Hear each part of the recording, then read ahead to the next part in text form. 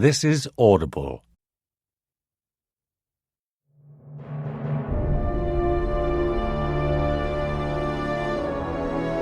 Hammers of Ulric by Dan Abnett, Nik Vincent and James Wallis. Read by Andrew James Spooner.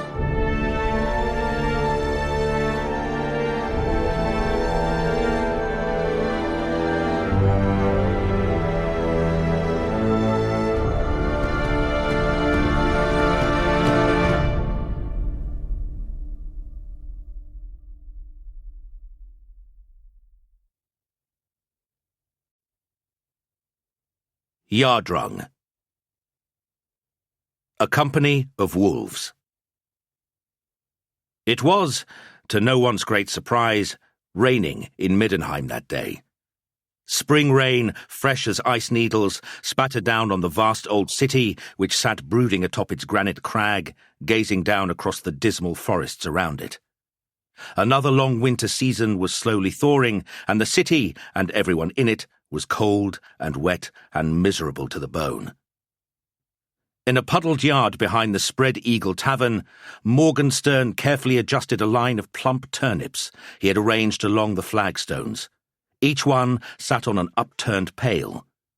Then he walked to the end of the yard, belched delicately, with his hand to his mouth and a little finger cocked, then spat on his meaty palms and hefted up the great warhammer leaning against the slimy bricks. He began to spin it, crossing his grip deftly, looping the mighty head back and forth in a figure of 8 around his shoulders. Woof, woof, woof, it hissed as it circled. But Morgenstern was standing a little too close to the back wall and, after another circuit, the hammerhead struck against the stonework. Several bricks shattered and dropped out, and the warhammer bounced to the ground. Morgenstern swore colourfully and wobbled slightly as he stooped to retrieve his weapon, rainwater dripping from his vast, shaggy beard. Then he wobbled some more as he stooped to retrieve his tankard. He straightened up and supped from it. Then he tried, unsuccessfully, to replace the bits of brick, fussing as if somehow no one would notice the dent if he smoothed it over. Several more bricks fell out. Giving up, Morgenstern turned back to his row of buckets and started to spin the hammer again, this time checking he had swinging room. "Is this going to take much longer?" Ulric asked from the tavern doorway. He stood leaning against the door jamb, a tall, powerfully built young man not yet 22, with a mane of black hair and bright blue eyes. He carried the gold-edged plate armour and the snowy pelt of the White Wolf Templars well. "Hush!" said the older knight, concentrating on his swing and not looking around. Morgenstern adjusted the fall of his own wolf pelt so it did not constrict the movement of his armoured limbs. "Behold, my young friend, how a master of the warhammer displays his skill. See, before me, the heads of my foes." "The turnips on the buckets?" "Quite so. That is indeed what they represent." "These foes are what? Lying down? Buried up to the neck?" Morgenstern smiled patiently. "They are large and able-bodied warriors, Ulric. I, however, am on a horse." "Of course you are. For the purposes of this demonstration, imagine I am on a horse." Still spinning the hammer, Morgenstern began to prance back and forth on the spot, like a hobby-horse mummer in a mystery play. He made clip-clop noises with his tongue and occasionally admonished, "Steady there! Whoa, girl!" Ulric closed his eyes. "Yaha!" Morgenstern barked suddenly and lurched forward, head back, as his imaginary horse bolted. His great, thundering, armoured mass, with the hammer swooping about him in a vast circle, drummed down the yard, spraying up water and dislodging flagstones as he charged the buckets. His initial swing smashed the turnip on the first bucket, then, without breaking stride, he galloped in and out of the remaining buckets, decapitating each turnip in turn, slaloming between the rows, swooping and crossing the hammer with astonishing precision. Ulric by then had reopened his eyes. For all the pantomime idiocy, for all the drunkenness, for all the fact that Morgenstern was at the wrong end of his 50s and 200 pounds too heavy, Aric was still impressed by the big man's weapon skill. With a bellowing flourish, Morgenstern elegantly took out the last of his foes, bucket and all, crushing both with a blow that lofted them over the gable end. Then his boot slipped on the sheened cobbles. He stumbled at full pelt and went headfirst into the stables, through a door he hadn't opened first. Aric winced. He turned and went back inside. It was going to be a long day. Inside the Spread Eagle, he rejoined Ansbach, Gruber, and von Glick at the small table in the corner. "Did he do it?" Gruber asked. Aric nodded. "All of them." Ansbach chuckled his dirty, melodic chuckle. He was a handsome man in his late 30s, with devilish eyes and a smile that could charm chastity belts into spontaneous release. "That's 6 shillings from each of you, I fancy." "By the wolf, Ansbach," von Glick grunted. "Is there nothing you won't wager on?" Ansbach accepted his winnings. "Actually, no. In fact, that reminds me. I have a bag of gold riding on a certain goat head going the distance at the Barnabow this afternoon." Von Glick shook his head in dismay. A veteran wolf of the old school, von Glick was a slender, angular man of 60 years. His grizzled hair was long and straggly, and his chin was shaven to pepper stubble. He was stiff and disapproving about all things. Aric wondered if there was anything von Glick couldn't complain about. He somehow doubted the prim old man had ever had the passion to be a noble warrior. "So where's Morgenstern now?" Gruber asked, toying with his tankard. "Having a lie down," answered Aric. "You know, I think he drinks too much." The other 3 snorted. "Brother Templar," Ansbach said, "you're too recent an addition to this noble order to have witnessed it, but our Morgenstern is famous for the prodigious scale of his imbibing. Some of his greatest victories on the field of combat, like those orc scum he took at the Battle of Kern's Gate, such feats have been fired by Ulric and fueled by ale." "Maybe," Aric said doubtfully, "but I think it's getting to him. His reflexes, his coordination." "He killed the turnips, didn't he?" von Glick asked. "And the stable door," Aric said darkly. They fell silent. "Still, our Morgenstern," Ansbach began. "I'll wager he could—" "Oh, shut up!" growled von Glick. Aric sat back and gazed around the smoky tavern. He could see Gans, their new young company commander, sitting in a booth side, with the hot-blooded Van Dam talking eagerly at him. "What's that about?" he asked Gruber. The white-haired Gruber was deep in thought and snapped up with the start as Aric addressed him. He looked almost scared just then, Aric thought. That's not the first time I've caught him lost in thoughts he doesn't like. Gruber was the most respected of the company's men, a veteran like Morgenstern and von Glick, who had served with old Jürgen from the beginning. His hair was thin, his eyes pale, his papery skin almost translucent with age. But Aric knew there was a power, a terrible force inside that warrior. Except now. Now, for the first time since he joined the company 18 months before, Aric sensed that Gruber's power was waning. Was it age? Was it Jürgen? Was it something else? Aric gestured again over at Van Dam and Gans. What's Van Dam bending our commander's ear about? I hear Van Dam wants to transfer, von Glick said quietly. He's a glory hound. He wants promotion. Word is, he sees our company as a dead end. He wants to move to another mob. Red Company, maybe. The four of them grunted their disapproval and all took a drink. Don't think Gans will let him. Gans has barely had time to make his mark in command since that business. He won't want to lose a man before he's had a chance to prove something. Gruber looked thoughtful.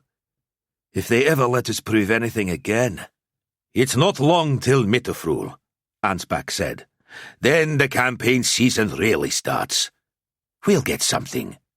A good raid into the Drac. I bet you." Arik was silent. Something had to happen soon, or this particular brave company of white wolves was going to lose its heart entirely. The great temple of Ulric was almost empty. The air was still and cold and smelled of candle smoke. Gans walked in and reverently placed his gloves and warhammer in the reliquary in the entrance hall. The acoustics in the vast vaulted chamber were superb, and Gans could hear the precise intonations of 4 knights who were whispering prayers on the other side of the high altar, kneeling heads down. He could also hear the faint squeak of lint as a temple adept polished the brass finials of the lectern. The great statue of Ulric himself rose up like a thundercloud to block the light from the high windows. Gans bowed his head and made his observance, then crossed the chamber and knelt before the sacred flame. He was kneeling there when he felt the hand on his shoulder.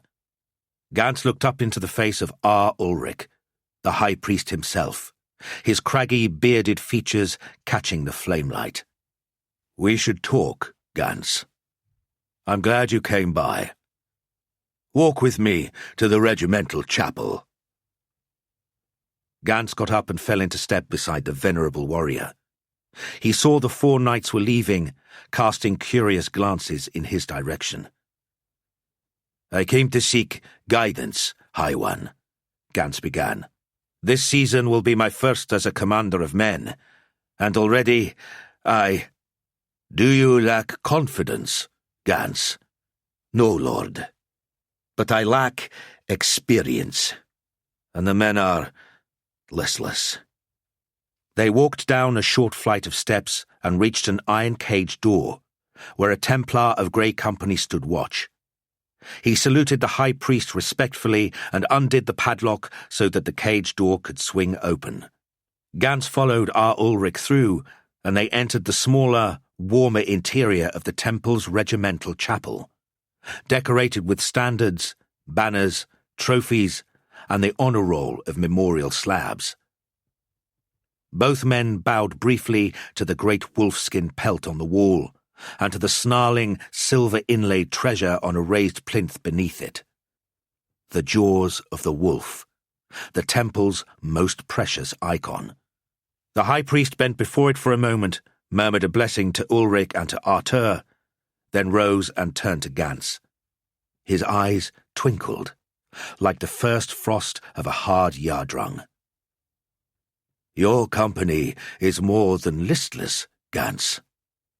There was a time when the White Company was the finest and best this temple could field, performing deeds that the riders of other wolf companies like Red or Grey could only dream of.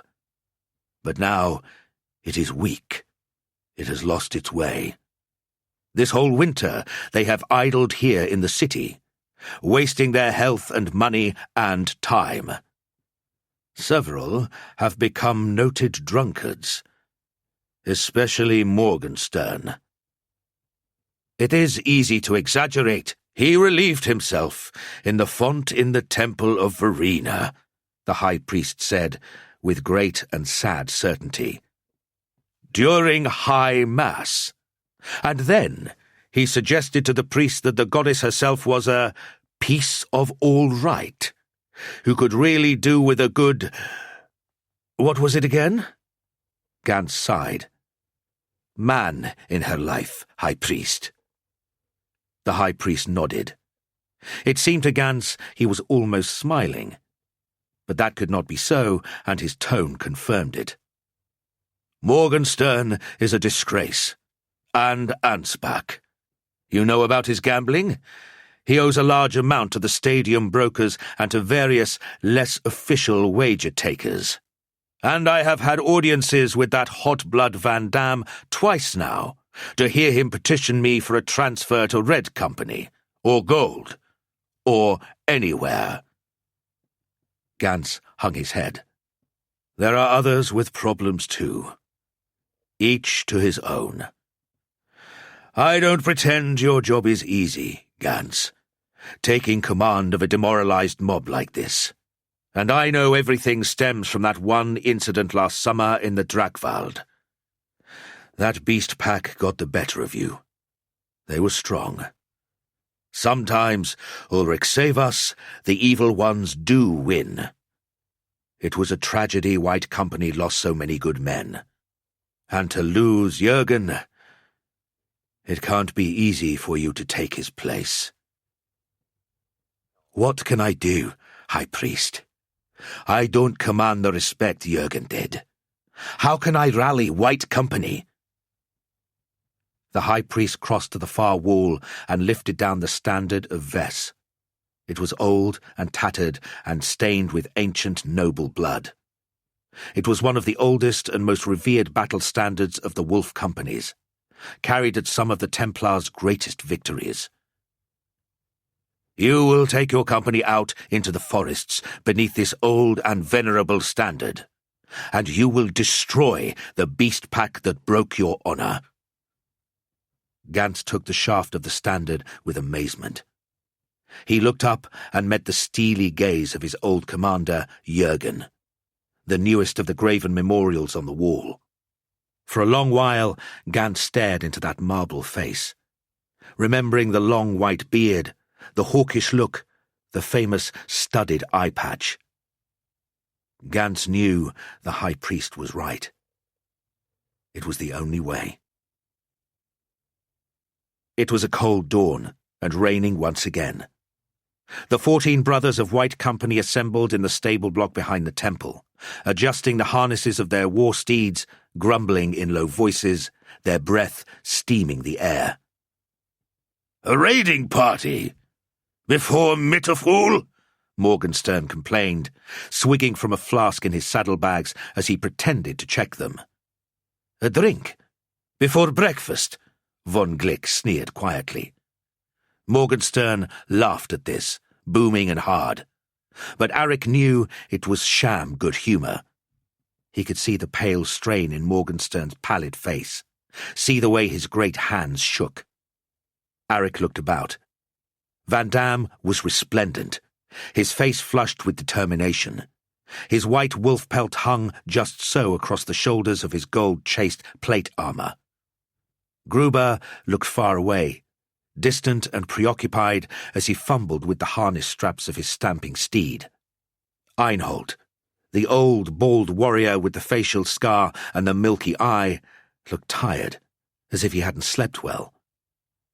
Arik felt sure some old dream chased the veteran each and every night without fail. Ansbach laughed and joked with his fellows. Von Glick scowled at him. Gans looked grim and quiet. The others began to mount up, exchanging jokes and slurs. Haggard Krieber, stocky Schiffer, the blonde giant Bruckner, red-maned Caspen, the whipcord Shell, and Dorf, whistling another of his tuneless refrains. "Arik!" Gans called, and Arik crossed the yard. As the youngest of the company, it was his privilege to carry the standard. He was amazed when Gans placed the precious standard Ves into his mailed hand. Everyone in the yard fell silent. "By the decree of the High Priest himself, we ride under the banner of Ves, and we ride for revenge," Gans said simply and swung into the saddle. He turned his steed about, and the company fell into step behind him, riding out of the yard and into the streets and the rain beyond. They came down the western viaduct out of the city, in the shadow of the great Faustschlag rock. High above them, the craggy walls and towers of Middenheim pushed their way up into the cold, friendless skies, as they had done for 2,000 years. They left the smoke and stench and clamour of the city behind, moving past trains of laden handcarts bound for the Altmarkt markets, strings of cattle from Salzenmund, the piled wagons of textile merchants from Marienburg, All pulled themselves to the sides of the 60-foot-wide viaduct to let the wolf company pass. When a party of Ulric's best rode out, only a fool got in their way. White Company left the viaduct and joined the Altdorf road, cantering into the damp woodlands, and followed the forest track for 6 hours before stopping to water their horses and eat at a village by the way. In the afternoon, the sun came up to glint off their grey and gold plate mail. The heat drew mist out of the wet trees, and they rode as if through smoke. In each village they passed, the locals came out to see a brave and feared band of Templars, singing a low battle hymn as they rode along. They slept the night in a village long hall above a waterfall, and they rode at dawn into the darker paths, the long tracks of black mud that ran down into the oily darkness of the Dragwald forest, a region that lay across the land like the fallen cloak of some black-hearted god. It was noon, but a pale, weak noon, and chill rain pattered down through the naked branches of black elms and twisted maple. The ground beneath them was coated in a stinking, matted slime of dead leaves that had fallen the autumn before and now lay rotting back into the dark soil. Spring would be a long time coming here. There seemed no sign of life except for the 14 riders. Occasionally a woodpecker would hammer in the distance, or some loon or other bird would whoop. Arik saw cobwebs in low branches hung with rainwater, like diamond chokers. "Smoke!"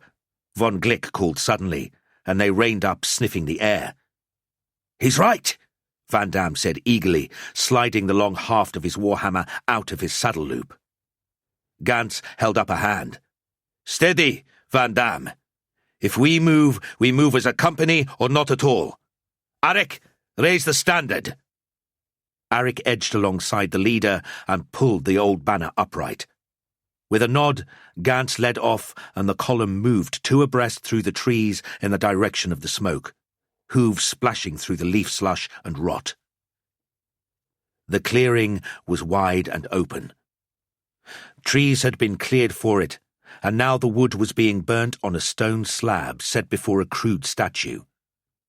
5 shambling, hairy forms were worshipping at the fire. "For Ulric! Wolves! Ride!" Gantz yelled, and they broke into a gallop, tearing down the slope into the clearing itself, exploding water from the marshy ground with their heavy hooves. The beastmen at the shrine looked round in horror, baying and breaking for cover. At the back of the file, Morgenstern turned from the charge and looked to Gruber, who had reached a dead stop. "What's the matter?" he bellowed. "We're missing the fun!" "I think my steed has thrown a shoe," growled Gruber. "Go on, you old fool! Ride on!" Morgenstern turned again after the main charge and took a deep pull from his saddle bottle. Then, with a huge cry, he charged down the slope after the main party. The low branch took him clean out of his saddle. The rest thundered out across the clearing, Arik bellowing as he held the banner high. 3 of the beastmen broke and fled. 2 snatched up pikes and turned to face the charge, shrieking in a deep, inhuman way. Van Damme was by now leading the charge. His swinging mallet head destroyed the skull of one of the defenders, smacking the goat-headed aberration back into the ground. Gantz, just behind him, overshot the other and tried to wheel around. His horse lost its footing on the wet leaves and slid over, spilling him off. The beast turned to capitalize on this, but in a moment Arik and Kreber had run it down between their horses, smashing its bones. Ansbach galloped past the shrine after one of the escapees, whirling his hammer. Von Glick was close on his hind. 10 shillings says I make this kill, laughed Ansbach. Von Glick cursed and tried to pull level, but Ansbach hurled his hammer and it went spinning off after the fleeing creature. It decapitated a sapling and missed the beast by 10 yards. Ansbach swore and reined in his charge. "Gods help you that you ever win a wager," Von Glick cried as he carried on and caught up with the beast at the tree line. He swung 2 blows which both missed, but the creature doubled back and was driven into the aim of Dorf, who crushed its brain. The other 2 fled into the trees. Van Dam, without breaking stride, galloped after them. "Back, Van Dam! Back here!" bellowed Gans as he got up and righted his shaken horse. Van Dam paid no attention. They could hear his whoops echoing into the forest. "Shell! Von Glick! Go around that idiot up!" Gans ordered, and the 2 riders obeyed. Everyone else had galloped to a standstill around the shrine. Gans looked back and saw that Gruber had dismounted at the edge of the clearing and was helping to prop Morgenstern against a tree.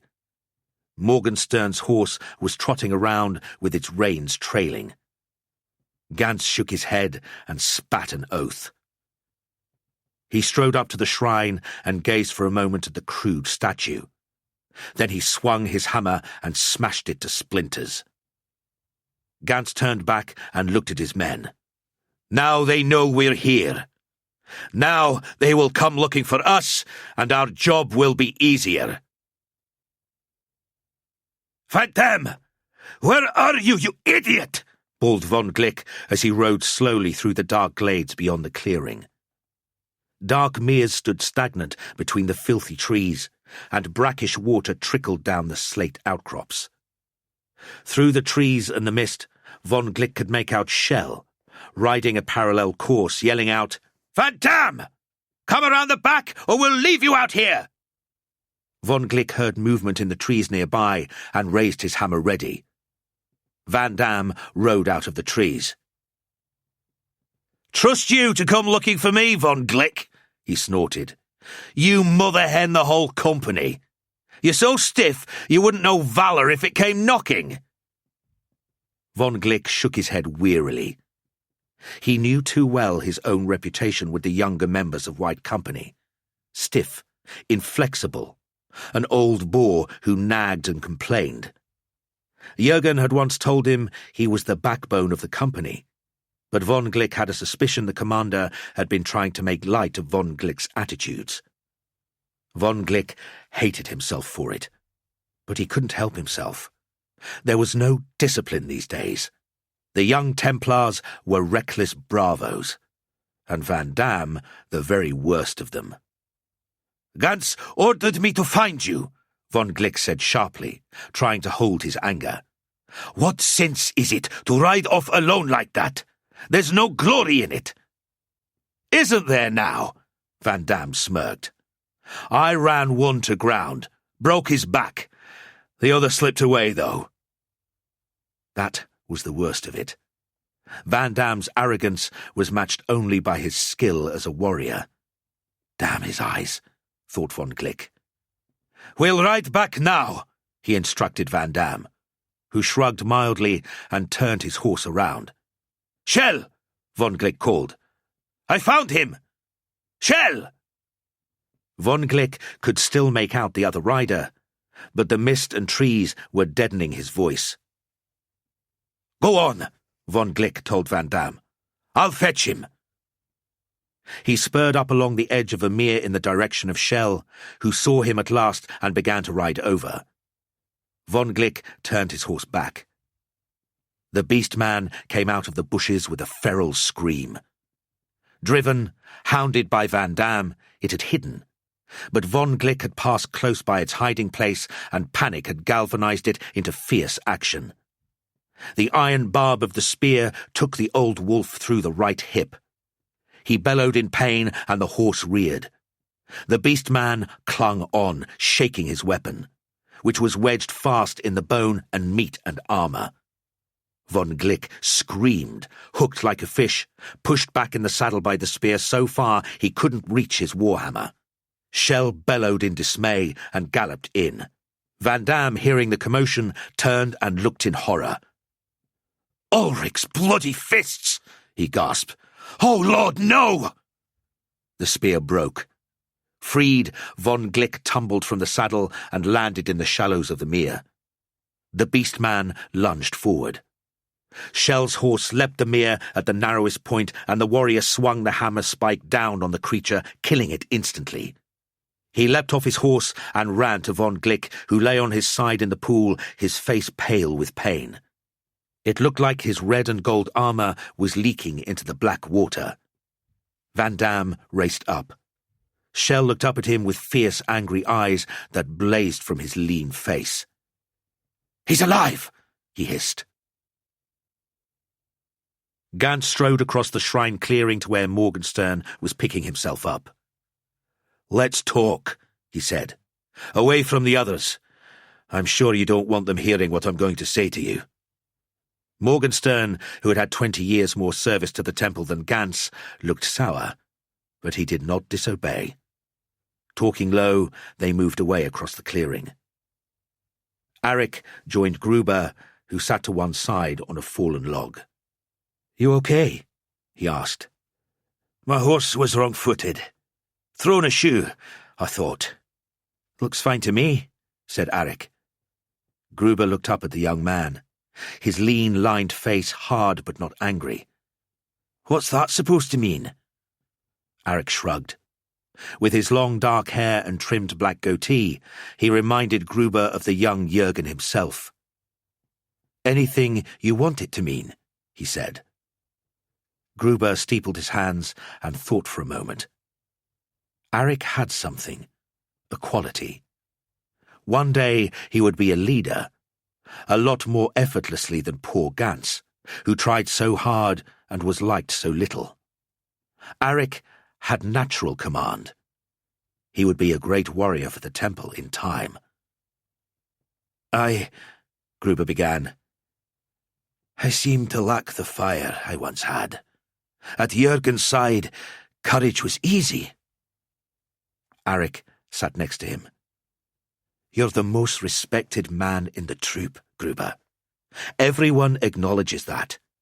Even bluff old war horses like Morgenstern and von Glick. You were Jürgen's right-hand man. You know, after Jürgen's death, I'll never understand why you didn't take the command when it was offered you. Why did you hand it on to Gantz?" "Gantz is a good man. Solid, unimaginative, but a good man. He'd paid his dues. I'm just a veteran.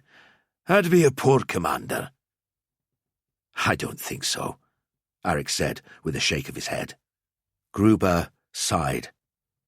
"What if I said it was because Jürgen was dead? How could I take the place of that man? My sworn commander. My friend. The man I failed." "Failed?" Arik repeated in surprise. "That dreadful day last summer, when the beast pack fell on us out of nowhere. We stood together as a company or we fell, each man watching the other's back. It was hell all right. I was right by Jürgen, fighting at his right hand. I saw the bullman swing in with the axe. I could have blocked it, taken the blow myself. But I froze. You weren't to blame. I was. I hesitated, and Jürgen died. If it hadn't been for me, he'd be here today." "No," Arik said firmly. "It was bad luck, and Ulric culled him to his hole." Gruber looked into the younger man's face. "My nerve's gone, Arik. I can't tell the others. I certainly can't tell Gantz. But as we rode into the charge, I felt my courage melt. What if I freeze again? What if it's Gantz who pays the price this time? You? I'm a coward, and no use to this company." "You are no such thing," Arik said. He tried to compose an argument, to snap the veteran out of his grim mindset, but they were interrupted by shouting. Morgenstern strode back into the clearing, bellowing, with a stern-faced Gantz in his wake. The big ox reached his horse, pulled 3 bottles from his saddlebags, and hurled them at a nearby tree, smashing them one by one. "Satisfied?" he bawled at Gantz. "Not yet," Gantz replied stoically. "Gantz, Gans! The shout echoed round the clearing. Shell led von Glick's horse back to them, the old warrior slumped in the saddle with Van Dam riding alongside to support him. "Oh, great God of the Wolf!"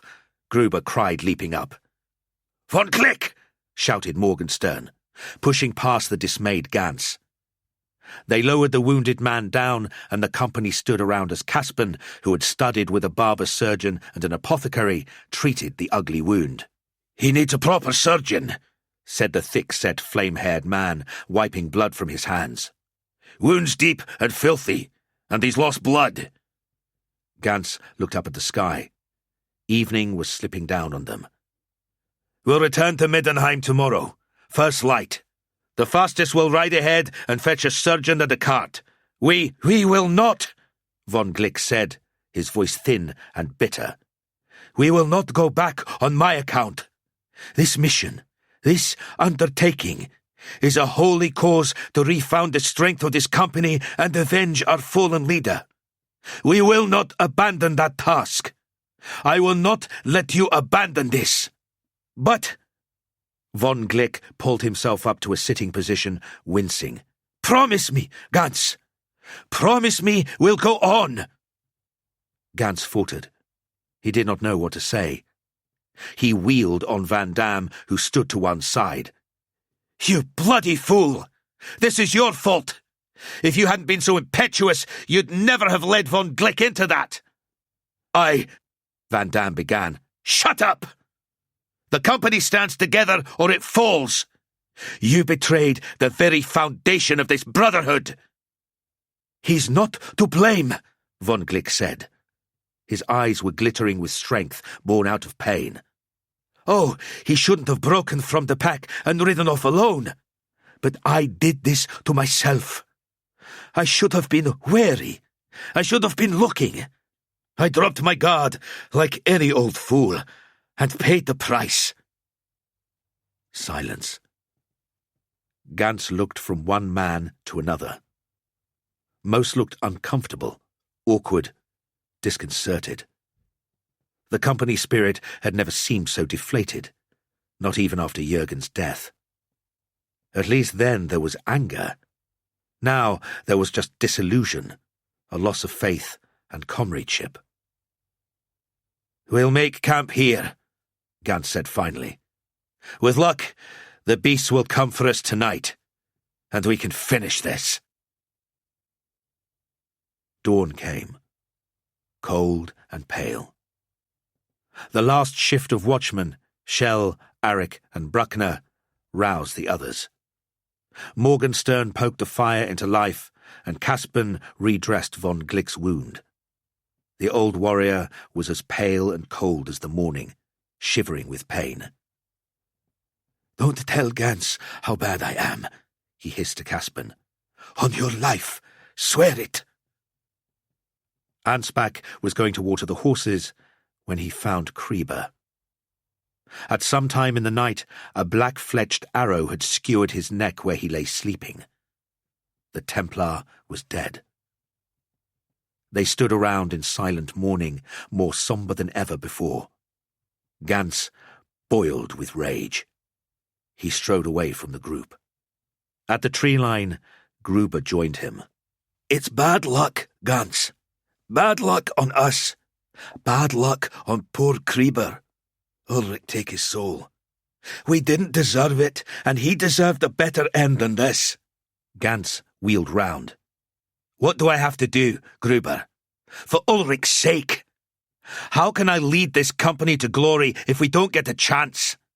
I destroyed their shrine to bring them to us, to make them angry and drive them into a frontal attack, a pitched battle where we would shine.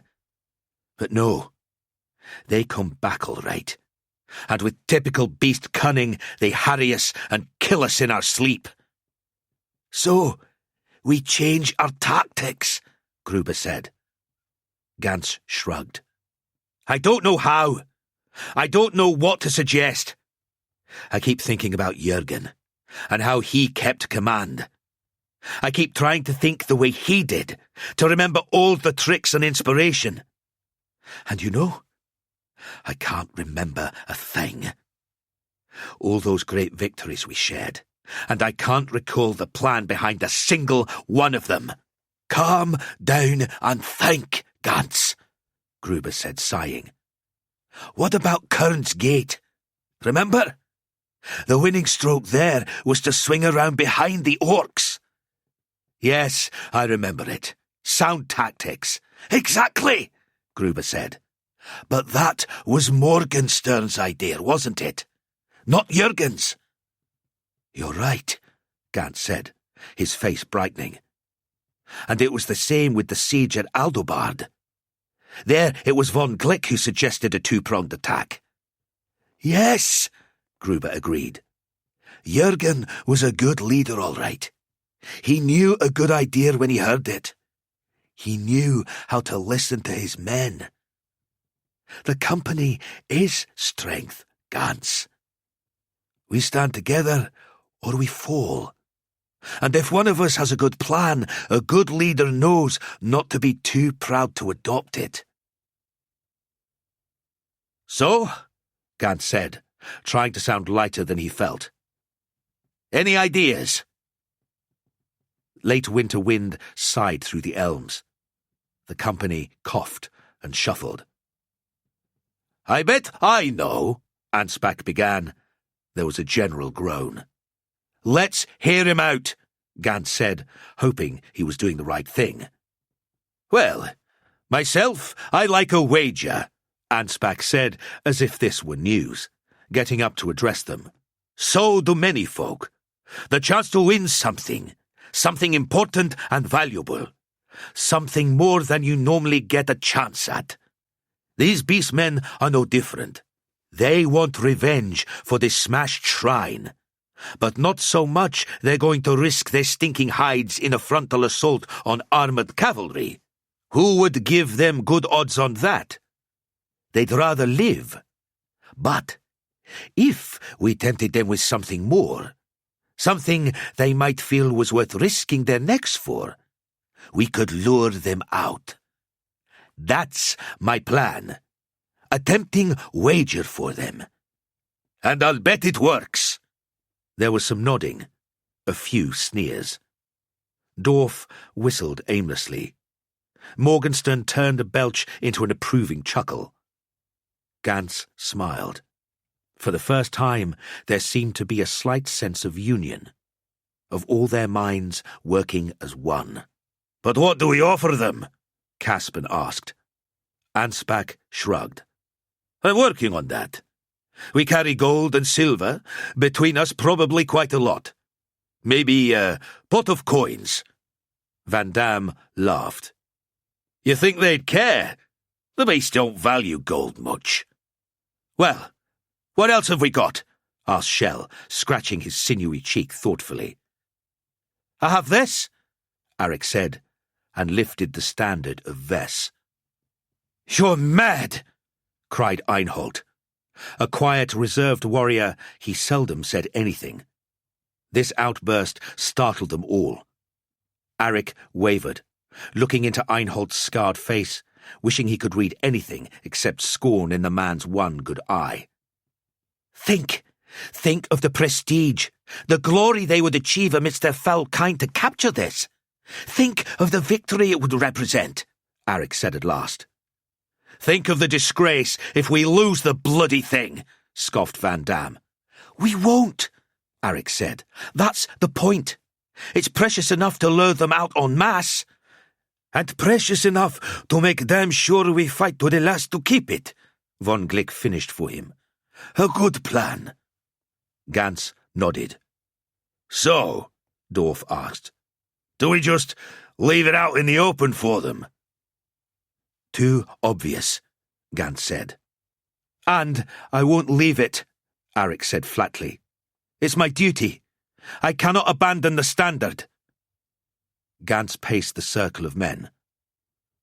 So, Arik stays with the standard. The rest of us lie in cover, ready to strike. Arik can't stand alone, Gruber began. It'd still look too obvious, Ansbach added. Someone has to stay with him. I'll do it, Van Dam said. There was ferocity in his eyes. Gans knew the young warrior was eager to make amends for his earlier rashness. He was about to nod when von Glick spoke up. "A brave offer, Van Dam. But you're too good in the charge to waste. Let me stay, Gans. We'll stay with Kriber's corpse, and it'll look like the standard-bearer has been left to watch the dead and the dying." "That would be more convincing," Ansbach said. "I'll stay too," Gruber said. "They'd expect at least 2 men, and my horse has thrown a shoe." Gans looked around at them all. "Agreed. Let's do it. For the glory of Ulric and the memory of Jürgen." The 10 riders mounted up and thundered off across the clearing to disappear into the dark woods. Gans paused before he rode. "May the wolf run beside you," he said to Arik, Gruber, and von Glick. Arik and Gruber made von Glick comfortable by the shrine. They covered Kriber with a saddlecloth, tied the horses off to the west, and lit a fire. Then Arik planted the standard in the clay soil. "You needn't have stayed too," he told Gruber. "Yes, I did," Gruber said simply. "I need to do this very much." Evening sloped down on them, speckling the heavy sky with dark twists of cloud.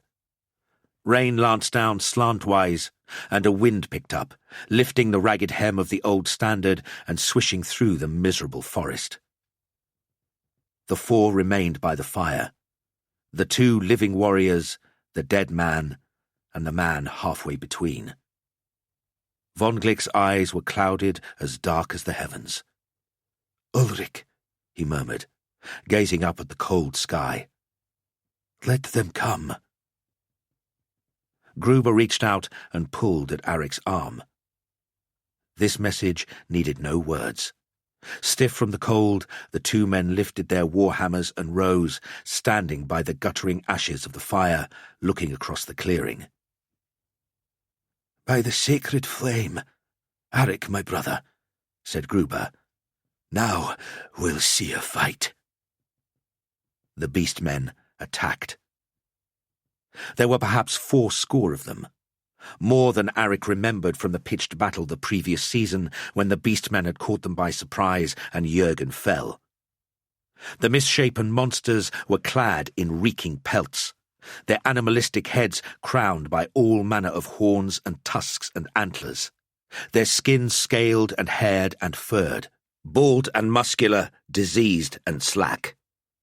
They bellowed as they charged in from the eastern tree line, their foul collective breath gusting before them, eyes wild like insane cattle, wet, drooling mouths agape to expose ulcerated gums, black teeth and hooked fangs. The ground shook. Arik and Gruber leapt onto their horses and galloped around to stand between the charge and the lonely standard. "For Ulric!" yelled Arik, his hammer beginning its swing. "By the hammers of the wolf!" raged Gruber, holding his horse steady. "For the temple! For the temple!" came a third voice. The riders glanced back. Hammer in hand, von Glick stood beside the standard, supporting his weight against the haft. "For the temple!" he screamed at them again. Their battle roars, as feral as the beasts. Arik and Gruber leapt their horses into the front of the pack as it came to them, giving themselves momentum and meeting the charge head-on. The hammers swung and flew. Blood and spittle sprayed from cracked skulls. The hooves of the war horses tore into flaccid flesh. Spears and blades thrust at them. The war cry of the 2 wolves echoed above all. Arik rejoiced. He had almost forgotten the ecstasy of combat, of the raging melee. Gruber laughed out loud. He had just remembered. Von Glick stood his ground by the standard, despite the blood that leaked down his armour from the broken wound, and slew the first beast that charged him. The second fell, its skull cloven. The third rocked back, its ribs cracked. Now there were 3, 4 around him. 5. He was as deep in the fight as Arik and Gruber. Arik struck left and right, blood painting across his grey armour, foam flecking back from the frenzied mouth of his steed. He saw Gruber laughing, striking, falling. A lance thrust took down his mount. Gruber fell amongst the howling beasts, his hammer swinging in furious denial of the end. They heard the thunder. Above in the sky as the storm broke, below on the ground as the company of wolves charged in behind the beast pack, inside, in their hearts, as Ulric bayed the name of Jürgen. The Knights of the White Company charged in line abreast, with Gantz at the centre, flanked by Van Dam and Ansbach. "God's teeth, but I need a drink!" shouted Morgenstern as they swept in. "No, you don't! You need this kind of courage instead!" rallied Gantz. They hit the beast pack as it turned in confusion to meet them, ploughing over ranks of the fierce creatures, toppling and trampling, warhammers raining down as furiously as the downpour from above. Lightning flashed on the grotesque mayhem. Blood and rainwater sprayed into the air. The baying creatures turned from their original targets and swept into the fight with the cavalry force. Arik rode forward across the corpse-strewn ground and helped Gruber to his feet. The older warrior was speckled with blood, but alive. "See to von Glick, and watch the standard. Give me your horse," Gruber said to Arik. Arik dismounted and returned to the banner of Vess as Gruber galloped back into the brutal fray. Von Glick lay by the standard, which was still stuck upright in the earth. The bodies of almost a dozen beast men lay around him. Let me see," von Glick breathed. Arik knelt beside him and raised his head. "So, Ansbach's bold plan worked," breathed the veteran warrior. "He's pleased, I'll wager." Arik started to laugh, but stopped. The old man was dead. In the thick of the combat, Morgenstern wielded his warhammer and drove his horse through the press of bodies, swinging left and right, destroying the enemy as easily as if they had been a row of turnips on upturned pails. He laughed his raucous laugh and set about himself. Nearby, Ansbach saw his display and joined the laughter, smashing down with his own hammer. At the heart of the fight, Van Dam, the fiercest of all, glory singing in his veins, destroyed beast after beast, 3 times the number of any of them. He was still slaughtering the monsters as their spears cut him down. In the tumult, Gantz saw the great bullman, the pack leader, the beast that had slain Jürgen. He charged forward, but his hammer was dragged down by the weight of creatures on him. The bullman swung to strike at him. The haft of Gruber's hammer blocked the axe. Gruber, yelling the war cry, rode in on his commander's right hand, guarding his flank. Gantz pulled his weapon clear, and before the massive bull head could swing again, drove its snout back into its skull in an explosion of blood. "In the name of Ulric!" Gantz screamed, rejoicing. The heavens thundered their applause. Smoke rose from the storm-swept field, smoke and the steam from the blood. The wolf Templars dismounted one by one amidst the carnage and kneeled in the mud to offer thanks to the raging sky.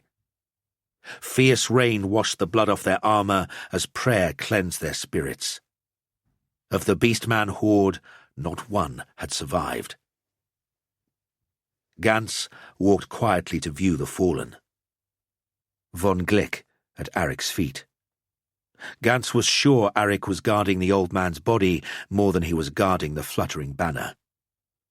Van Dam, skewered 4 times with crude lances, twisted at the top of a mound of dead. "He has found his glory," Morgenstern said. He's transferred to that better company. Ulric's own. May the wolves guard his brave soul, said Gans. Across the bloody, torn-up field, Dorf began to whistle a tune that resembled a battle hymn. Ansbach caught it up and began to sing, making a shape and melody out of Dorf's notes. Einhold joined him, soft and low. It was a mourning song, of victory and loss, one of old Jürgen's favourites. Within 3 bars of it, all the other voices had joined the song. They came back to Middenheim 3 days later. It was raining then too. Mitterfuhl was almost on them all, but the high priest came away from the preparations at the temple, drawn by the excited whispers. He and his entourage were waiting for them in the temple square as White Company rode in, 11 riders, proud behind the fluttering banner of Vess, 3 noble dead lashed to their steeds. Ranked in honour behind the motionless priest, red, grey, gold and silver companies, the fighting packs who, with white, made up the Templar force, raised their voices in a throaty cheer. Gans, tall on his horse, gazed down at the high priest. White Company has returned to the temple, Lord, he said, and the heart has returned to White Company. The dead among us. The god of death stared down on me as I prepared the corpse for burial. His hooded eyes were not visible, but I could feel his gaze on my hands as they moved over the cold body before me, and he saw that the work was good. The atmosphere in the vaulted room beneath the temple was quiet and damp, smelling faintly of mildew, ashes, and of the thousands of the dead of Middenheim who had passed through here on their last journey. I chanted the words of the ritual under my breath, my mind aware of nothing but their rhythm and the power they held, my hands moving in the sacred patterns of the ceremony. I had done this many times before. The body before me was nothing but a carcass, its soul already blessed and freed and fled to the afterlife.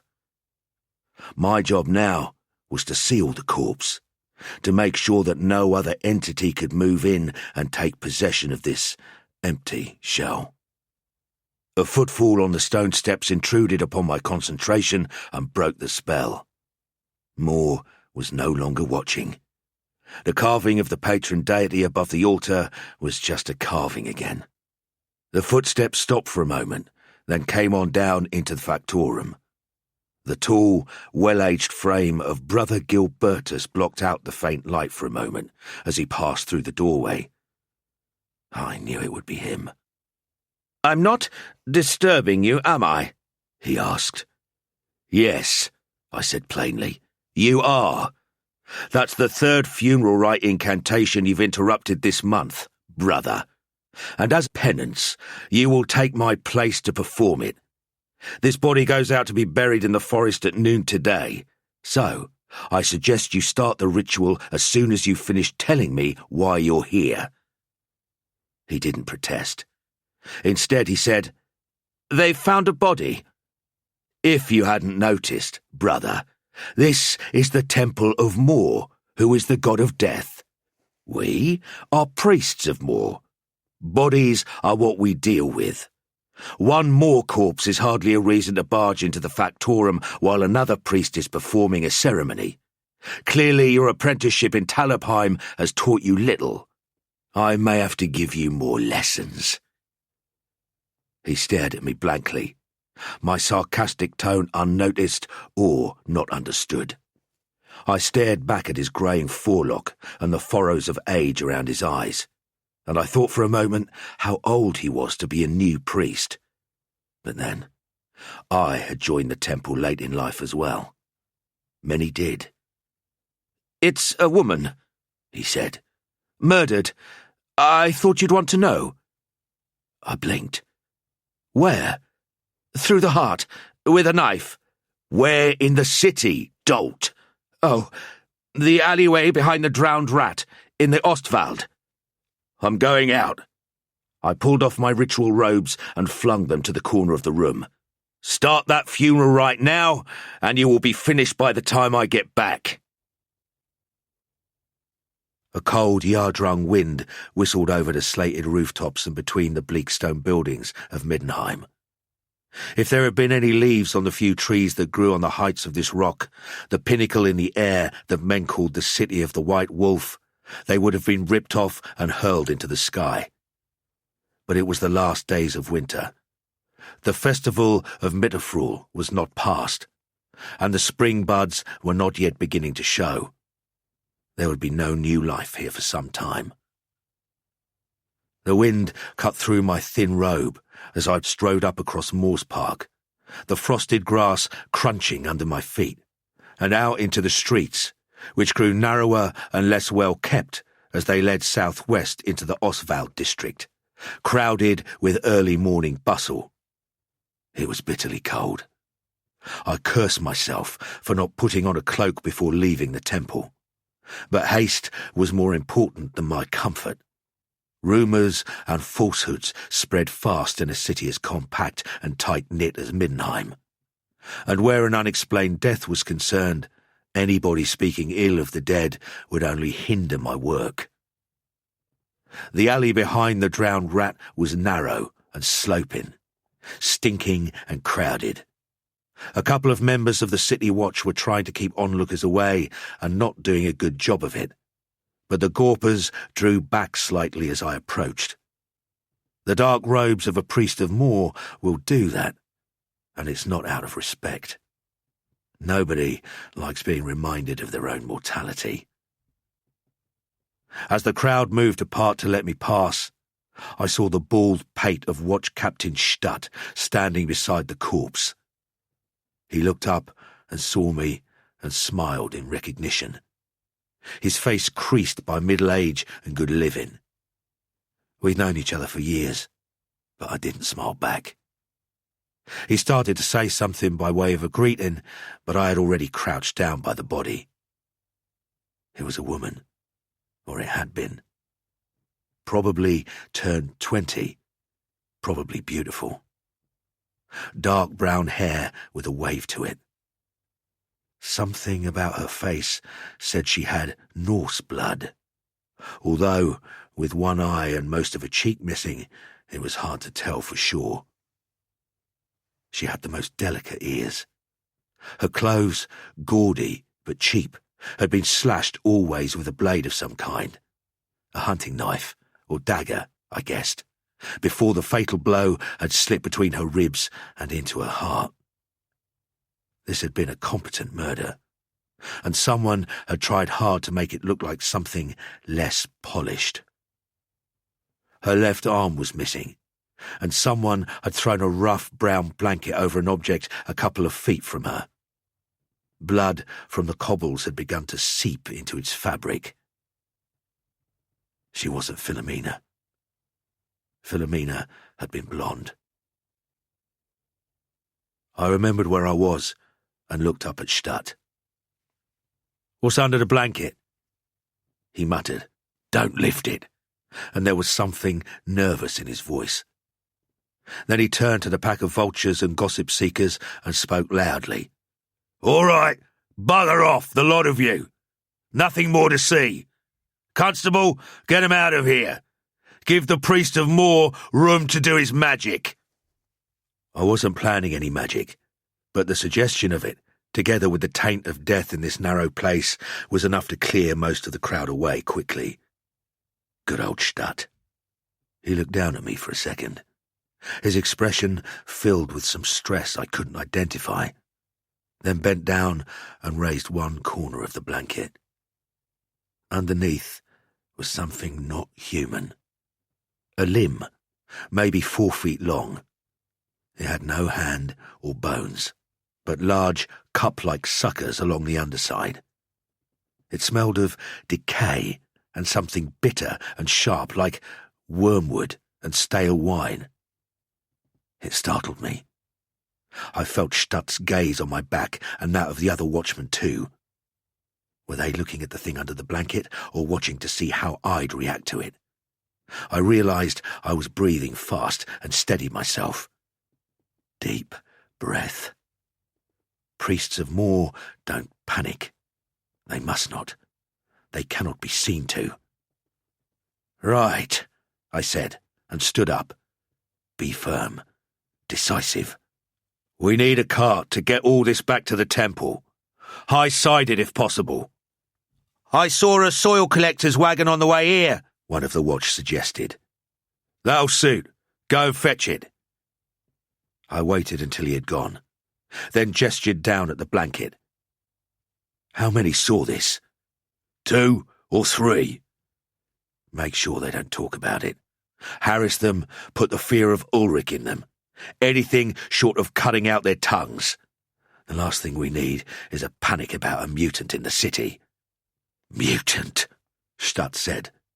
His voice was flat like an echo. It was as if he hadn't dared to use the word until I'd spoken it out loud, confirming his worst fears. A tentacled limb? Well, it hadn't been hacked from a bog octopus or a kraken from the Sea of Claws, not in an alley in the Ostwald. But now he'd said the word, I had to stop him saying it again where people might hear him. There'll need to be a full investigation, a dissection. If it is well, we'll burn it quietly. For the sake of Ulric, don't go talking about mutants around the city, even among the watch. Keep it to yourselves. But circulate the girl's description, age, height, dress, everything except the arm. I rubbed my hands. They were freezing. We've got to get the body back to the temple so I can start. Where's that bloody wagon? It arrived, and the body was loaded unceremoniously into the cart.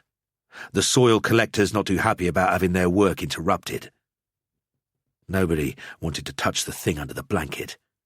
Eventually, I bundled it up in its covering and dropped it beside the corpse in the back of the stinking wagon, then stood back so I could wipe my hands on my thin robe where Stutt couldn't see me do it. The drayman flicked his whip, the elderly horse strained at the traces, and the cart rumbled slowly down the filthy cobbles of the slum streets towards the open space of Morse Park and the temple at its centre. Stutt and I walked behind it. Any idea who she was? I said. Apart from being... Stutt caught my glare. No, we don't. She was dressed like a tavern wench, or maybe a night girl, but she couldn't have got work with an arm like that. Although, maybe she disguised it with magic. She could have lured someone into the alley, dropped the disguise, and then he killed her out of horror. Or maybe it was a cult killing. They say there's powerful cults of chaos worshippers in the city. We do find sacrifices, cats mostly. He shivered. If I thought there was going to be trouble with chaos, I'd take my family and leave Middenheim. Go north. My brother has an estate about 30 miles away. Would 30 miles be far enough, you think, to escape the dark? I didn't reply. I was following my own thoughts. Stutt seemed happy to continue talking without a reply. We shouldn't have to wait for them to act. We should track them down and burn them. Burn their homes, too, to the ground, he said, and there was a certain relish in his voice. Get some witch hunters to come and investigate. Remember those 2 who came up from Altdorf? 17 chaos worshippers found and burnt in 3 days. That's the sort of men we need, eh, Dieter? That broke my concentration. Nobody called me Dieter these days. Not in 8 years. Not since I'd entered the temple. I looked across at him, meeting his gaze in silence. After a moment, he looked away. Ulric's beard, he muttered. You're not the man you were. What have they done to you in that temple of ghouls? I could think of 100 replies, but none of them fitted the moment, so I said nothing. Silence is the first thing a priest of Morr learns. I had learnt that lesson well. A wordless void stretched between us, until Stutt filled it. "Why do you do it?" he asked. "That's what I don't understand. I remember when you were one of the best merchants in Middenheim. Everyone came to you for everything. You weren't just rich, you were—" "I was loved." Stutt went silent. I continued. "Loved by my wife and son, who vanished. You know that. Everyone knows. They were never found.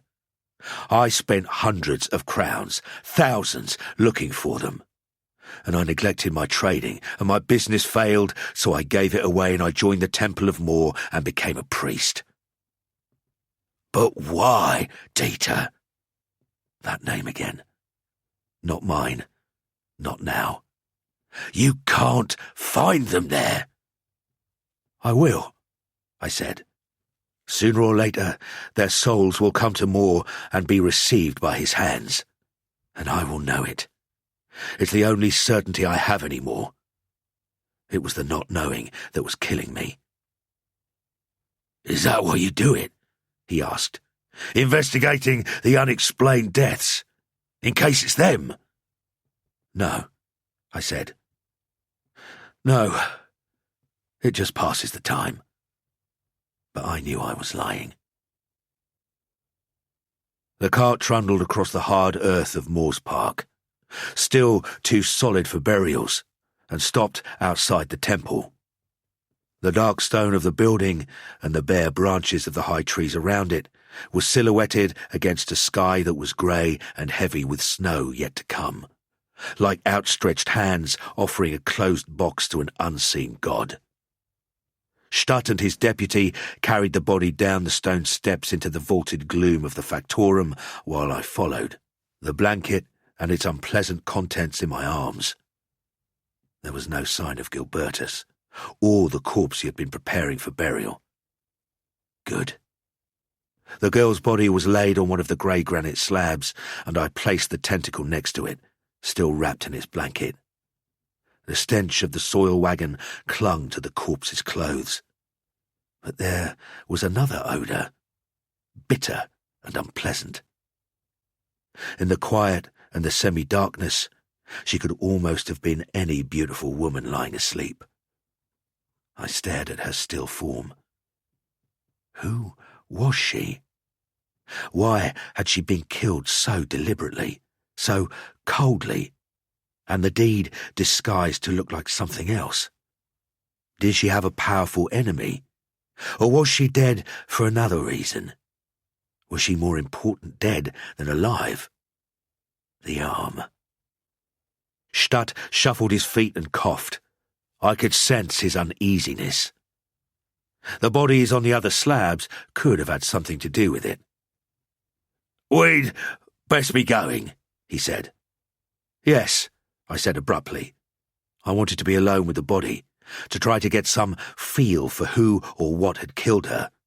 It's not that I like dead people. I don't. I just prefer them to the living. "We'll need an official report," he said. "If it's mutant business, the Graf will have to be told. You'll dissect her today?" "No," I said. "First we do the rituals to rest her soul." No. Not we. I would do the rituals personally. Then we do the dissection, for the records, and for the Graf's precious paperwork. Then, if we can't find a next of kin, she gets a pauper's funeral. "Off the cliff of sighs?" Stutt asked, shock in his voice. "But surely mutants must be burnt, to cleanse them." "Did I say she was a mutant?" I asked. "What?" I grasped the section of tentacle that had lain beside the corpse and shoved it at him. It felt cold and rubbery in my hand, and damp. Stutt recoiled like a slapped dog. "Smell it," I said. "What?" "Smell it." He sniffed at it, cautiously, then looked at me. "Well?" I asked. "It's sour, bitter, like something stale. Vinegar." I put down the unclean flesh. "I don't know where that came from, but I do know it wasn't attached to anyone who was alive this morning. The damn thing's been pickled." Stutt and his man went eventually, promising that they'd try to find out who the girl had been. I almost asked them not to. The last way you're going to learn anything about a death in the Ostwald, with its twisting alleys and shadowy deals, is to have heavy-booted watchmen asking questions with all the subtlety of an unwashed ogre. Even if they got an answer, it wouldn't be any good. I still wanted to find out who the girl was, but the more I thought about this, the more I suspected it was her death, not herself, that was important. Someone had wanted to convince people that there were mutants in the city, and they would have managed it if the investigation had been left to the likes of Stutt. He wasn't a bad man, I reflected as I prepared the ritual. We'd known each other quite well in the days before I joined the temple. He'd been a young merchant trying to muscle in on trade franchises held by families much older and more powerful than his. He hadn't done well, but he hadn't given up. I'll say that for him. Then the Sparsome family had framed him for evading taxes, and part of his punishment had been a month with the city watch. And that was that. He found his niche in life there, and he was a much better watch captain than he'd been a merchant, which didn't mean he was much of a watch captain. I lit the last of the candles around the body, sprinkled some blessed water over the body with the appropriate ritual gestures, breathed deeply, and began the deep, slow chant of the nameless rite. Inside, I was waiting. The spirit of Morr moved over me and through me, within the patterns I had created with my hands and my mind, and flowed out from me to encompass the body of the woman before me, to bless it and protect it from evil. And stopped. Something was resisting. The energy of the Lord of Death hovered in me, waiting for me to use it. But I felt as if I was trying to force two lodestones together. The harder I pushed, the closer I came to the body, the greater was the repulsion. I kept chanting, drawing more of Morr's energy to me, trying to spread it out over the corpse, but it slipped away like rain off oiled leather. Something was wrong, very wrong, but I wasn't going to give up. I chanted on, summoning all my force, pushing Morr's power out over the corpse. The nameless resistance pushed back. I couldn't break it. Impasse. One of the candles guttered and snuffed out, burnt down to its stub. It had been 3, maybe 4 inches long when I'd started the ritual. Hours must have passed. I let my chanting cease, and the divine power slipped away, taking the last of my energy with it. My knees felt like green twigs, and I felt myself swaying with exhaustion. Alone in the shadows, I stared at the body. The factorum was absolutely quiet, except for my own faint panting. Absolutely still, but not tranquil. It was tense, as if waiting for something. The chill of the spring and the cold stones stuck needles through my robe, and I shivered. For an instant, I felt what the normal people must feel in here, the terror of being surrounded by the dead, the terror of not understanding. I snuffed out the remaining candles between my fingers and hurried away upstairs, to the comparative warmth of the main body of the temple, and felt my momentary fear fade as I did. For a moment, I considered visiting the main hall and praying for a while, but instead I slipped in through the side entrance that led to the priest's private chambers, headed down the narrow stone corridor, and knocked on the door to Father Zimmerman's room. I felt uneasy about having to do this. But sometimes the only way to deal with a problem is to kick it upstairs. There was a shuffling from within the room, a muffled voice, and then the door opened part way from the other side and Brother Gilbertus squeezed out. I was reminded of a cat moving through a small space, or a snake. He smiled his bland smile at me and disappeared off towards the refectory. I pushed the door fully open and entered. Father Zimmerman was sitting at his writing desk. It looked as if he had been drafting a letter. Ink stained his fingers, and there were broken quills on the floor. He turned around, and I saw there was ink on his white beard too. "What is it?" he said. There was irritation in his voice, not, I guess, from having his meeting interrupted. It probably had more to do with the fact that he didn't like me. That was fine by me. I didn't like him either. "There's a new body in the factorum, Father." "Bodies are our stock in trade, brother. You may have observed that in the years you have been working here." I thought of my words to Gilbertus earlier that day, and cursed the Talabheimer. He'd been here, telling tales of my disrespect for the dead, no doubt. "I've been trying to bless it for burial," I said. "The blessing won't take. It's as if something is resisting it.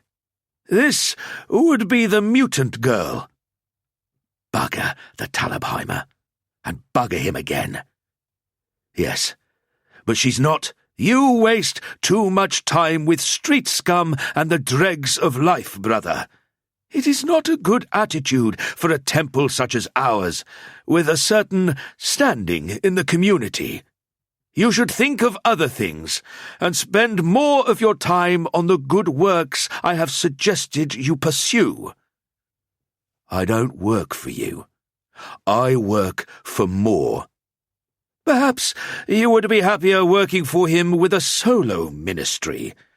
We have been asked to establish a shrine in one of the wasteland towns to deal with their plague victims, you know. I could recommend you for the post." He gestured to the writing desk. Obviously matters of transfer and administration were on his mind, but then he'd always been a petty, status-minded pen-pusher, more concerned with appearances than with the real business of Morr's work. I hated him. But I realized that I wasn't going to get what I needed without an apology, so I gritted my teeth and backtracked. "I'm sorry." A breath. "But we have a corpse down in the factorum which I can't cleanse and prepare for burial. I don't know if it's enchanted or what else. But I thought you might know, and I thought you'd want to be told about it." "And you thought that I, being an older, more experienced and more powerful priest, might perform a purification rite on it for you. You did." I did. So I nodded, and saw his expression change, and instantly knew I'd made a mistake. It was the answer he'd wanted. He glowered at me. I could feel his dislike now, and I'd given him an excuse to vent it. "You thought," he hissed, "that the senior priest of the Temple of Morr in Middenheim has time to sully his hands blessing the corpse of some street tart? I didn't. You presume to ask me to waste my time with one of your lowlifes, and a mutant to boot. You dare to come in here and insult—" I lowered my head and let the words wash over me. It was nothing I hadn't heard before. The antipathy between Father Albrecht Zimmerman and me was the main reason I was still only a second-tier priest after 8 years in the temple, and was unlikely to rise higher. I'd accepted that. The father might be close to retirement, but I knew his place would go to someone who acted like he did, thought like he did, and disliked me as much as he did. Probably Gilbertus, who might be new, but who seemed to be doing a lot of wheel greasing recently. Ambitious, that Gilbertus. That letter on the father's desk was probably about him. Eventually, the words slowed and stopped. A new paragraph was about to begin, so I started paying attention again. As penance, I want you to go to the Cliff of Sighs, where you will find Brother Ralph, who is due to officiate at a funeral. You will take over for him. Then come back here and pray to Saint Heinrich that your good intentions do not overcome your common sense. Pray hard, brother. Pray until the 10th bell. That is all. I left. It was night. I lay awake on my hard, narrow bed and stared at the pattern of moonlight as it fell on the stone wall of the tiny window of my tiny cell, the harsh brightness of Morrsleeb's aura slowly eclipsing the warmer glow of Mansleeb. My body was completely exhausted, drained from the energy of the ritual I had performed that day. But I knew I would get no sleep tonight. It was too cold for a start. Spring or no spring, and my single blanket did a bad job of keeping me warm enough to get comfortable. Besides, my mind was filled with the dead girl. Who had she been? Where had she come from, to die so ignominiously on the streets of Middenheim? Had her death got anything to do with who she was? Or had she simply been in the wrong tavern with a kind word for the wrong man, who had led her into a dark back alley as dawn approached and stuck her over and over again with a short knife, carefully angling his blades to make the attack look frenzied, and then cut off her arm to replace it with something inhuman, hiding her real one. He must have had a bag with him, probably a big one, watertight perhaps, and sneak away. I could visualize the sort of man he must be, but right now I wasn't interested in him. I wanted to picture her. She had been beautiful once. Perhaps she had been beautiful last night. What was left of her complexion hadn't had the blousy gin blossoms of an old streetwalker. Laugh lines had creased the fresh skin around her mouth and eyes, and she wore no cosmetics. This was not a woman who had relied on her physical charms to earn a living. Not for long, anyway. What had brought her, this Norse beauty, to Middenheim? The Norse were too pragmatic and down-to-earth to believe the old stories of the cliff-top city with its streets paved with the gold dug from the mountain below. Something other than dreams of foreign places and easy fortunes brought her here. It was probably the arm of a merchant or traveller, possibly Norse, but probably not. They were loyal to their own, particularly abroad, who had abandoned her when she made eyes at another man or got pregnant, or any of 1,000 other reasons that men break their promises to women.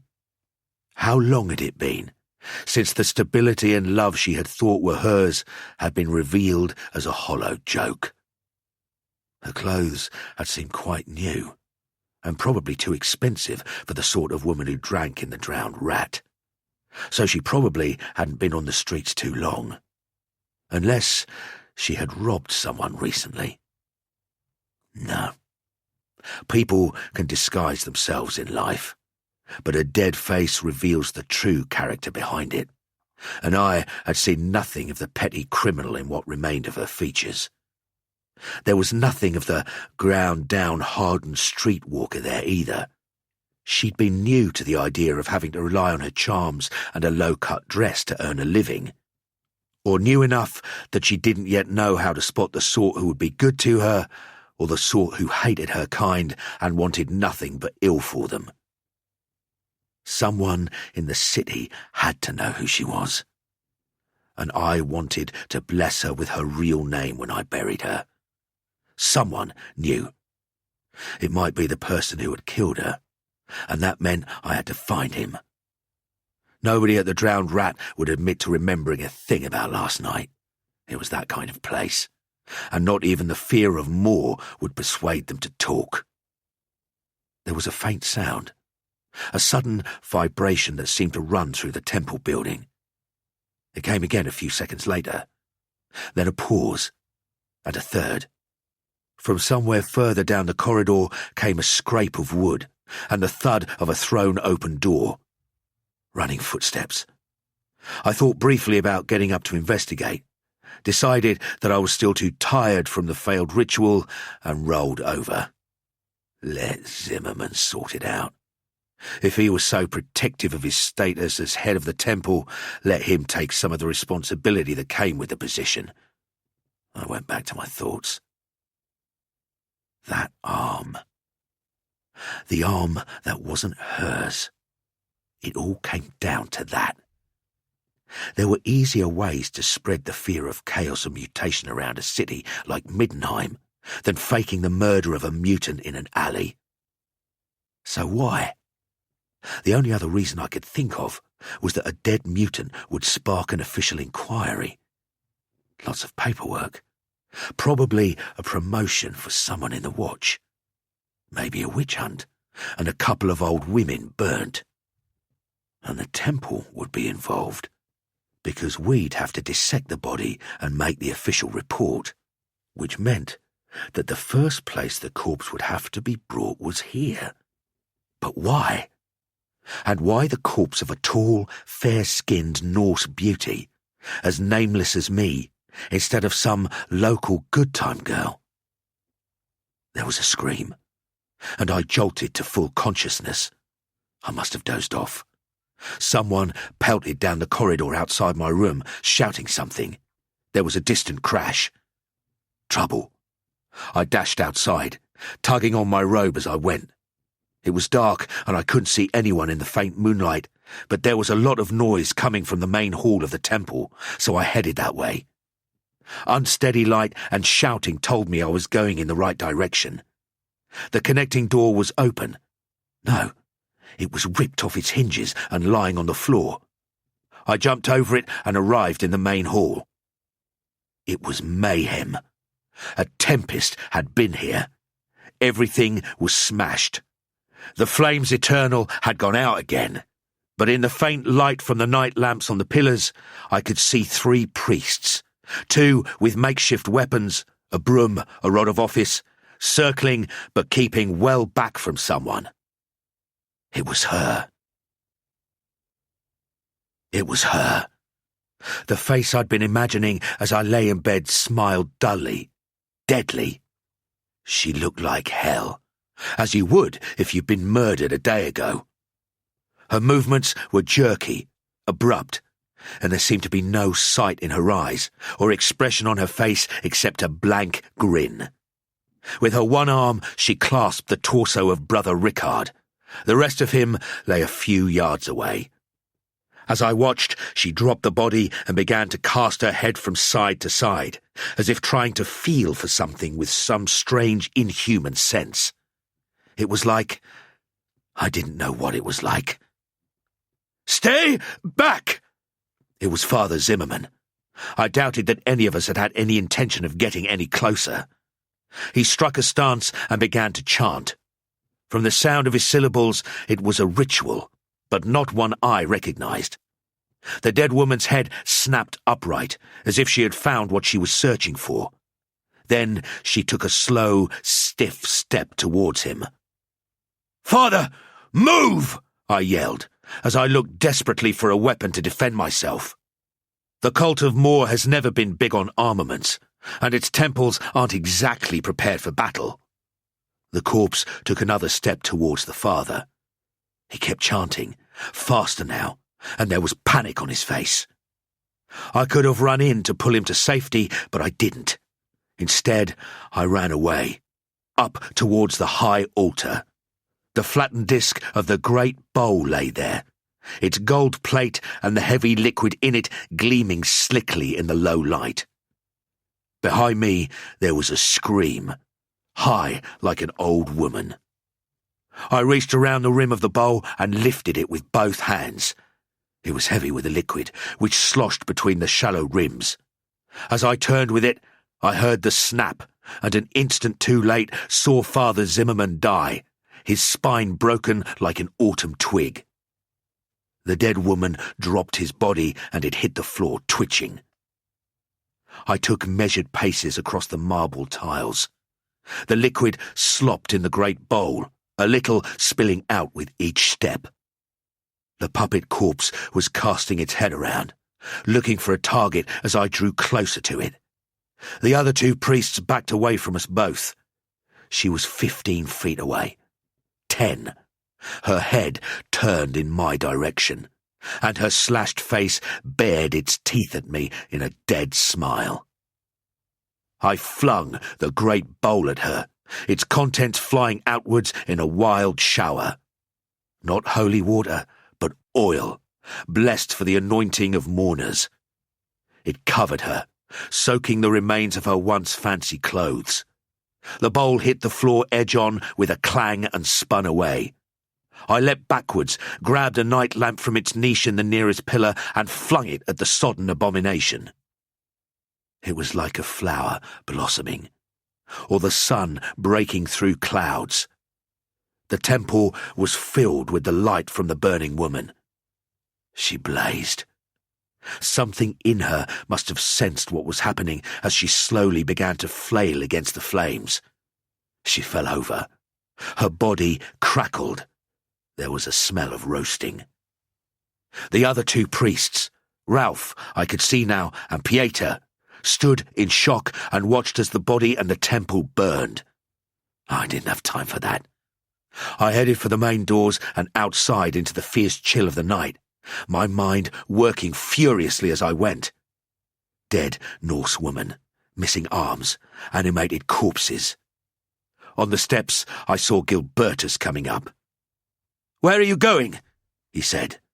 "To raise the alarm." "I've done that. What was it?" "An animated corpse. Someone was controlling it. The father is dead." "Ah." He didn't seem surprised. "Are you coming back inside?" "No," I said. "For one thing, it's on fire. And for another, I know who killed that girl." "Oh, who?" "A necromancer," I said. "A necromancer with a grudge." If you want to know about grudges, you have to talk to a dwarf. I didn't relish the idea of having to go and see this particular dwarf at this time of night. Not because he'd be in bed, I knew he wouldn't, but because of where he'd be. The old Cartier area was unpleasant enough during the day, but past midnight it was at its worst. The cheapest tarts, the pettiest criminals, and the most desperate people. And at its heart lay the Bretonian house. Lit by harsh moonlight, the place looked just as tattered as I remembered it. An old, small tavern, its front black-painted, with cracked panes of glass in the windows and the stale smell of boiled cabbage seeping from the cheap eating room above. It looked closed, but I knew it wasn't. Places like this were never closed, if the patron or a regular owed you a favour. In years gone by, I'd had some good evenings, some useful tip-offs and 2 fights in here. I hoped that the latter wouldn't be repeated tonight. I knocked on the door, and after a few seconds, it opened a crack. "Who's there?" "I'm looking for Ulfric Halfnose," I said. "Who wants him?" "Tell him—" I paused. "Tell him it's the man who was Dieter Brossman." The door closed. I could imagine the conversation that was happening on the other side. After a long minute, it opened, to reveal a short, scrubby man with a pudding bowl haircut. "Enter," he said. I did. There's a trick with long robes and dresses that all high-born ladies know, and all priests should learn. Keep your steps light and short and silent, and if you do it right, it looks like you're gliding, not walking. With the black robes of a Morr worshipper, it can look very eerie. The place had fallen silent as I came in, and quiet lay over it like a blanket of cold dew as I moved across the small room. There were maybe 10 people in, From cheap hoodlums drinking cheap beer to the less disreputable with glasses of wine or absinthe in front of them. A man, in a flat black Bretonian hat, seated at the bar, nodded and raised a glass to me. His face was cracked with age and hard living like an old painting, and his eyes looked like bloodshot poached eggs. I recognized him from the old days, but I couldn't remember his name. He probably had several. There was a sound from one of the booths at the far end of the room. Nobody looked that way, so I knew it was what I was after and glided over to it. The great bulk of Ulric was squeezed in there, with one of his henchmen and a fat human in opulent robes sat opposite. The table was covered with empty tankards on the dwarf side and gold coins. Ulric looked up. There was more grey in his beard than I remembered, and the scars around his ruined nose were a flaming red, a sure sign he'd been drinking heavily. But it would be unwise for me to assume he'd be drunk or unobservant. "Good evening, brother," he said. "Sit down. How may I be of service to the Temple of Morr this evening?" I didn't sit. Instead, I said, "Ulric Halfnose, whose family name is Anvil Breaker. I am here to restore the balance of honour between our families." "Oh, yes." Ulric didn't look as if he was interested. The fat man was sweating, I noticed. He wasn't a merchant, or at least not a good one. He clearly didn't have the nerve for negotiating tricky deals. Idly, I wondered who he was, and what made him so desperate he'd come to see Ulric after the second bell of the night. He looked worried. But his problems were his own. I had mine to deal with. 5 years ago, I started. Oh, sod it. I'll cut the formalities. You owe me a favour from the time I burnt the body of that storekeeper your grandson shot.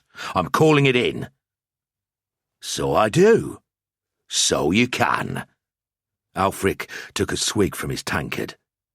You always were impatient. Always wanted things done your way. Your name and your taste in clothes. Are they the only things you've changed since your family disappeared? I said nothing. You haven't found them yet, then? Well, if you need some help, you know where to come. I knew he was trying to needle me, to show how displeased he was that I'd interrupted his business, so I didn't answer him. Instead, I said, "The temple was attacked this night. Someone animated a corpse against us.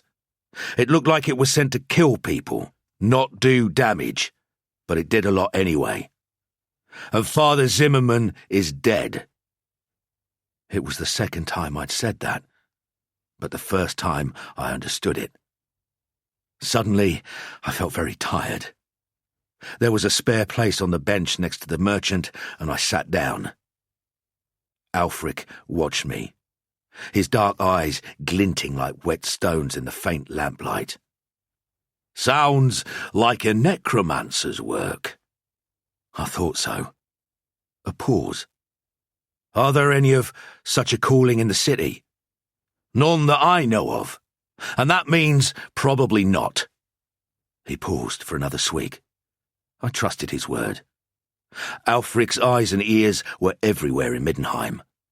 The dwarves had built the place, and their tunnels still pervaded it, like woodworm in a rotten cabinet. Ulric and his informants knew them all, and from listening at their secret entrances and watching at their spy holes, he knew all the city's comings and goings. Best informant and biggest blackmailer in town, Ulric Halfnose. "So, who could have done this? Do you know of anyone with a grudge against the temple?" I asked. Ulric swilled the beer around in his mouth and swallowed. "Shut up! I'm thinking about necromancers." He took another slow mouthful and savoured it thoughtfully. Necromancy, I thought. If it was a necromancer, then asking about grudges was pointless. Necromancers hated priests of Morr as much as we hated them. Both sides dealt in death, but we saw it as a passing, a stage in a process. They saw it as a tool. We were interested in freeing souls. They wanted to enslave them with their dark, unholy magics. Of course they'd have a grudge against us. Of course any ambitious necromancer would want to destroy the power of the local temple of Morr. And if that meant killing its priests, well, like us, bodies were their stock in trade. But there was something about the way the girl's corpse had moved. Something about the way it had sought out Father Zimmerman. I grasped for the idea, but couldn't catch it. Ulric's voice broke my thoughts. "One of your own corpses, was it? Corpse in the temple?" "Yes," I said. "And there was something—" "I'll know how that's happened, brother." And he leant on that last word. "That new priest of yours, the one from Talabheim, Gilbertus. Gilbertus. He's sloppy. Doesn't do the blessings properly. In too much of a hurry, like you. You should watch him at the Cliff of Sighs sometime. Goes through the motions all right. Enough to fool the mourners anyway. But mark my words. Those bodies are going over the cliff unblessed. Careless. Dangerous, too, if there's a necromancer around. Unblessed corpses ready to be raised. Now, if there is a necromancer in town, and I'm not saying there is, mind, then be careful. Nasty necromancers. My grandsire tangled with one. They're fast. If they start to chant at you, count to 5, he said. You'll never reach 6. You'll be dead by then.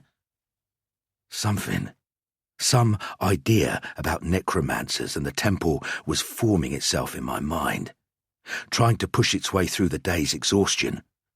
I stood up.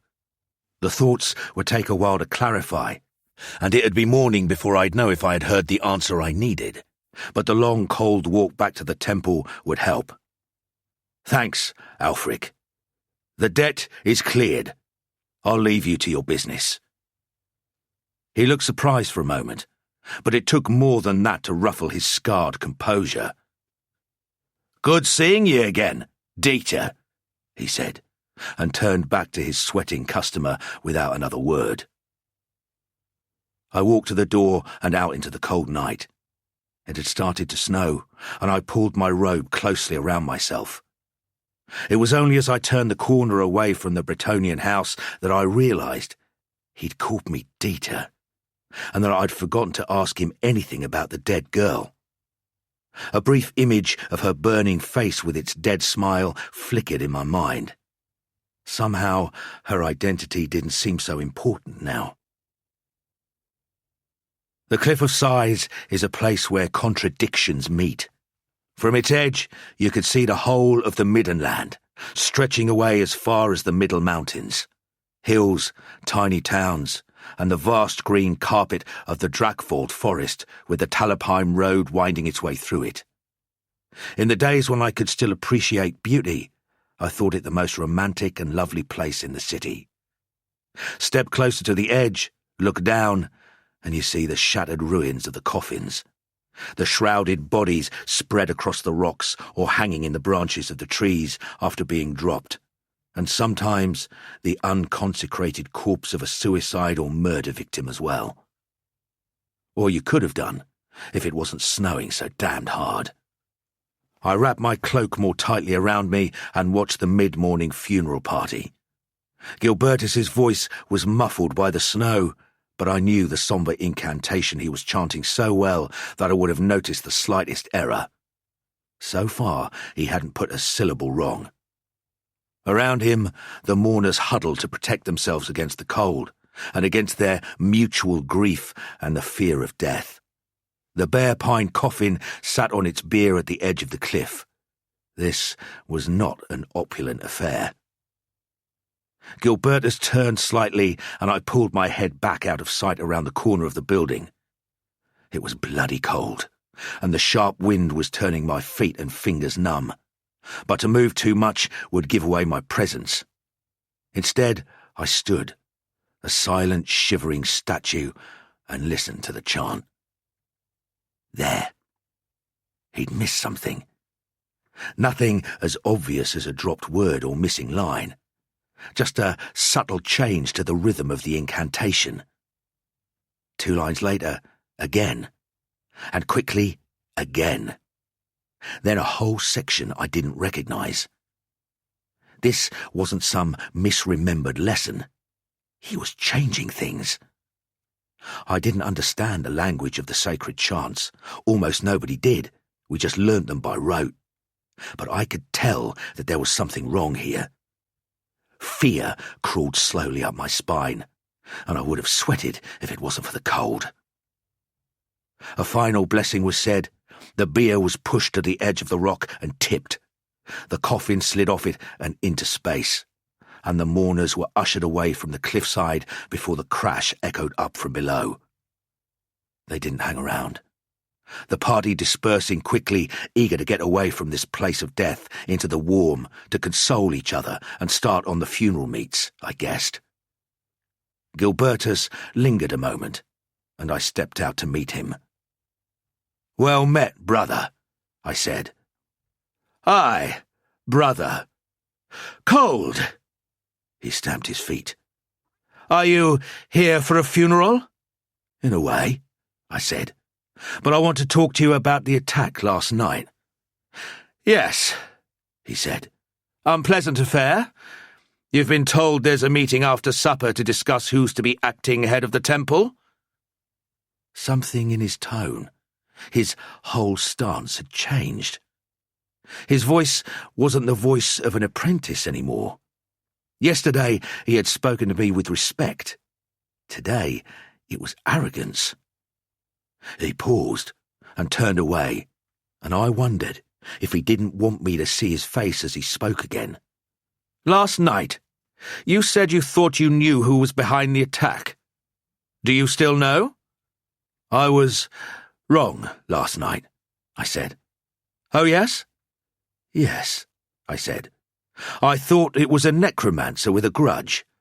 It's not. It's a necromancer with ambition. Do you feel ambitious, brother?" "When it's cold, I feel cold," he said. A new tone, halfway between fear and aggression, had entered his voice. "Why don't we find somewhere warm to discuss this?" "I'm happy here," I said. "This won't take long. I've only got 4 questions.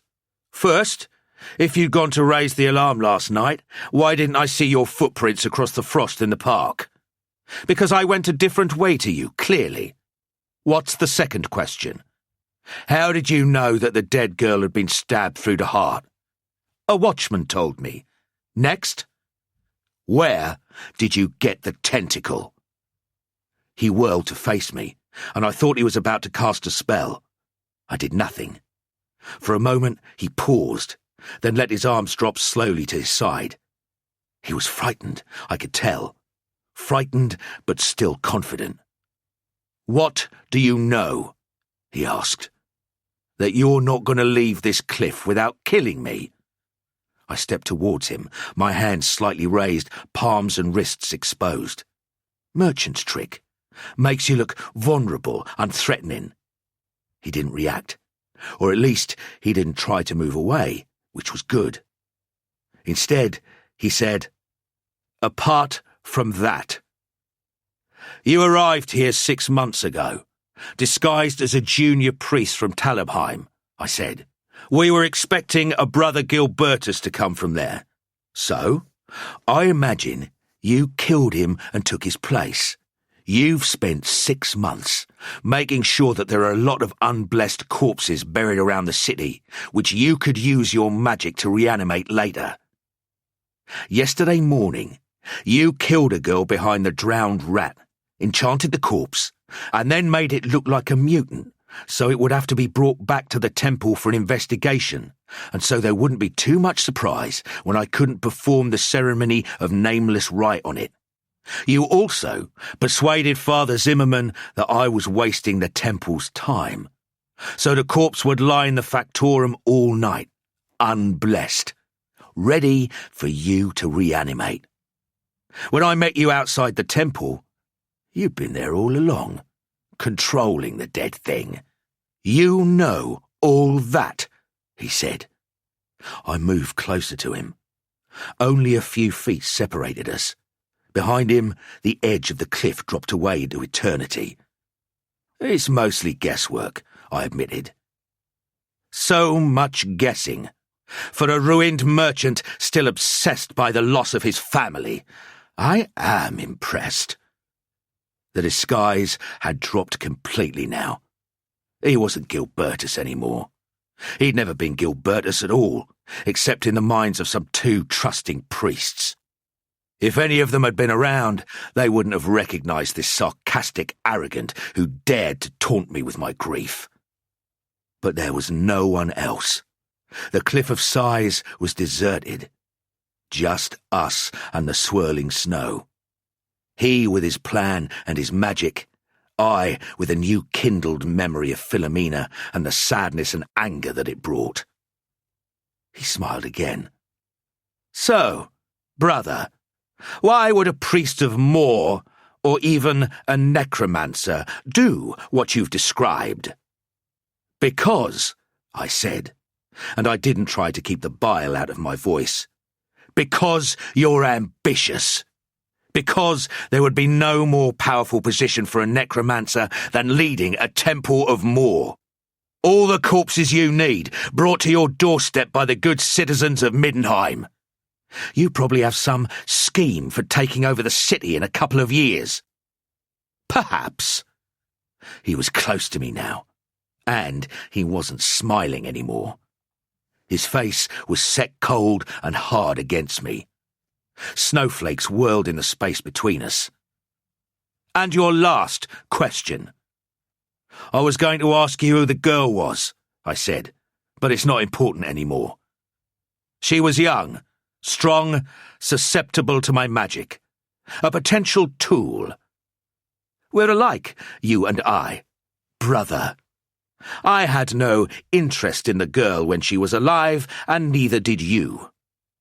All the suffering, all the pain in this city, and you only have use for them when they're dead. We could work together. We could learn a lot from each other. And I could use a man like you. What say you? Join me. Come back to the temple. I'll tell you about the girl there. I said it wasn't important. But his suggestion had thrown me off guard. Were we similar? Had I the seed of necromancy in me? Then he started to chant, high-pitched and fast, and my fate suddenly became a lot more short-term. Count to 5, Ulric had said. 5 seconds to survive. 1. I moved forward 2 paces. 2, and I was in front of him, the dagger drawn out from under my cloak. 3. I plunged it deep into his stomach. Blood gushed onto my hand, hot over my numbed fingers. I raised my face to his, and our gazes met. His eyes were full of horror. 4. A long second passed. He didn't stop chanting. 5. I twisted the knife hard, my fingers slipping against the blood. Gilbertus gave a pain cry. The chant was broken, his spell useless. He paused for an instant, then launched himself at me. The snow-covered ground slid under my feet and I went down. He landed on top of me, grasping at my neck. I tried to roll away, but he pinned me to the ground. He was bleeding to death, but he was still larger and stronger than me. At the very least, he could take me with him. His fingers found my neck and squeezed, twisting my head to one side. Snow covered my face, filling my eyes and nose with gritty cold. I could feel the warmth of his blood on my stomach, and the hilt of the knife in his wound pressed itself hard against my kidneys. my mind fogged with pain and darkness. I felt like a dying man. Images formed in my head. Faces. Father Zimmerman, his face contorted in death agony. Brother Rickard, torn in half. Stutt. My wife, Philomena, and my son, Carl, smiling, the last morning I had ever seen them. And the half-face of a dead Norse girl whose name and story I would never know. No, my job here was not finished. I had Morr's work to do. Something poured a last burst of strength into my tired limbs. My arms found his, breaking his grip around my neck and pushing him off from me, so he rolled away across the whiteness of the burial site. I rolled over to follow him. He was crouching, trying to get to his feet, one hand groping to pull the knife out. I kept rolling, crashing into him. I felt him fall sideways and slip, and then he grabbed my cloak and hung on. For a moment, I couldn't understand why. Then I felt his weight pulling at me, and I knew the truth. We were at the edge of the cliff, and he was part way over. I didn't know if he was trying to pull himself back or wanting to take me down with him, but it didn't matter. I was sliding across the snow, being pulled over the edge of the cliff. I flung out my arms and legs, trying to get any kind of grip. All I found was soft snow. I slid further towards death. My left hand found a small crevice in the rock, and I held onto it for dear life. I could see over the edge now. Below me, Gilbertus, the man I'd called Gilbertus, dangled. One of his hands was wrapped in my cloak, the other grasped desperately at the sheer stone of the cliff. The wind caught his garments, whipping them around him. Below us, an infinity of snow whirled and blew, obscuring everything else. Gilbertus raised his head and stared into my eyes. His were pools of glistening darkness, like gazing into an ancient well. Even at this moment, I could read nothing there. His face was as white as ice. Below, blood still spurted from his wound, spiraling away to the blizzard below. "Pull me up," he said. There was weakness in his voice. "No," I said. I wanted to batter away at his hands, to make him let go, but I was afraid that the slightest movement would make me slip further over the edge. "Pull me up," he said again, "and I will take you to your wife and child." "You're lying," I said, and at that moment there was a tearing, rending sound as my cloak ripped across. The necromancer swung sideways across the cliff face, held suspended in the air for a moment by the thicker fabric of the hem, and then it also parted and he dropped. His body plunged down, fading, blown away among the blizzard, and disappeared into the whiteness. There was no scream or sound of impact. Possibly it was muffled by the snow. I lay there for a while. Blood hammered in my temples, and my hands reflexively gripped onto whatever they could find. The snow and the rock were cold against my face. It reminded me I was alive. Eventually, I pushed myself back a yard, slowly, and stood up. Blood stained the area, but flurries of snow were already covering the pools and strands of crimson and the footprints and marks of the recent scuffle. My ribs ached. I looked around. The area was still deserted. No signs, no evidence, no witnesses, no complications. I whispered thanks to Morr. For an instant, I saw Gilbertus's face again, felt the weight of him suspended from his fist in my cloak, and heard his last words. He hadn't known anything. He couldn't have known anything. He would have said anything to save himself. No, he had been lying. He must have been. His spirit had gone to Morr now. Even necromancers had to make their peace with the god of death eventually. It occurred to me that although I still thought of him as Gilbertus, I didn't know his real name. I turned away to walk back to the temple. Now Gilbertus was dead, his spell should be broken, and I should be able to lay the dead girl's soul to rest. I'd say a blessing for his spirit as well. And if anyone asked me what I had done today, I would say that I had given peace to 2 unquiet souls. I wondered if I would ever do the same for my own. Catch as catch can. The invisible boy had been in the city for a whole year now, and he was celebrating that triumph. He still had no job nor any prospect of one, and his meagre supply of ready cash was reaching its limits again. But by nightfall he would have a good meal and a few glasses of beer inside him nevertheless. He had been called Weezer, back when there were people who spoke to him or knew him, back before the city. Now he was nobody. But he was happy. The smell of the city had burned at his nostrils and throat for a while when he had first arrived, and the stench had made him feel ill. But gradually he had come to ignore it. He was especially happy because he hadn't sneezed or wheezed once during the entire time he had lived in the city. Back in the old, good country air, he had suffered all year round from a nose that ran constantly. Through the spring and summer, he never stopped sneezing and his eyes never stopped streaming. And during harvest, he wheezed. That was how he'd come by his name. He was Weezer. Now he saw the funny side of all those years spent breathing good, pure country air.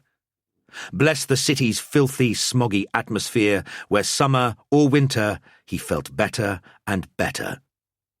His old nickname was now a kind of private joke. If he ever found anyone to ask him his name, of course. It had been a year, and no one had spoken to him. No one noticed him. No one even seemed to see him. The weather was cold, wet, dark, and miserable. Never mind winter, the change to spring was by far the worst part of the year. Kreutzer sneezed heavily into a beautiful linen handkerchief that he had, only minutes before, lifted out of the pocket of some local gentleman. He wouldn't be able to sell it now, but he needed a good nosewipe at this time of year, and with all his other work, the loss of the fence's price of one handkerchief was a trifle. Kreutzer didn't feel much like work. He begrudged going out in this awful slanting drizzle, and the wind was the kind that went through you instead of round you. But it was his day tomorrow, and he still had the small matter of his quota to fill. He would have finished days ago if it hadn't been for the fact he'd found a new and very accommodating fence, and had decided to sell 1 or 2 of his better items on the outside, just so long as the master didn't get wind of it. "Wind! Damnable wind!" Kreutzer muttered to himself, as he passed out of the Old Quartier and made his way down the steps to the great park. Even on a day like today, there would be people trading there, which meant there would be other people with full purses. And aside from sitting in a nice little tavern somewhere drinking a long glass of ale, or better yet, a hot toddy, the market gave the best shelter of anywhere in Middenheim. The stall's awnings almost touched in places, shielding the people as well as the produce from the worst of the wind and rain. Kreutzer mooched around for a while, strolling between the stalls, taking his time to pick out a likely victim. A little care spent choosing his mark now cut down on the number of targets he needed, and in the long run would give him more time in that tavern later in the day. Weezer followed the old cut-purse into the market in the big park. He loved the market. Mostly he stole what he needed, and of course that included money, but he took great delight in robbing the market stalls to fill his larder and make the derelict hovel he called home as pleasant as possible. During his first year in the city, he had successfully filched enough cooking utensils, bed linens, and other household items to furnish a warm and friendly nest, albeit one he enjoyed entirely alone. He'd stolen his entire wardrobe, and he'd even managed to pinch a series of small mirrors, including one in a gilt frame. He loved the mirrors, and stood or hung them indiscriminately around the single room he lived in. Today, though, Weezer needed cash. He had to eat, and while his own larder, The outside sill of his single high window at this time of year was all but full. He was celebrating his first anniversary in the city tonight, and had decided to eat in style at one of the better taverns. He might even find himself a girl, he thought, and that would certainly mean hard cash. Weezer had his mark in sight. He usually chose the older cut purses, although he knew, to his cost, of one or two who were still as quick of eye and fleet of foot as he was. This old coot, with his one patched eye, looked safe enough, though. Weezer kept close to the old thief, feeling no need to slink or skulk about. He watched as the old man made his move. Weezer stood by as the old man lifted a tiny gold sundial from the pocket of an equally aged butler out doing the daily provisioning. No good, thought Weezer. Who needs another timepiece? Next time. He followed the man on a little further, up a short cobbled slope, and round the side of a tiny handcart selling illicit liquor. Weezer pocketed a bottle as he sidled past, just for good measure. After all, he was supposed to be celebrating today. The old cut purse's next target was a fat, bossy, middle-aged woman. She had stopped to reprimand the man with her, surely her scolded and erstwhile cuckolded husband. Weezer was mesmerized for a moment. The woman might well be as big as a barge and well past the prime of her life, but she was also very feminine. Yes, a wench tonight, I think, Weezer said to himself as he passed the woman and the cut purse, doffing his cap to one or other of them, or perhaps to both. Neither one of them saw him, and he didn't expect them to. Putting his cap back on his head at an angle, Weezer watched the old cut purse snatch the little bag of money from the fat woman's waist. It was done in a moment, without anyone noticing, and the purse looked satisfyingly heavy to Weezer. He loitered for a moment at a stall, picking up a couple of bars of rough soap and casually pocketing them while the owner's back was turned, before following the old thief onward. Kreutzer stood by a stall, fingering a woman's silk shawl, when he saw Strauss. The old cut purse had been the best in his time, and had earned himself the right to work solo in Middenheim. After 20 years of toiling for the likes of his low king, not to mention training 3 generations of cut purses, including Kreutzer, Strauss was in his retirement. He visited the market once a fortnight or so, just to keep his hand in, and always liked the dullest days and the oldest marks. Kreutzer was not surprised to see him today, and greeted him with as much cheer as he could muster, given the cold and his reddening nose. "Well met, master," he called as the near-blind old thief drew level with him. "Is that you, Kreutzer, my boy?" the man returned, beaming his toothless grin from ear to ear. "How goes it with you?" "It's too cold and too damp, and I have a quota to meet," answered Kreutzer, trying to make it all sound like a joke and failing. "Young pups of today," Strauss remonstrated, "never happy in your work. Still giving the master his pound of flesh then, are we? Only another 15 years and a couple of 100 recruits, and perhaps he'll let you off his hook." He laughed.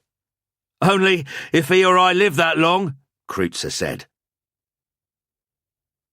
Weezer watched as the old man, with his pocket full of another woman's money, stopped to speak to the tall, broad-shouldered fellow, who was apparently examining women's clothing. An odd occupation for such a strong, confident-looking man. "Now's your chance, Weezer, old son," he thought to himself. He cleared his mind and moved in a little closer. "What is the old man blathering on about?" he wondered, as he slid 2 long, slender fingers into the side pocket of the old coat that hung from the blind old man's shoulders. He was walking away slowly and very calmly when he heard the words, "Stop, thief!" begin to ring out, and then stop short very suddenly. Kreutzer, astonished at the brazen outrage, wanted to cry out to stop the young chancer robbing his old friend. But since the purse had originally belonged to someone else, he realized it would do no good, and the words, "Stop, thief!" came out strangled and barely loud enough to be heard by the old man standing next to him.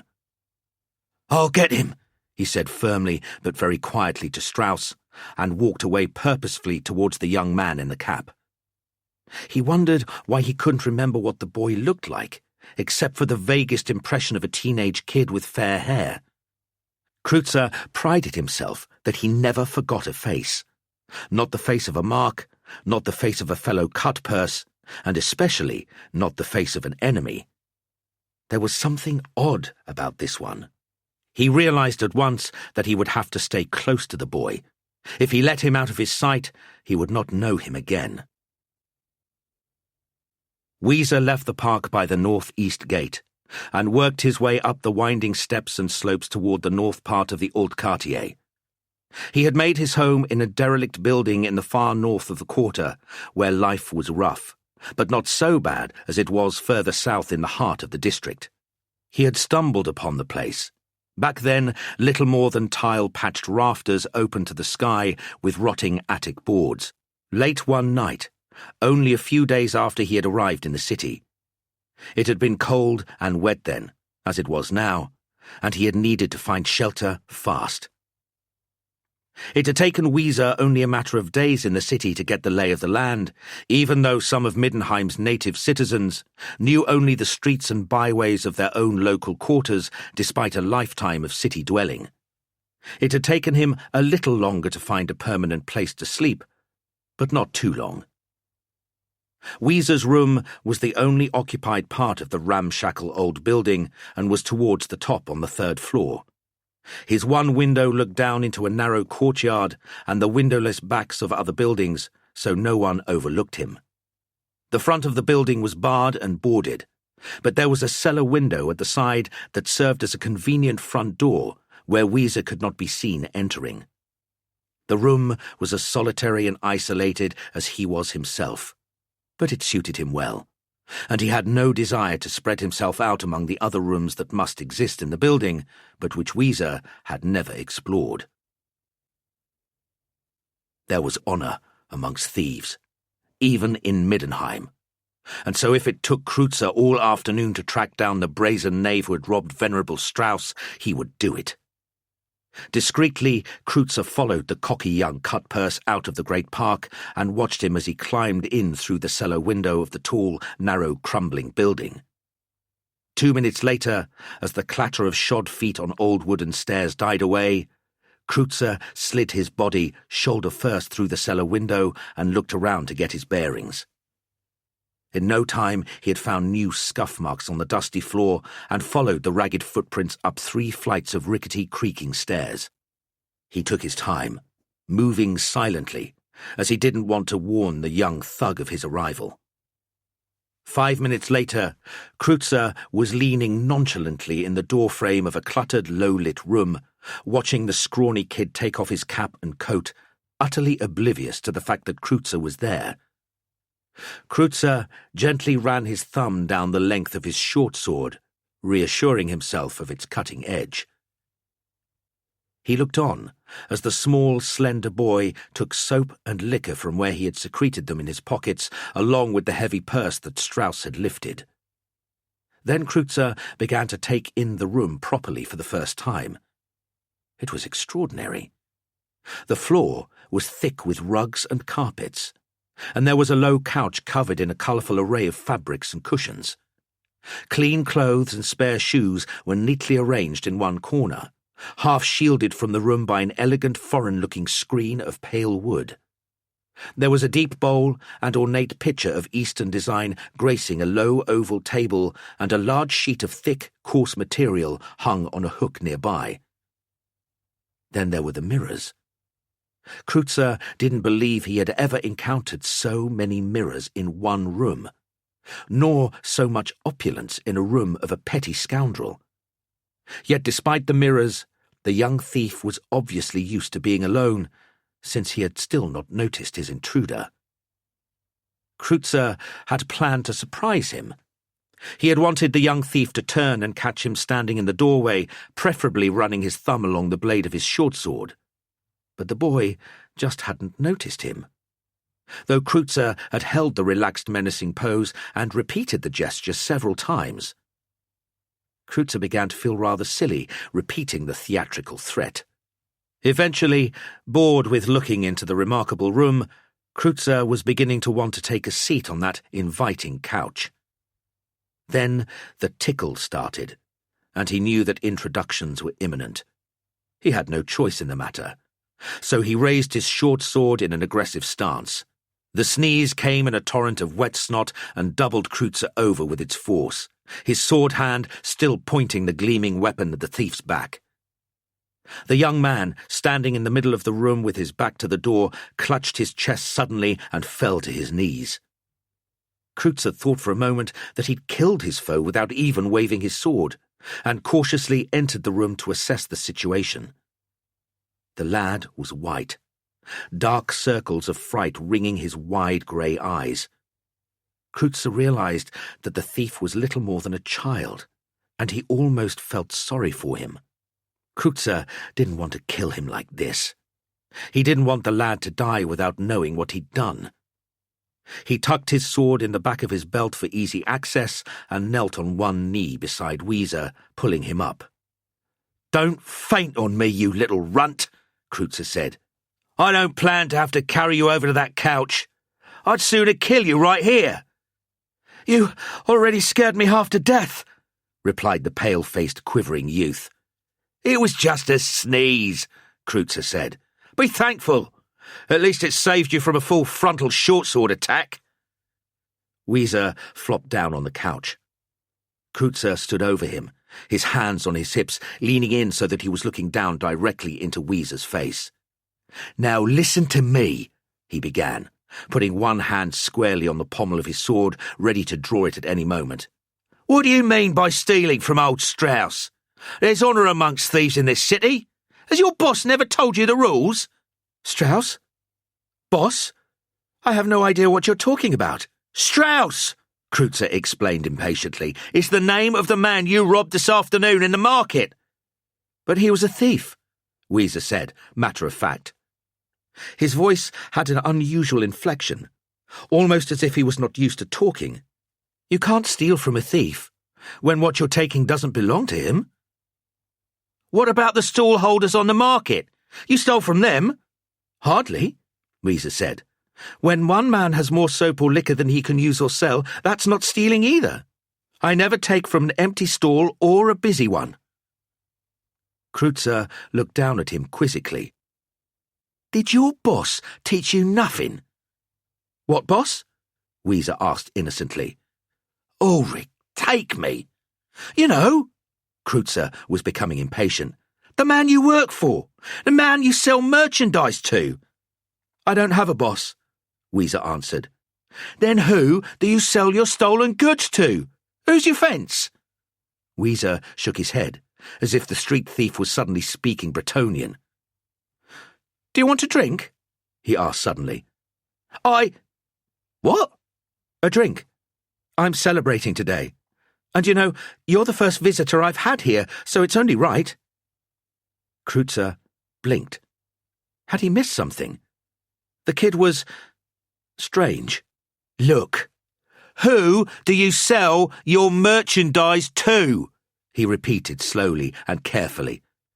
"No one," Weezer said, beginning to catch on. I don't sell anything. I just take what I need or sometimes what I want. Why would I want to sell anything to anyone?" Kreutzer didn't know whether to pity or laugh at this lost, lonely boy with such strange, innocent ways. There seemed to be nothing immoral about him, nothing memorable about him, almost nothing real about him at all. He did what he did, and that was an end of it. But then how, wondered Kreutzer, had he become so good at the stealth craft without a teacher? The kid must have the gift. The kid must be a natural. Kreutzer smiled suddenly. A thought had occurred to him. "Perhaps I will have a drink with you after all," he said at last, taking his hand off his sword hilt and sitting down again. "Good, because, as I said, I'm celebrating," Weezer announced, selecting two rather elegant, if mismatched, goblets and the bottle of pear brandy he had liberated that afternoon. Weezer was so excited to finally have an audience that he talked non-stop for a very long time. But Kreutzer didn't mind. He needed to put the lad at ease. Besides, the liquor was warming and the room was extremely comfortable. Weezer got up, still talking, and lit a fire in the small grate just before dark. It burned gently, bringing warmth and light to the room, making it seem even more exotic than it had when Kreutzer had first beheld it. "I arrived here a year ago to the day," Weezer was saying, "come to collect my inheritance, or rather to be recognized by my illustrious parent. I turned 20 and left the forest for the city, my real home. You see, my mother lived here when I was born. She was the most beautiful artiste of her era, treading the boards of all the great theatres in all the great cities. She came to Middenheim once a year to perform, and it was on her last visit here that she met and fell in love with my father. He was young, of course, and impetuous, and fell for my mother at first sight. Back then, who wouldn't have? Now, his great and noble family weren't too impressed with him, and had the gall to try and buy my mother off with cheap trinkets and idle promises, not to mention a great deal of money. Naturally, she declined, and stayed in the city to have me so that my father would have to recognize me. Great plan, but of course things never work out the way we expect, and she died.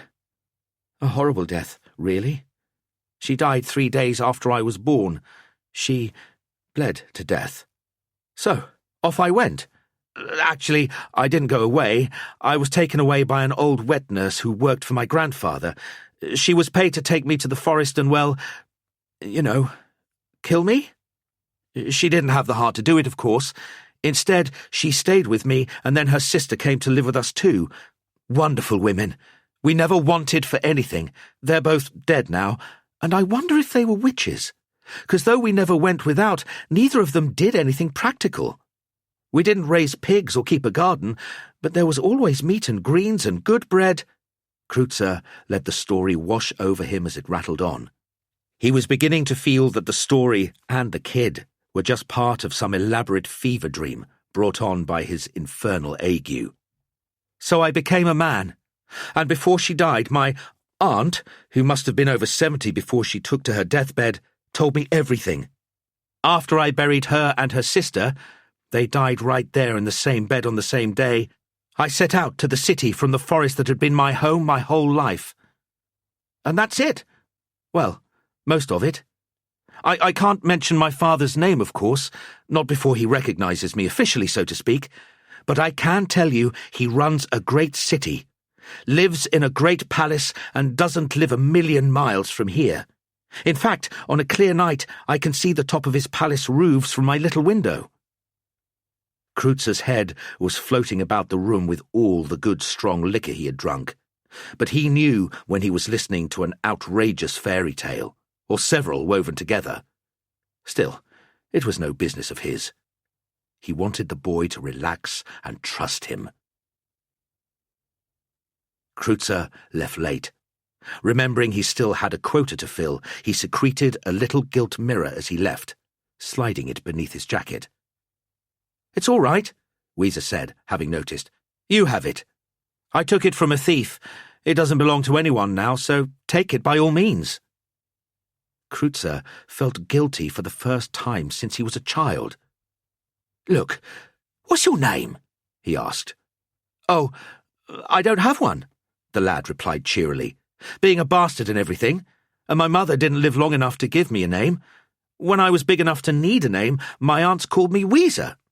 You can call me that." "Okay," said Kreutzer. "My name's Kreutzer." "Funny," said Weezer. "I thought your name must be Sneezer." And he laughed at his joke. "Did you hear that?" he asked rhetorically. "Weezer and Sneezer!" Kreutzer blinked again, forced a grin. "Oh, see you around," he said, and left. A natural. That's what the boy was. The gift in his fingers, his tread, in his sheer anonymity. It was rare. There were a lot of good thieves in Middenheim, Kreutzer amongst them, but there was only a handful of true naturals. If the boy proved to be what Kreutzer thought he was, then Kreutzer was duty-bound to begin recruiting him for his low king. Or keeping him for myself, Kreutzer wondered. The thought kept coming back to him. How easy would it be to fill his quota then, to get the low king off his back, to finally start getting ahead, getting somewhere on his own? But recruiting the boy wasn't going to be that easy either way. Weezer had all sorts of crazy rules about whom he would steal from and what he would take. He saw no reason to steal for the sake of selling goods on at less than their value. He stole only to live. But he was so good at it, and Kreutzer hated to see such raw talent wasted. He left it 2 days, and then the next morning shadowed the sleepy alley where Weezer lived until he saw the boy emerge from his ruin. Kreutzer strode from the shadows as if he was just passing, a chance encounter. "Oh, here again," he said. The boy's face lit up. He is so unaccustomed to being spoken to, Kreutzer thought with a touch of pity. Just a touch. There wasn't room for much except business in Kreutzer's heart. "Where are you going?" "To work," said Kreutzer, sniffing. It was another cold and wet day. "Can I come?" Weezer asked. And that was how the games began. That simple. The two of them strolled down to the great park, Kreutzer hunched over with the cold and sticking close under the awnings that would keep the wind and rain off. Weezer almost strutted through the park, throwing out his puny chest and taking deep breaths of the freezing damp air. He appeared to be in his element. Kreutzer led him to a stall crammed with all manner of household goods, and they watched as a local gentlewoman, escorted by her houseman, fondled bolts of cloth on a stool nearby. Kreutzer almost gasped as Weezer picked up a package of spills and 6 tallow candles from the stall, tucking them into his jacket. But no one else seemed to notice. "A natural, by Ulric." Kreutzer smiled. He nodded to his brazen companion. "Bet you can't lift Madame's money pouch." "Where?" Weezer asked, looking about him. "There," Kreutzer answered, "with the snooty-looking houseman in the short grey cloak."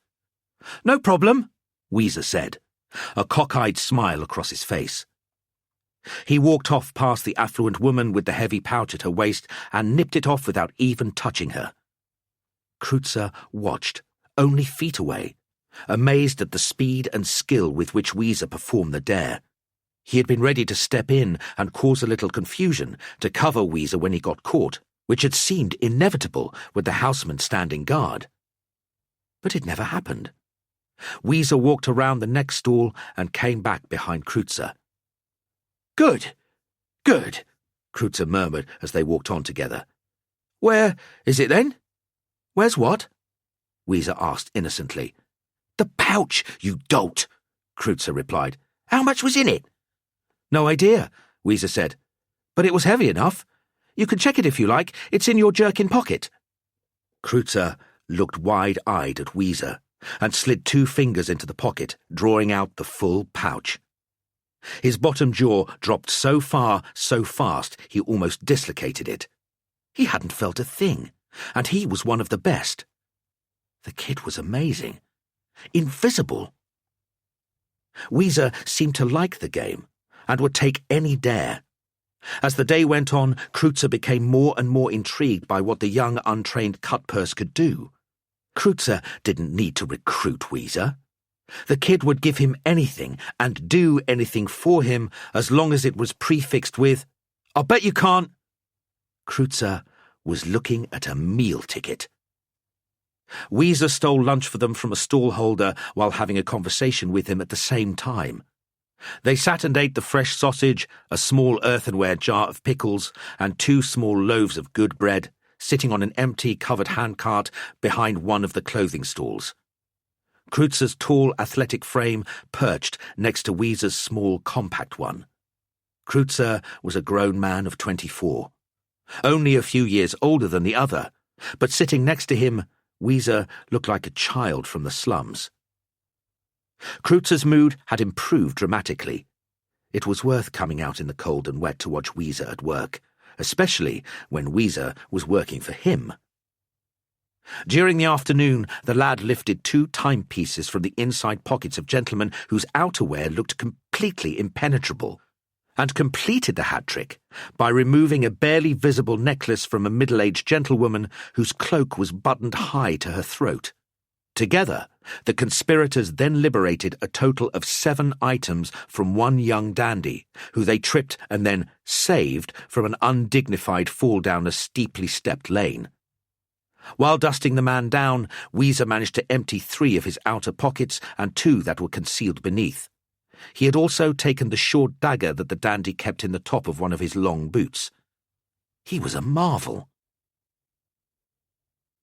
As evening fell, Kreutzer and Weezer retired to the Drowned Rat in the Ostwald district. Kreutzer opened the door from the grubby street with its lengthening shadows, and they all but fell into the tavern, pockets full, a good day's work done, and coins to spend on beer and a good supper. Several of Kreutzer's friends and colleagues were crowded into the small bar, and introductions were made all round, but no one could remember Weezer's name, and very soon they forgot he was there at all. Weezer thought them all fine fellows, apart from that chap with the flat hair, Arcady, who seemed a little churlish. Idly, he found himself wondering if he had been Kreutzer's last best friend. Soon the drink was flowing and the food forgotten, as Kreutzer exchanged stories and information with his colleagues. They talked constantly of the boss, although sometimes they called him the man or the king, complaining about him, cursing him, and generally displaying their hatred for him. Sometime later, a fight started. Good-natured at first, just a few fists flying to prove a point. Then someone pulled a dagger and chaos broke out. Weezer had no idea what they were fighting over and slid down off his stool and sheltered between the barrels that held up either end of the bar. He stayed there with his arms wrapped around his knees, watching the mayhem. Kreutzer threw himself with gusto into the melee. There was nothing like a good brawl to end a good evening.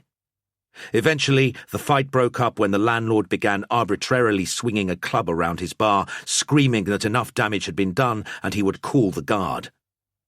4 men had sustained gashes and 1 had had his earlobe bitten off. The others had slashed clothes, and bruises were rising up on their faces and bodies from the blows of fists and hilt pommels jabbed hard against flesh during the closer hand-to-hand bouts where there was no room to use a blade. Weezer was astounded to see them all on good terms when they were kicked out of the tavern, united now in cursing the potman, as they had been in cursing the Low King. A week later, Kreutzer and Weezer were meandering back to Weezer's room. The place was more comfortable and private than Kreutzer's, and he had begun to adopt it as his own. Weezer could not have been more happy. He had company at last. They turned east, and cut across the Wind and up into the south side of the Altquartier. From there they turned north, towards the crumbling old building where they both now lived. It had been a goodly walk, and Kreutzer decided there was time for one more drink. The single pale light outside the Cocky Dame shone to him like a beacon, and he was about to enter the sleazy one-room tavern with its cabbage smell when Weezer stopped him by grasping his forearm. "I've seen that before," Weezer began, pointing out a covered handcart steered down the sloping street by a sombre man in a long cloth cape. "What is it?" "The dead," Kreutzer said plainly. "No one's concerned but the priests of Morr." "They carry them off the streets?" Weezer asked. "Where do they take them?" "That one'll no doubt end up turning over and over in the air until it lands at the bottom of the Cliff of Sighs, more broken than it is already. The old priest who tended people back in the forest always came to their homes. Bodies weren't moved, and if a homeless body was found in a field, then that was where it was buried. Don't people here bury their own people on their own land?" Weezer asked. "Ha!" Kreutzer snorted, raising his hands and turning his body in a gesture that encompassed the entire city. "What land? The wealthy find a resting place in Morr's Park, but even they are buried one above the other, 5 or 6 deep. The rest tumble over the cliff. The priests seal the bodies and bless them, and for all but the most destitute there are mourners. But this city has little sentiment. It goes about its business and leaves the priests to go about theirs. What of their belongings?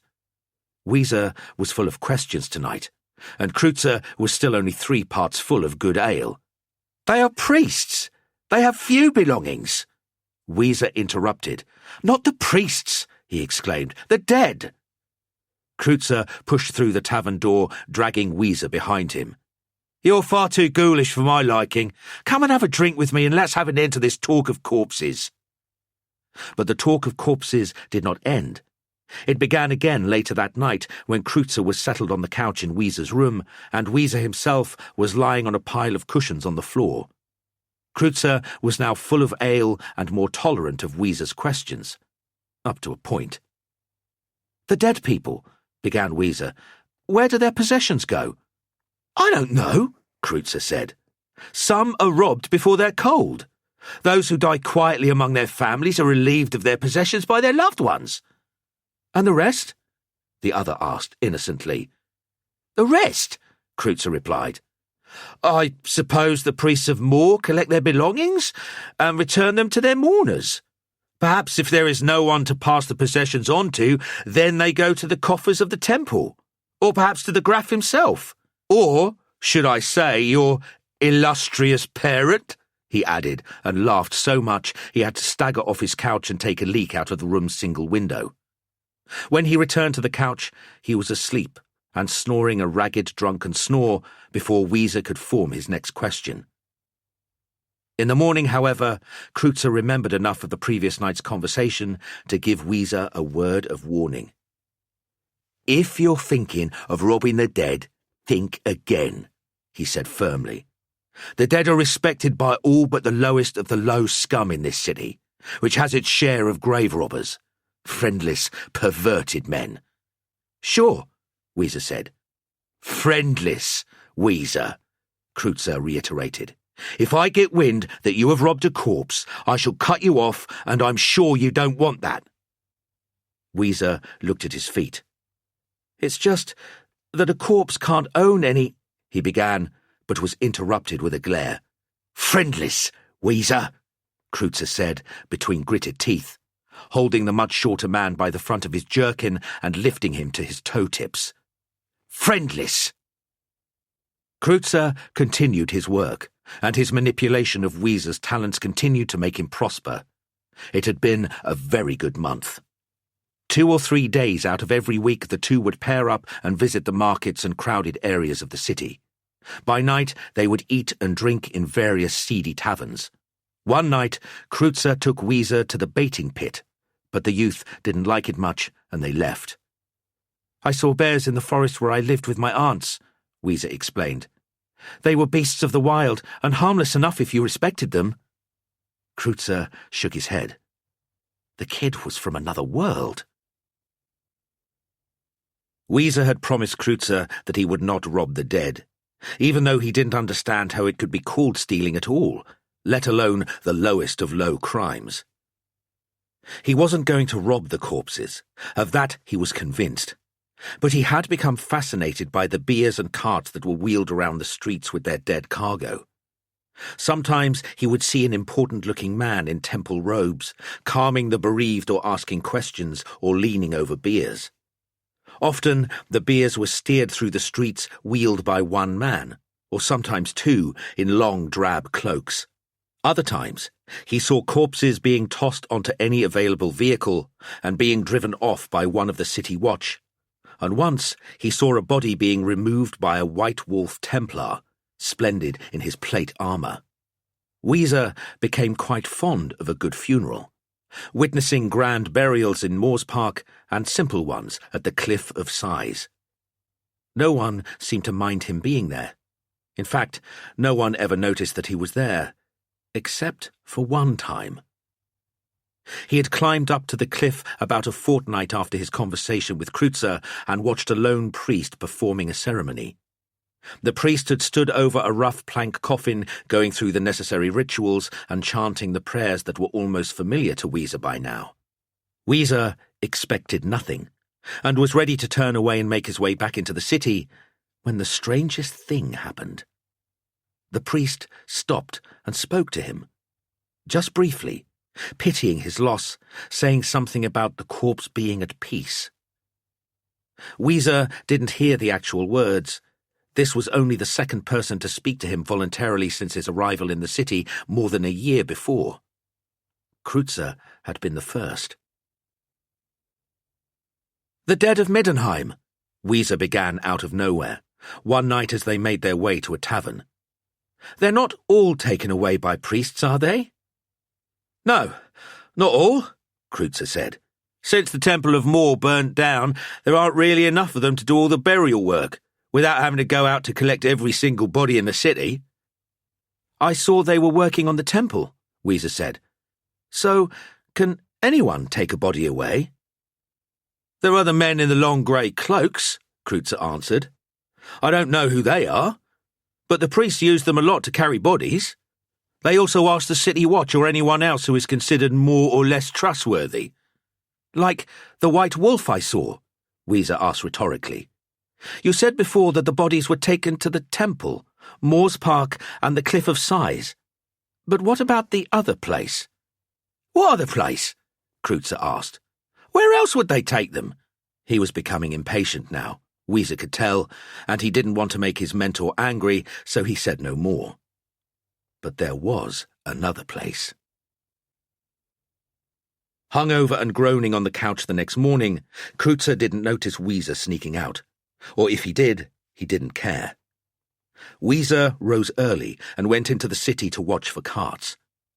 He was almost obsessed by the bodies and their resting places now, and if Kreutzer couldn't tell him what the other place was, then he would find out for himself.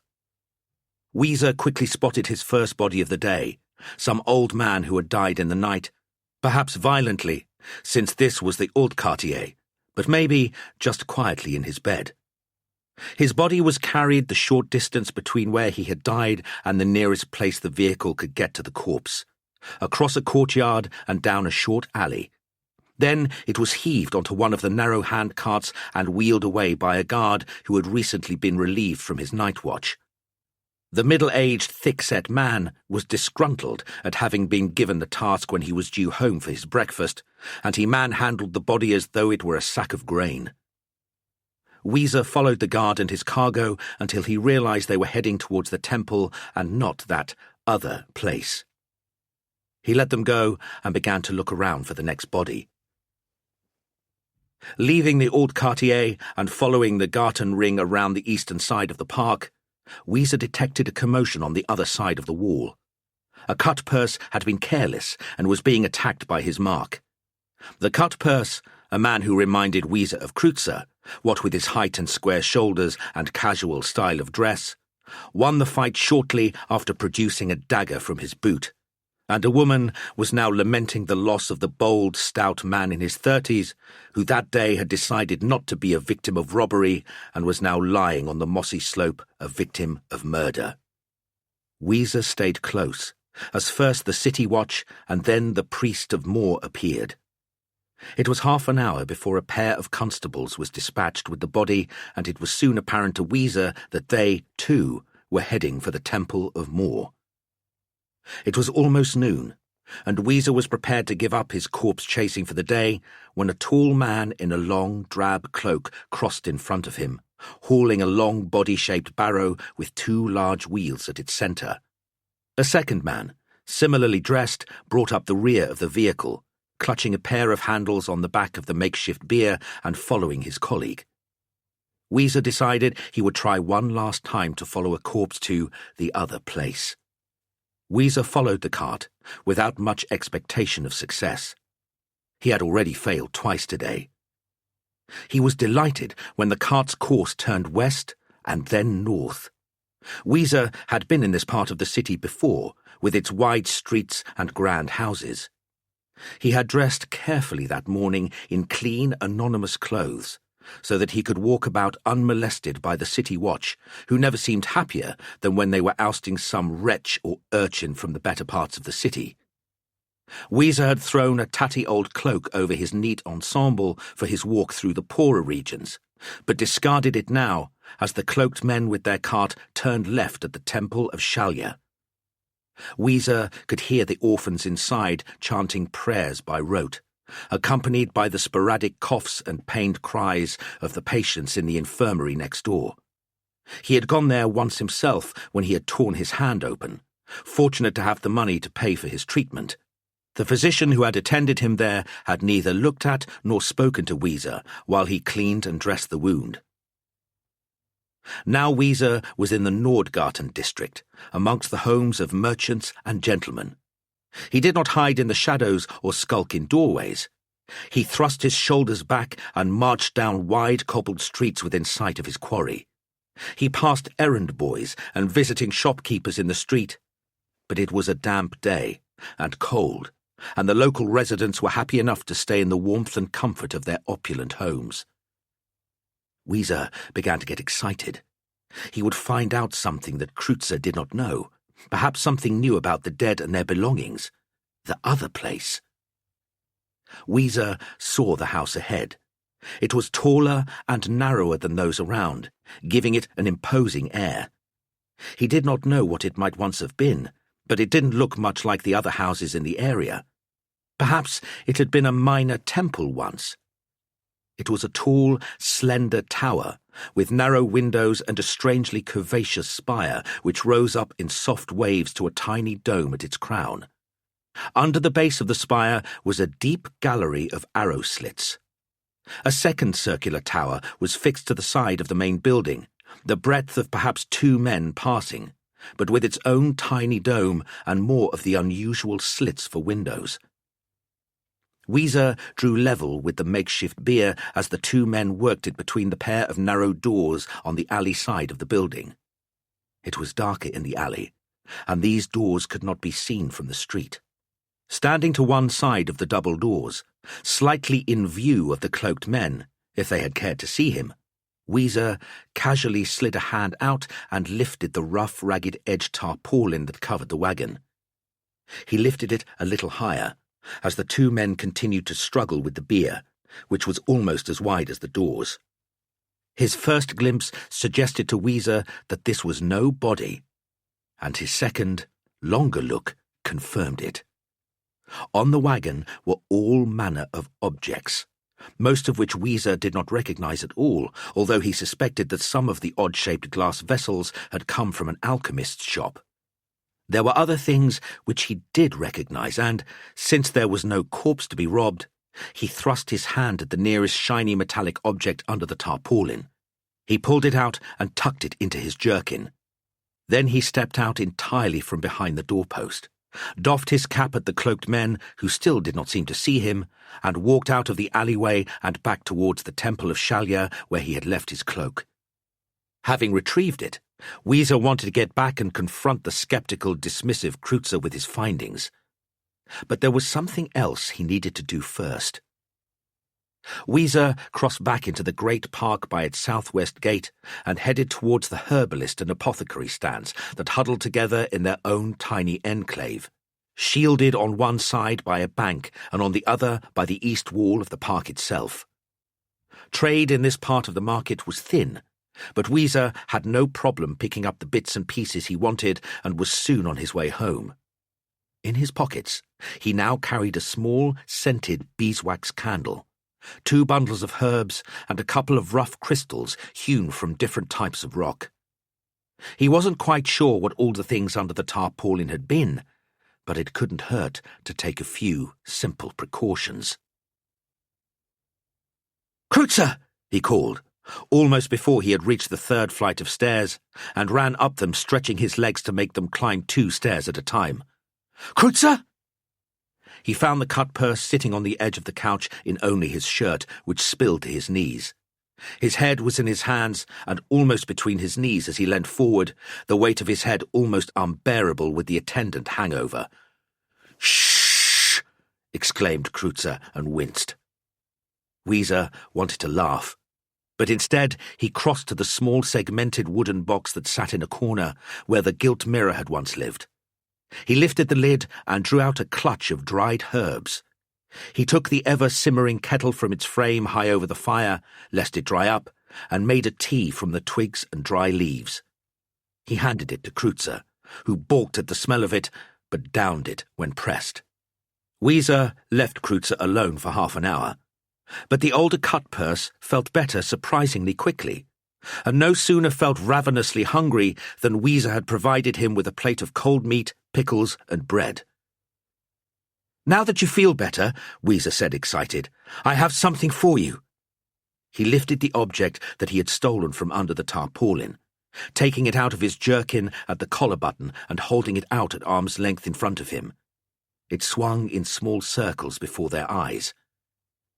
The thing Weezer had stolen was quite beautiful, and both of them gazed at it with equal hypnotic wonder. It was a chain, made up of large, flat, square sections, joined by fat gold links at the corners. Every square section was engraved like an elaborate belt buckle, each bearing a different motif or scene. In the centre of the chain, which was long enough to hang around a broad man's shoulders, was a larger ornament. "Like the chain of office the Graf wears on feast days," murmured Kreutzer in a husky undertone. "It's trying to eat itself," Weezer said, mesmerized. The ornament consisted of a great dragon or snake, forming an eternal circle by feasting on its own tail. Every scale of its armour-plated body was etched into the solid gold from which it was crafted. Its eyes were domed orbs of sightless ivory. "It's beautiful," breathed Kreutzer. "Take it, then," Weezer said, thrusting it at arm's length closer to Kreutzer's face. "And when you get tired of it, perhaps it can help with your quota." "The quota!" Kreutzer cried, leaping off the couch as if a fire lit long ago under the offending piece of furniture had finally penetrated its solid base and was now biting at Kreutzer's backside. "It's my day, and I haven't filled my quota! Sigmar's blood!" He snatched up the heavy trinket and thrust it into his shirt. Then he pulled on breeches and boots and his short leather coat and hurried out of the room, snatching up the cloth sack holding his other acquisitions before slamming the door behind him without another word to the youth. "Cursed thing!" Kreutzer yelled, storming back into the room with no regard for disturbing Weezer. He threw the trinket onto the couch. He wanted nothing to do with it. The man who will sell anything and deal in anything wouldn't touch it, and so my quota was lacking.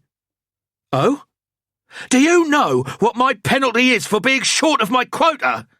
Kreutzer yelled, his voice still hoarse from the previous night's revelries.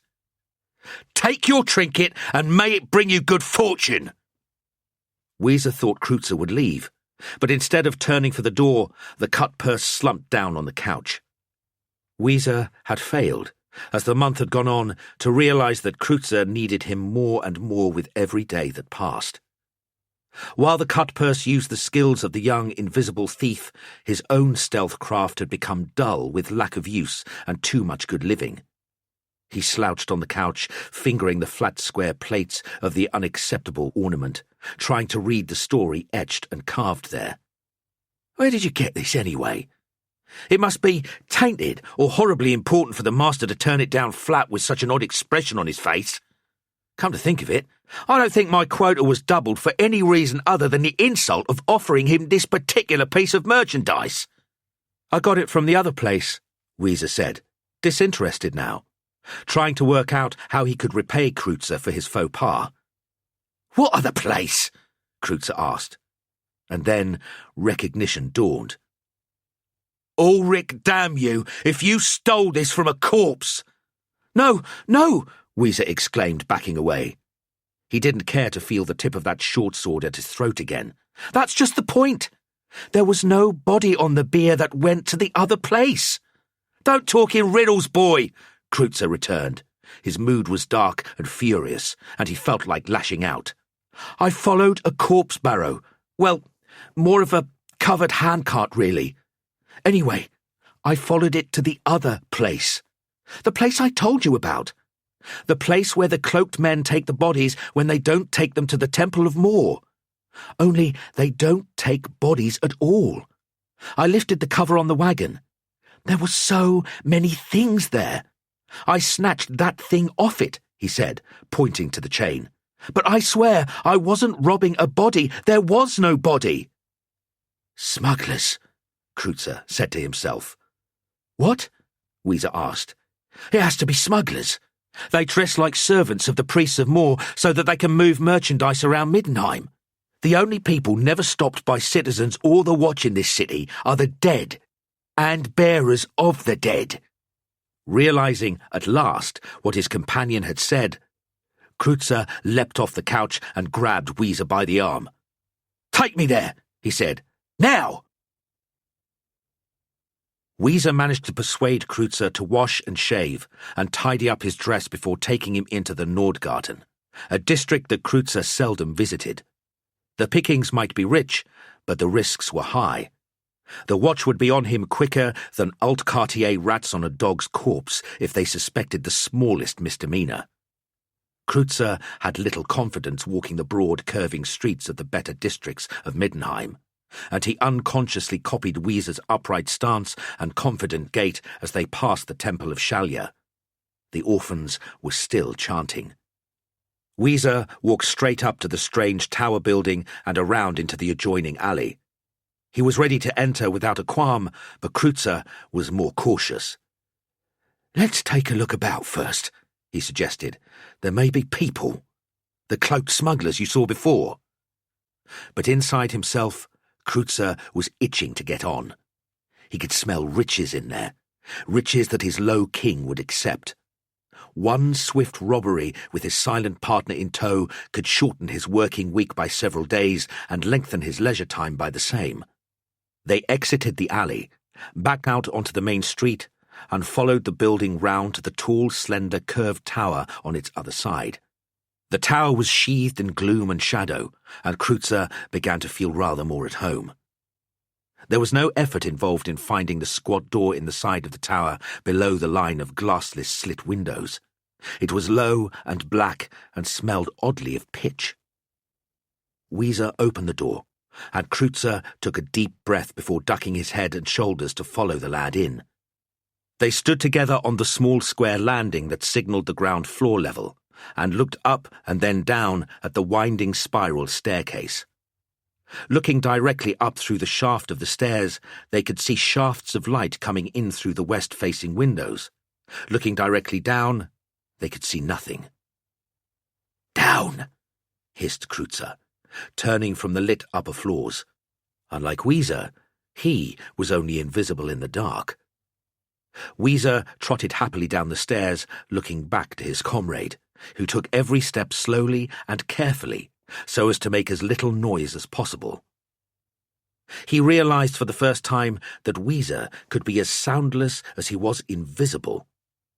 Kreutzer's own careful steps made a sloppy tack sound, while Weezer's footfalls were like a whisper. "Keep looking down," hissed Kreutzer, anxious that Weezer might walk into something and have them both killed before they had even seen a foe. They continued down the stairs, one flight, and then, just for good measure, a second. Weezer looked to where they were going, and the slow and nervous Kreutzer looked to where they had been. At the second floor below ground, Weezer stepped out onto a wider arched landing that led to only 2 or 3 shallow curved steps, and then, as far as he could see, nothing. He had reached the bottom. 30 seconds later, Kreutzer joined him, almost knocking him down the last few steps as he continued to keep watch behind them. There was still no light. There was a slight smell of spoiled milk, which Kreutzer didn't notice, but which Weezer thought odd in a room 2 stories below ground level. The air was very still and slightly chill, and while the steps down had been damp, the floor of the cellar room was perfectly dry, even dusty underfoot. Weezer steadied Kreutzer, whose widening eyes shone out stark and white in the gloom. Then he reached into his pocket and took out the beeswax candle, which he lit, filling the air with the pungent scent of spices, casting a pool of light around himself and Kreutzer and making shadows in the underground place. The cellar was a kind of circular lobby, and Weezer walked around it from one vaulted arch to the next. He stopped at each, examining the posts either side that made the doorways, and then moved on, completing the circle and not crossing the centre of the floor. Kreutzer had stayed resolutely where he was, looking back up the steps every few seconds as if he had a nervous tic. "This is just an entrance hall," Weezer said, "but there are more rooms beyond those arches." He undid the top 2 buttons of his jerkin and pulled out a large pouch tied around his neck with a cord. He took something from it that Kreutzer couldn't see. "What are you doing?" Kreutzer asked, before jerking his gaze anxiously back up the stairwell.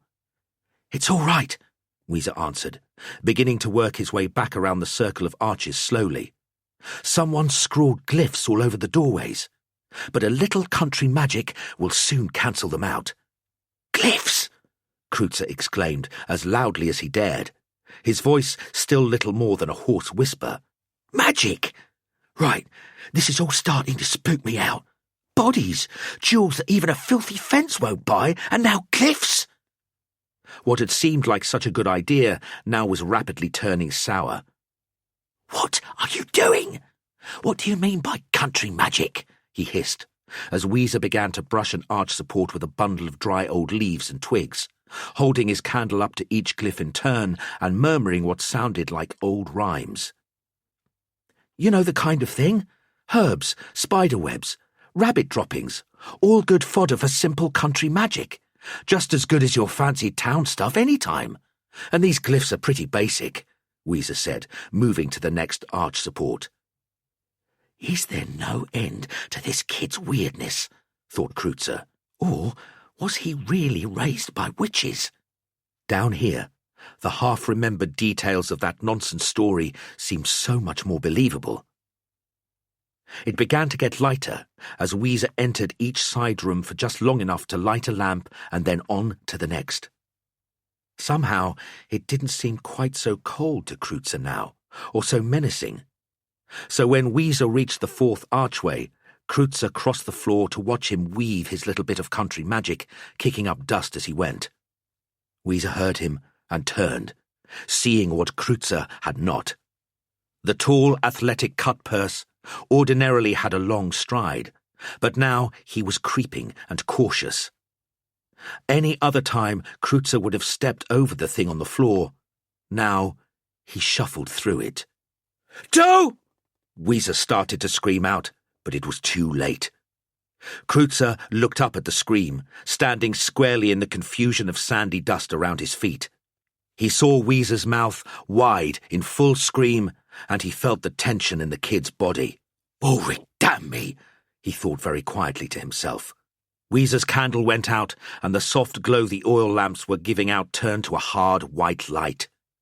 More white light filled all the rooms around the lobby, and for a moment Kreutzer thought he saw the glyphs on the arch supports whirling and dancing. Kreutzer could not move or speak, and Weezer's frozen face with his half-finished warning cry was locked in its strange and terrified expression. The moment seemed to last forever. "Don't let it end," Kreutzer thought, knowing that it must. "Out!" Weezer's cry finished, as 8 tall grey-cloaked figures emerged from the 8 archways. The man in the 4th arch from the left, standing right behind Weezer, was lifting his arms. Kreutzer could see bone-pale, wasted forearms and gnarled, taloned hands emerging from the cloak. He could see nothing of the face beneath the hood. Weezer stepped neatly to one side and stood against one of the tall columns that separated the arches, but the man kept coming, straight for Kreutzer. Kreutzer wanted to run. He wanted to run very badly. He could not. He looked at Weezer. The lad seemed to be shrugging. He looked at his feet. For the first time, Kreutzer saw what he had stepped into. The remains of an elaborate sand painting, crisscrossed with lines of black ash and swirls of cobalt, and purple crystalline sand that Kreutzer did not recognize. He recognized only that this was a trap and he was caught in it. "Why are they taking so long?" Kreutzer wondered, looking again at Weezer. There was something flying through the air between them. Kreutzer caught and snatched open the pouch Weezer had thrown to him. Seeing what it was, he dropped it onto the sand in disgust. An unlit scented beeswax candle and a bunch of dried twigs and leaves fell out of the pouch. Kreutzer laid his right hand on the pommel of the short sword which stuck out of his belt, under the back of his jacket. He took hold of the hilt and pulled it free high over his head.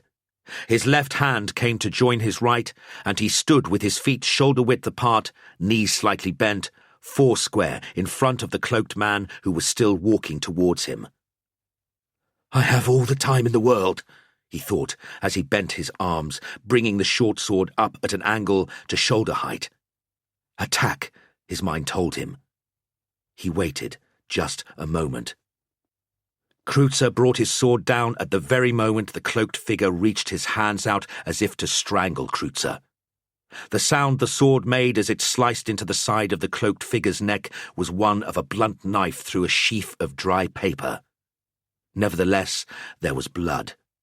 It gouted out of the wound in short, thick spurts, bright red in the white light, almost purple against the grey cloak. Stunned, Kreutzer lifted his sword to strike again.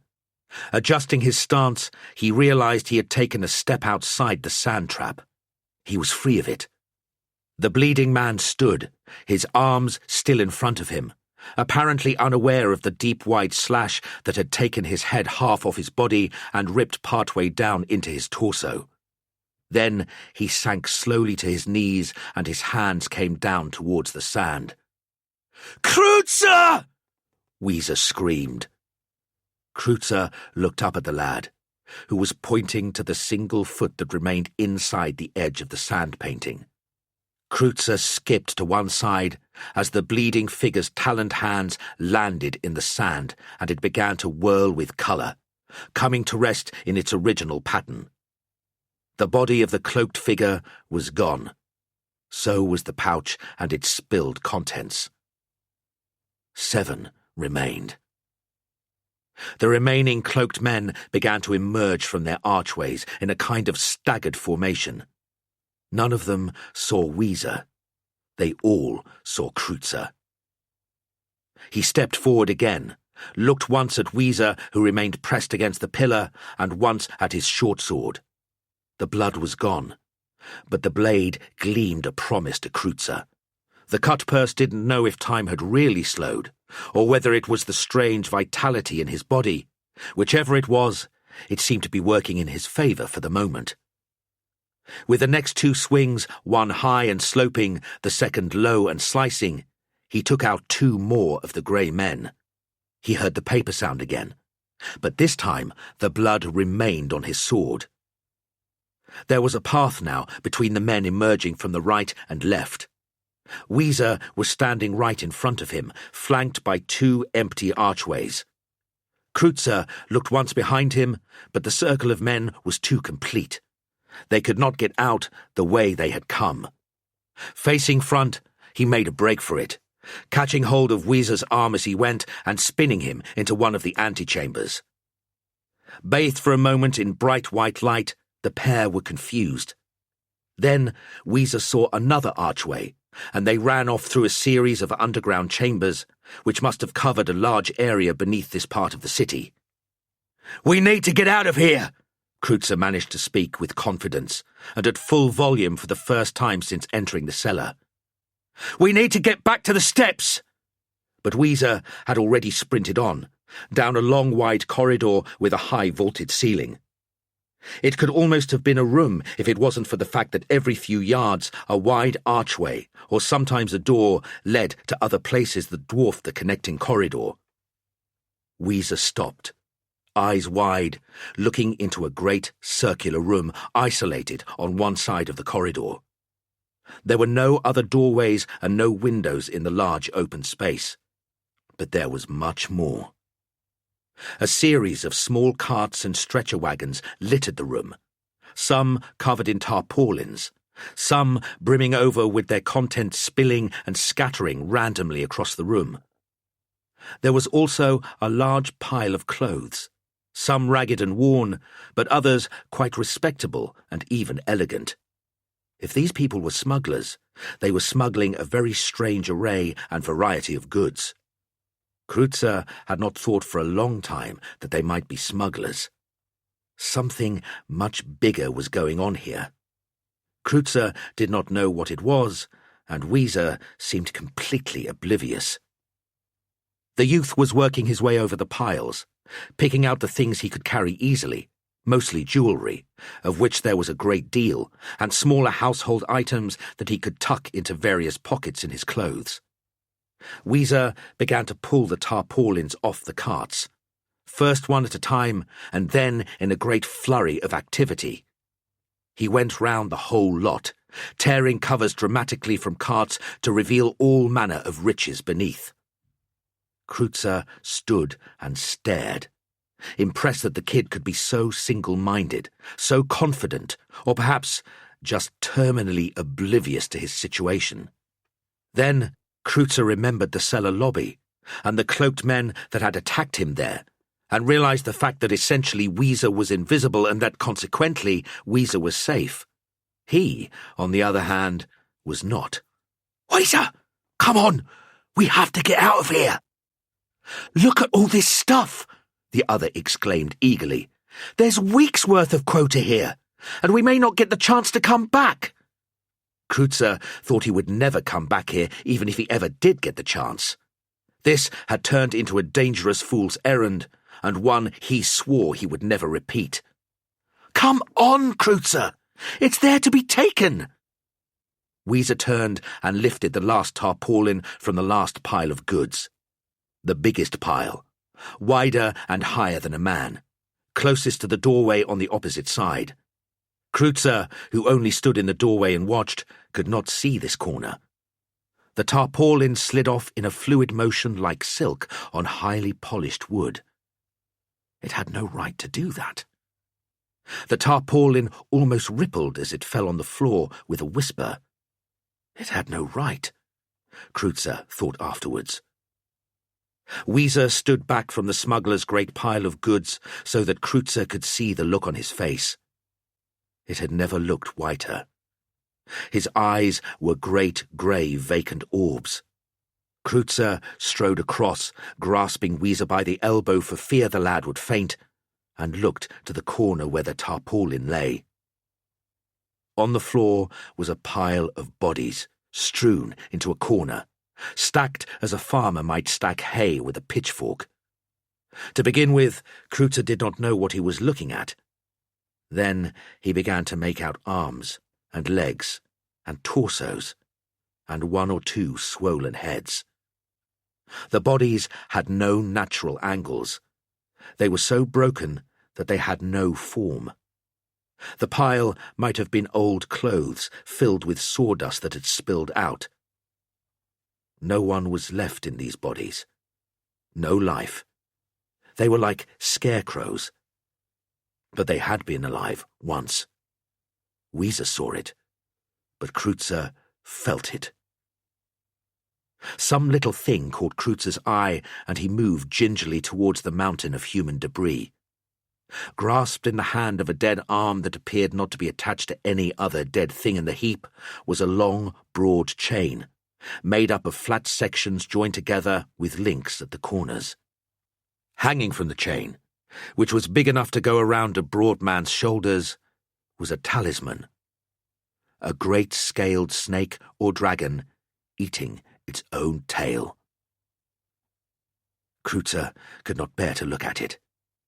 He turned the mesmerized Weezer around by the arm and began to march him away from this place. He would rather walk back the way they had come and confront the grey-cloaked figures than stay for a moment longer in this place.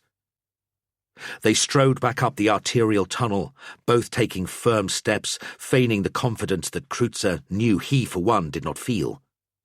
If he felt his fear now, he was dead for sure. He could not feel it, and he could not show it. There was nothing to hear, But the cool, slightly damp air of below ground had given way to the spoiled milk smell that wafted freely from chamber to chamber, becoming stronger as they neared the entrance. Kreutzer felt sure they must come upon some of the grey-cloaked men, but they did not. They walked solemnly, half scared, back to the place where they had come in. Weezer's sense of direction was unerring, just as it was when he was above ground in the city. They were soon back in the white-lit chamber that they had run from. Kreutzer had been waiting all the time for the grey-cloaked figures to follow them, but they had not. Weezer stepped out into the archway, which led back into the entrance cellar, Kreutzer close behind him. Before them they saw 8 grey-cloaked figures, all standing with their backs to the central sand painting that was whirling and coalescing. The sand was spinning like a small typhoon, rising up in spirals of cobalt, purple, and black among the yellowish grey of the dust. All 8 figures had their hands raised in a similar gesture to that of the first grey man that Kreutzer had killed. They could see 8 pairs of withered arms and gnarled hands, taloned but old and lifeless.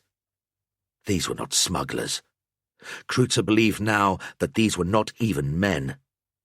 He had thrust his short sword into them, 3 of them, and killed each one. One had disappeared before his eyes. All 3 had now been replaced. Weezer began to walk around the circle as the sand began to swirl more slowly, and losing height, but not shape. The whirlwind laid itself out in another intricate pattern on the floor. As Kreutzer followed Weezer, his mind whirling with panic and unanswerable questions, he saw the weapons. Each grey man was now armed with a pair of blades. A long, elegant sword with a narrow edge and a heavily caged hilt, and a shorter, slender dagger with a viciously curved hilt that would do serious damage to any blade it might encounter. Kreutzer's hand flew to the pommel of his own short sword. He was never afraid of a brawl, but fighting off 8 unknown entities with a total of 16 blades was nothing short of madness.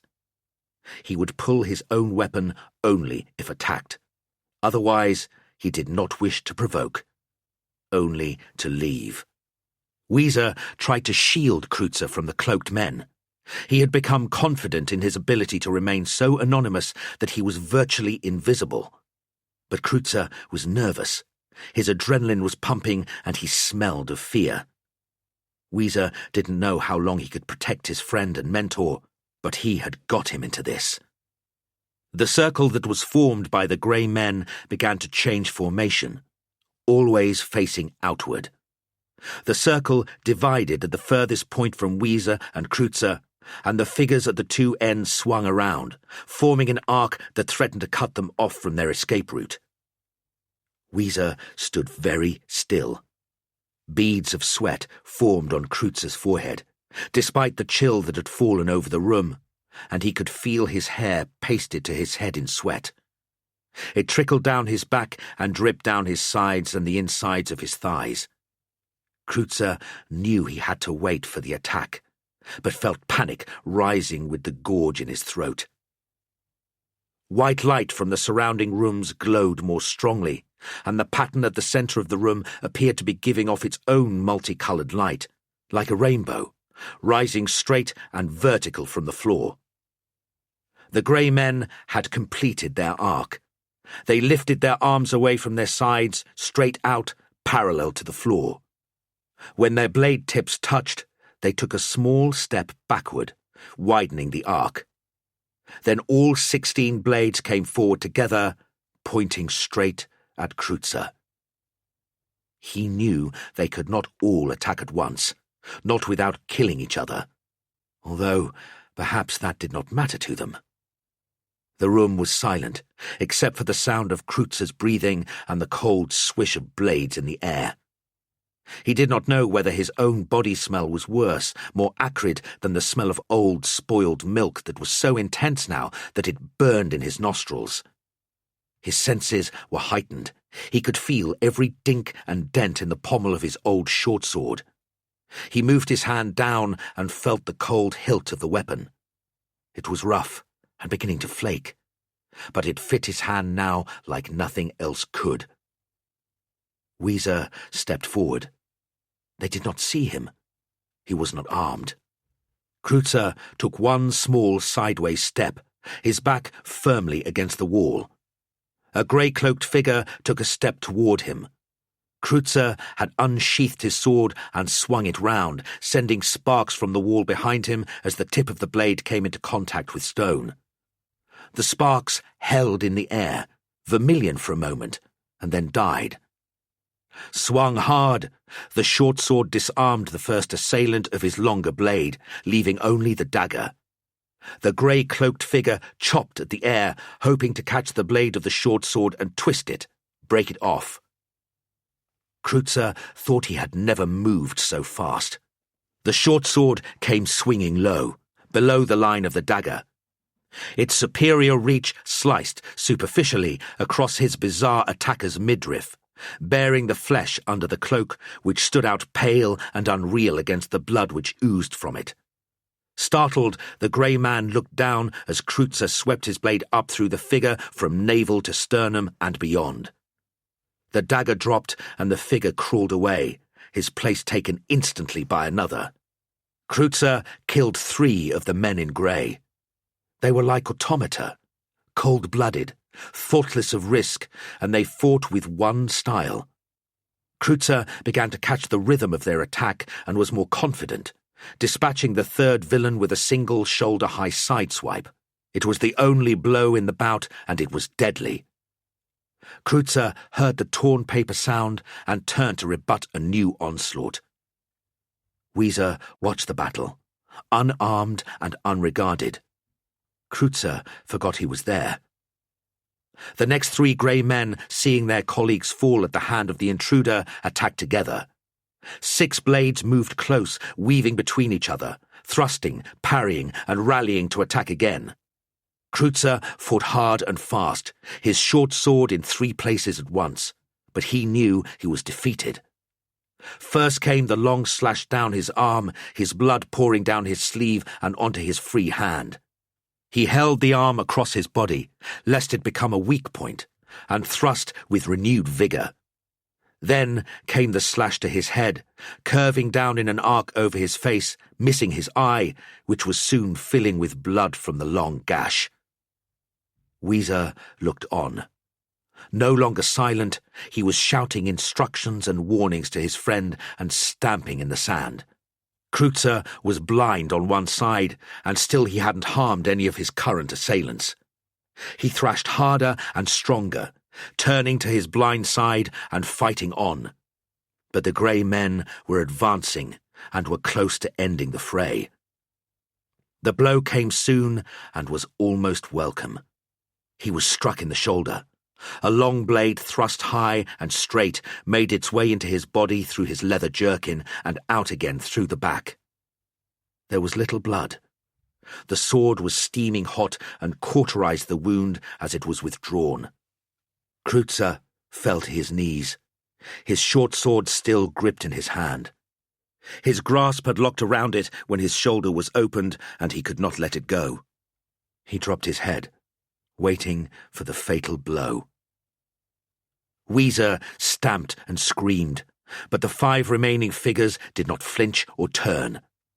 The youth let out a huge roar, ready to launch himself at the nearest grey man, but something made him look round. They took no notice of Weezer. They didn't see him. But there was something they would take notice of. Weezer took 6 fast strides, almost running to the centre of the cellar. Then he slid down onto his knees, through the multicoloured dust ornament that adorned the floor and which, until Kreutzer had dropped to the ground, had been giving off its eerie light. Dust and sand flew everywhere, and Weezer found himself in the middle of the sand painting on both knees, unable to move. He held his hands together, high in front of him like he was praying, and filling his lungs, he let out a blood-curdling cry, the like of which Kreutzer had never heard and hoped never to hear again. Kreutzer! The scream hung in the room, echoing in circles around the vaulted ceiling as though it would never escape. The grey figures were turning away from him as Kreutzer heard the second cry. Run! He did not think. He should have been dead, and he had no idea if he could even stand, but he had no choice. Weezer's screams compelled him. Kreutzer stood, his arms crossed over his body. He staggered slightly. The sword still in his grasp made him look like some iconic statue of a great warrior thief. He looked once at the backs of the grey men as they descended on the sand painting. He did not see Weezer. He turned and ran. He ran up the stairs, out through the pitch-covered door and into the alley beyond. He ran out of the Nordgarten and didn't stop running until he reached the tall derelict house in the north of the Altquartier. All the time he ran, he believed that Weezer was right behind him. The lad had played bait, given himself the job of decoy so that Kreutzer could escape. But the lad was invisible, and he would escape more easily than I, Kreutzer thought. Wouldn't he? Kreutzer waited for Weezer. He slumped onto the couch in the attic room and waited. When he awoke, it was fully daylight, and Weezer had not come. When he awoke the second time, it was dark. The blood of his open wounds had dried and was flaking off onto the couch below him, and Weezer had still not come. When he awoke a third time, he found the energy to wash in the cold water on the washstand. He ate from Weezer's windowsill larder. The bread was stale. The youth had not come. Kreutzer did not know how long he had been in that room, but his wounds were scabbed and the food on the windowsill was gone or spoiled. Weezer had still not come. When it came light again, Kreutzer pulled himself off the couch and straightened the cushions. He emptied the cold, bloody water out of the washbowl. After an hour or so, Kreutzer left Weezer's room, closing the door firmly behind him. On the stairs down, he noticed there were no footsteps showing in the thick layer of fresh dust. He slid out of the window, wounded shoulder first, and closed it firmly behind him. Kreutzer walked away. He knew, as surely as he had known the lad was a natural thief, that Weezer wasn't coming back. Mitterfrühl. A wolf in the fold. It was the milk girl who saw them first. On a late spring evening, 1 month past Mitterfrühl, the sky was a dark marble blue and the stars were out. Thousands of them, polished and glinting in the heavens. The Ganmark family had ruled the border town of Linz, a cattle market hub at the edge of the Drachwald, for 16 generations. 200 years before, the serving Margrave had established the manor at the edge of the Long Lake, 3 miles from the town. The manor house itself was a fine dwelling, with farmlands adjoining, a park and splendid prospects across to the dark stands of the Drachwald to the east. Lenya, the milk girl, liked working there. The work was as hard as it had been on her father's little farm, but to work at the manor house, to live in the manor house, it was almost like living at the Graf's palace in far Middenheim. It felt like she was advancing herself. Her father had always said it would be one of her many older brothers who made something of himself, but here she was, the last child, the only daughter, working at the Margrave's hall, thank you very much. She had a straw bed in the servants' wing, and the food was always plentiful. She was only 17, but they were good to her, cook, the chamberlain, all the senior staff. Even the Margrave had smiled at her once. Her duties were simple. In the morning, collect the eggs. At night, perform the evening milking. In the meantime, polish, clean, scrub, peel, or chop anything you were told to. She liked the evening milking, especially at this time of year. The spring sky was so clear, and the stars were, well, perfect. Her mother had always told her to count the stars when you had the chance, to make sure they were all there. If an old star went out, bad luck was sure to follow. As she crossed the stable yard to the dairy, she noticed there seemed to be more stars out that night than usual, like the speckles on an egg, or the twinkling bubbles on the lip of the milk pail. So many. And that beautiful blue one down by the horizon. New stars? A good sign, surely. Then she saw the other new stars. Stars in the tree line above the manor house. Burning. Hot stars. Like eyes. Like... Lenya dropped the pail. She realized they were torches. Flaming torches held aloft in the black, armored fists of 36 sinister horseback warriors. Even as she realized this, the raiders broke into a charge, thundering down on the manor house. They seemed to move like part of the darkness, as if the night was blurring, as if they were made of smoke. There was a strong scent in the night air, sweet but dusty dry. She cried out a little in surprise and confusion. Then she saw the other, smaller stars, the fires that were burning behind the matte black visors and in the sockets of the flaring infernal horses. Lenya Dunst cried out again. Fiercely, lustily, she cried out for her life. "In the name of Ulric, now we'll see some fine sport," Morgenstern announced, bellowing a laugh. Around him, in the stable block of the temple compound, his fellow Knights of White Company joined his laugh, and playful comments flew back and forth. 13 powerful steeds were saddled and near readiness for action. There was power in the straw-floored stone chamber, the bridled power of great horses and potent fighting men. 10 shillings, I'll wager you, Ansbach said with a chuckle. "I'll have badged my armour with the blood of the enemy by the first night." "Yes, I will," he roared at the hearty gainsayers all around. "I'll take that," Gruber said quietly. There was a stunned silence. Gruber was the oldest and most worthy of the company, and everyone knew how he disapproved of rakish Ansbach's wagering habits. But there had been a new spring in his step, a new fire in his eyes, since their great victory in the Drakvald before Mitterfrul. Jürgen, their dear lost leader, had been avenged, and honour had been returned to them. Of them all, Gruber most personified the reanimation of their spirits. "Well?" Gruber asked the dumbstruck Ansbach, a wry grin on his old lined face. Ansbach roared and stuck out a mailed fist. "Done!" he cried. "And done!" Gruber agreed with a more mirthful laugh. "Now that's the spirit of the company I like to see!" howled the huge warrior Morgenstern and clapped his hands together.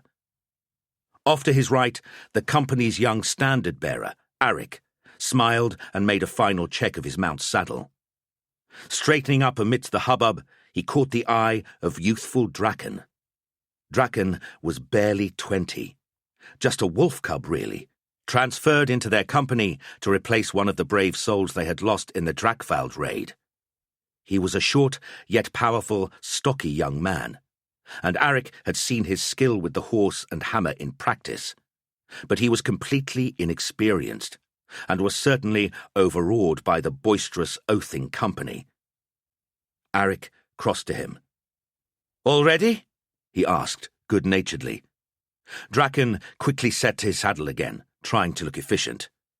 "Relax," said Arik. "It was only yesterday I was like you, a virgin to war and to the company of wolves like these.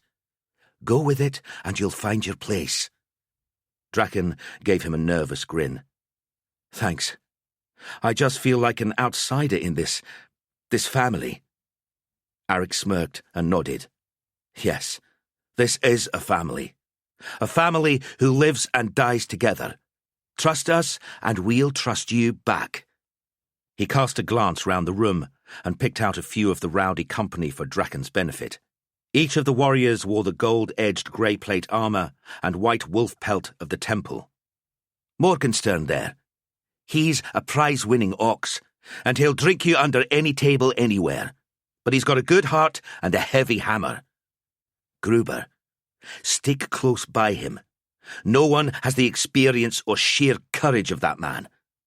Ansbach, never trust his judgment or take his wages, but trust his right arm. A fury on the field. Caspin, the red-headed fellow there. He's our surgeon, too. He'll see to any wounds you collect. Einholt and Schell. Why, they're the best trackers we have. Schiffer, Bruckner, Dorf. Great horsemen all. He paused. And remember, you're not alone in being new. Lowenhertz also transferred in same time as you.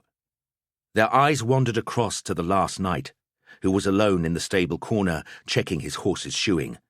Lowenhertz was a tall, regal-looking man, handsome and aquiline. It was said he had noble blood, though Morgenstern had sworn this was a bastard heritage. He was quiet and aloof, almost as quiet and reserved as Einholt, if that was possible. 10 years he'd served in the White Wolves, first in Red Company, then Grey. It seemed he had never found a place to suit him, or one that wanted him, perhaps. No one knew why he had come to them, although Ansbach wagered it was because he was biding his time until a command came up. Gruber thought so too, and that was enough for all of them. Lowenhertz? Murmured Draken. He's not new blood like me. He's had time in the companies, and he has an air to him. He frightens me. Arik thought about this and nodded. Me too. Their conversation was shut off by the slamming open of the stable door.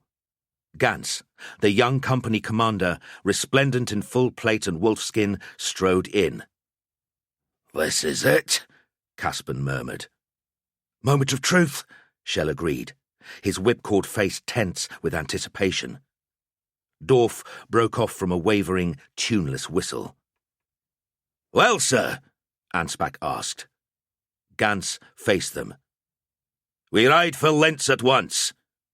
He had to wave down their cheering. "Enough! Enough, lads! It's not the glory we're hungry for.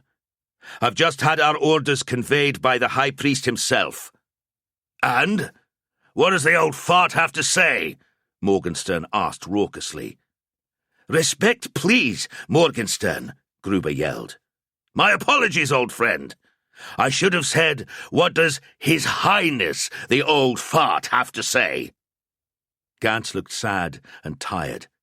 He sighed. 3 companies of Knights Panther have been sent out to Linz to hunt down these raiders and make sure no harm befalls the town itself. We must go to provide escort. "Escort?" Gruber said. The silence which followed was total. The Margrave, his family, and many of his household staff escaped the raid that burned his manor. As you know, Linz owes fealty to the Graf here in Middenheim, and His Excellency the Graf is most concerned for his cousin the Margrave's safety. A long story cut short, we are to escort the Margrave's entourage back here to the city to keep him and his safe. There was an audible, collective groan. "So, the Panthers get the glory," Ansbach mused. "They get to hunt down and battle these raiding jackals, while we get nursemaid duty." Gans could do nothing but shrug. "Technically, it's an honor," he began. Morgenstern said something both uncomplimentary and physically challenging about honor. "All right, old friend," Gans said, unamused. "Let's just do the job we've been asked to. Mount up! White Company rides with me!" It was 2 days' hard ride to Linz. Late spring rain, brisk and horizontal, washed across the meadows and trackways as they rode. Then the pale sun came out again. They could see the ruins of the Ganmark Manor from several miles away, and smell it even before that. Dark, almost oily smoke hung in the air like a sinuous rain cloud against the spring afternoon, and there was a curious smell, like sweetmeats and spices mixed with the ash from a funeral urn. Riding beside Gantz, Gruber wrinkled his nose. The young commander looked over at him. "Gruber, what is it?" Gruber cleared his throat and spat sideways as if to rid his mouth of the smell on the breeze. "No idea. Like nothing I've ever smelt." "Not in this part of the land," said a voice from beside them. Gantz and Gruber looked over to see the chiselled profile of Lowenherz. The tall knight rode in beside them, skilled and coolly measured. "What do you mean, brother?" asked Gruber. Lowenherz smiled a not entirely friendly smile. "My great-grandfather was a knight panther. Went on 2 crusades into those hellish distant lands of heat and dust. When I was a child, he used to tell stories of the ancient tombs and mausoleums, the dry, deathless things that haunted the nights. He told me stories. I remember them clearly. Stood in his old solar, where he kept his books and mementos, the old armor, the banners and gonfalons. There was always a smell in that old room. Mortuary dust, dry bones and the sweet pungent stench of the grave spices. He always told me it was the smell of death from the far-off tombs of Araby." He shrugged. "I can smell it once more, and so much stronger than I did in my great-grandfather's solar in childhood." Gantz was silent as their horses jogged on through the open meadow. Small green butterflies, early risers in the fresh spring, whirled in formation across their path. Gantz looked ahead, down the sweep of the valley, to the blackened timber skeleton, which was all that remained of Ganmark Manor. Smoke still curled up, like dark fingers clawing the air. "I take it as a personal favour, Lowenherz, if you didn't share such observations with the rest of the men." Lowenherz nodded curtly. "Of course, Commander." With that, he spurred his mount forward and rode ahead of them down the winding track. At the gates of Linz, an honour guard squadron of Panther Knights rode out to meet them, haughty and resplendent in their decorative high-crested helms and armour.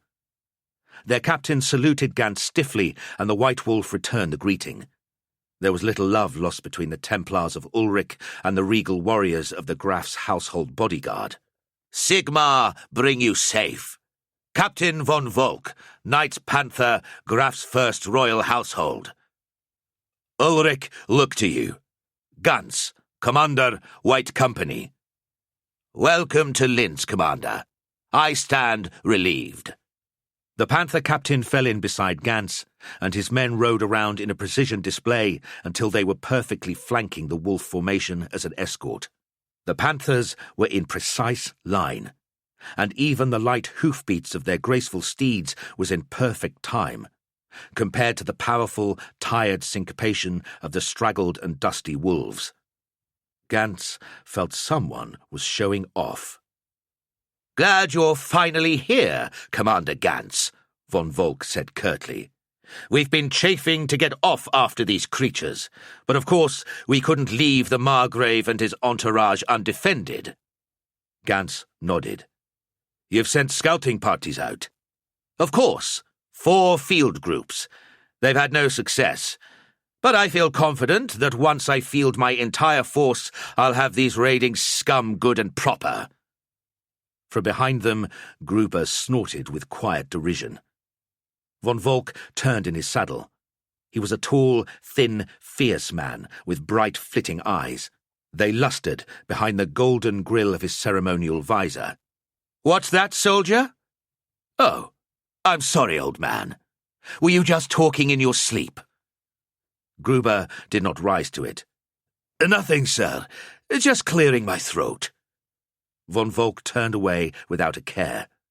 The silk draperies of his helmet's crest fluttered out behind him. "Commander Gantz, the Margrave awaits you in the Guild Hall. I'd like you to have him and his party away by dusk. And travel at night. Gans was all reason and charm. We'll leave at dawn, Captain. Even a raw recruit knows that is the best time to embark on an escort drill. Von Volk scowled. Mobilize your men and get on your way, Gans added. We'll take it from here. Good hunting. My dear, dear fellow, the Margrave of Lint said, pumping Gans's hand. My dear, dear fellow, how we've waited for you. Sir, Gans managed. The vast panelled chamber of the Guildhall was full of baggage crates and rolled carpets. Around it hung the 20 or so servants and staff who had escaped the raid on the manor. And presumably carried this stuff to safety, Gans mused. How, in the name of Ulric, do you roll a carpet during an attack? The Margrave, a portly, pale aristocrat in his late 30s, had put on his best robes to greet the wolves, but sticking out tufts of hair and an overwhelming scent of clove oil told that he hadn't seen decent sanitation since the attack. I asked for the wolves most particularly, said the Margrave. In my letter to my dearest cousin, the Graf, I requested wolves above all, a company of wolves. Oh, let the gaudy panthers do the hunting work, but give me wolves to see me and my family home. The panthers are fine warriors. They'll find your attackers, Gans said smoothly, not believing it for a moment. But assuredly we'll get you home. Now, how many are you? The Margrave ushered him around. We filled 3 coaches and 4 baggage carts. 16 servants, the luggage, plus myself, my children, and their nurse. He pointed to a pair of ghastly knickerbockered 5-year-olds who were thumping each other ferociously on a pile of rugs. An elderly and emaciated black-robed nurse watched over them. Hands and hearts, sighed the Margrave, clasping his palms together. Aren't they adorable? Unbearably, Gans said. And then, of course, there's my wife, the Margrave added. Gans looked round as indicated. Her ladyship was pouring drinks for the thirsty wolves herself from pitchers her servants carried. She was tall, shapely, and hypnotically beautiful. Her dark, ringleted, luxuriant hair ran all the way down to the extraordinary curve her hips made in her sheer silk gown. Her skin was pale, her eyes dark and deep like pools. Her lips were full and red, and... Gans turned back to look at the ugly children very quickly. They're not hers, of course, the Margrave continued. Their dear, dear mother died in childbirth. Gudrun and I married last year.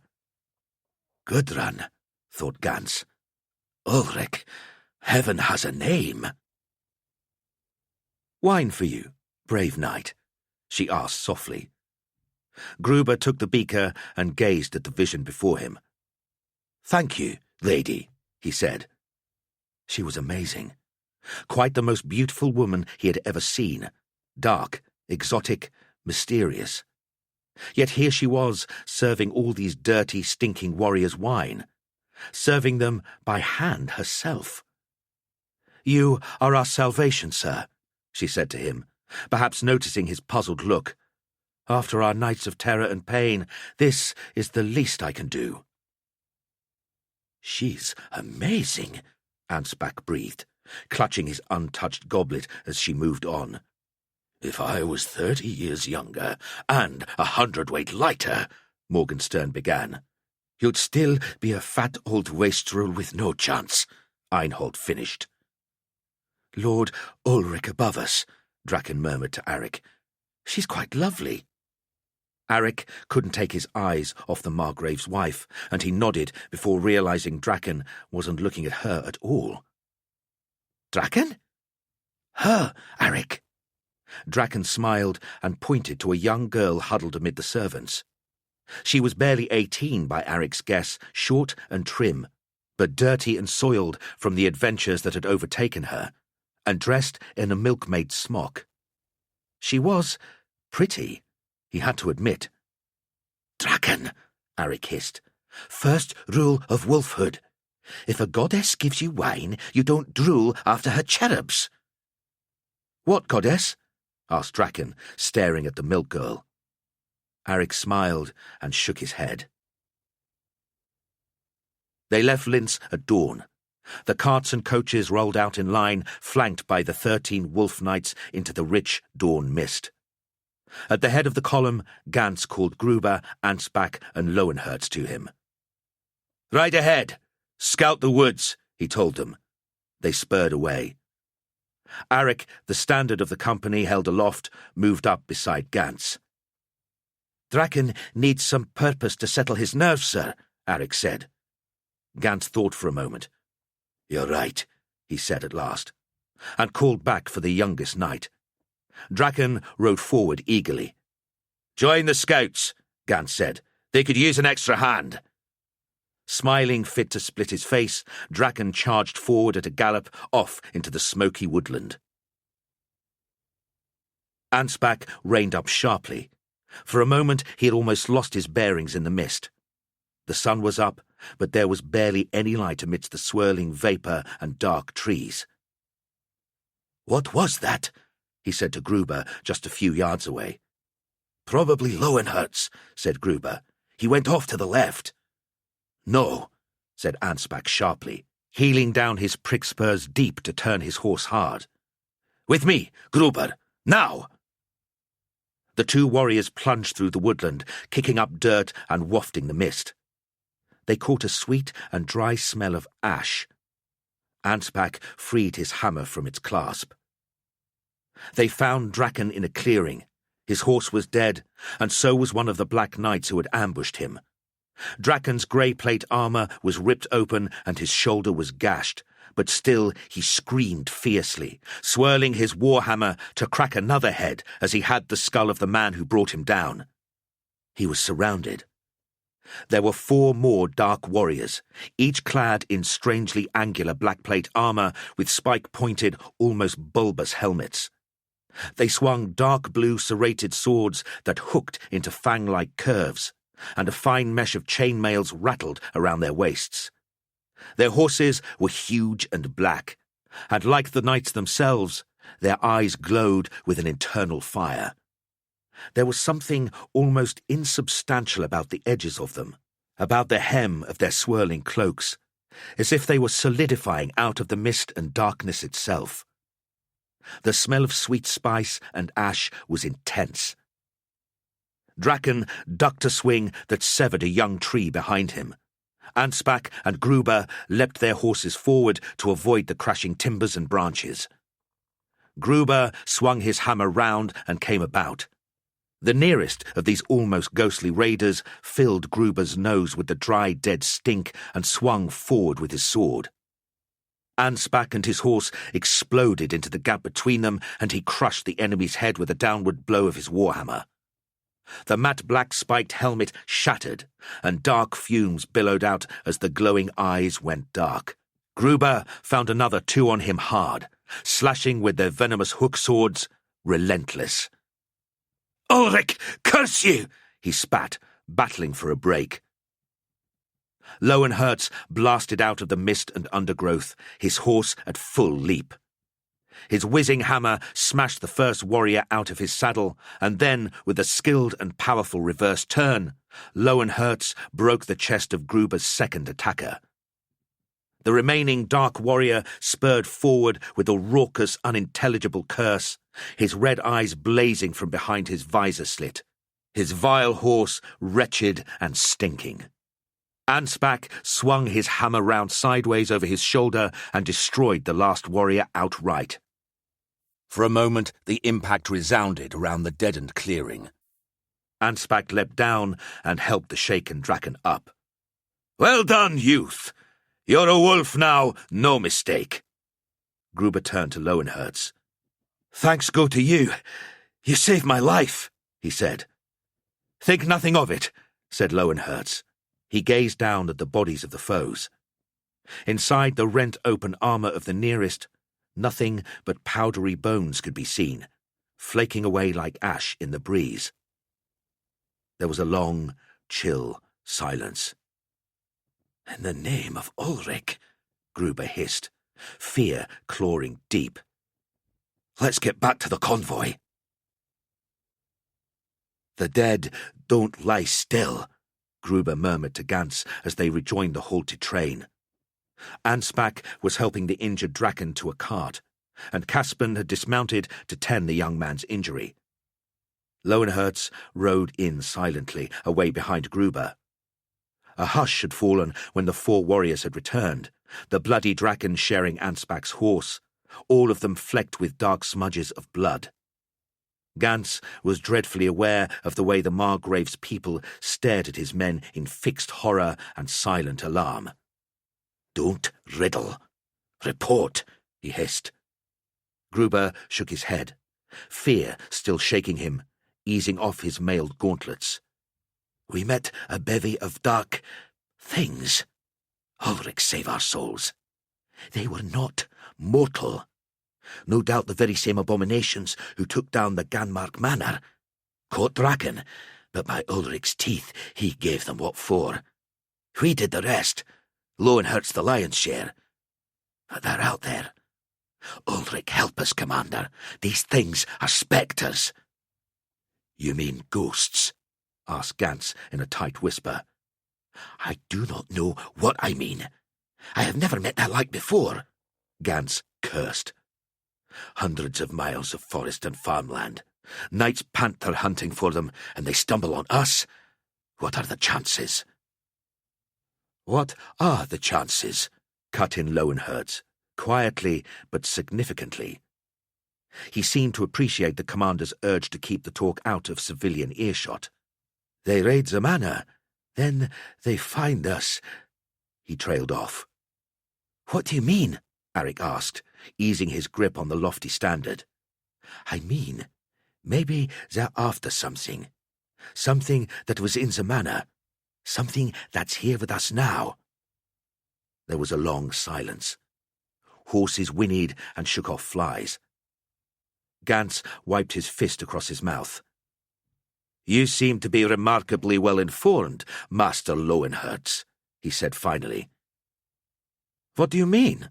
answered the knight, his eyes hooded. "You seem to know much of the ways of darkness," said Gantz frankly. Lowenherz laughed out loud. There was little humour in it, but it shook the clearing and made everyone look. "It is merely logic, Commander. These creatures have wit. They are not brute beast folk, not savage greenskins from the rock slopes. They move with a purpose.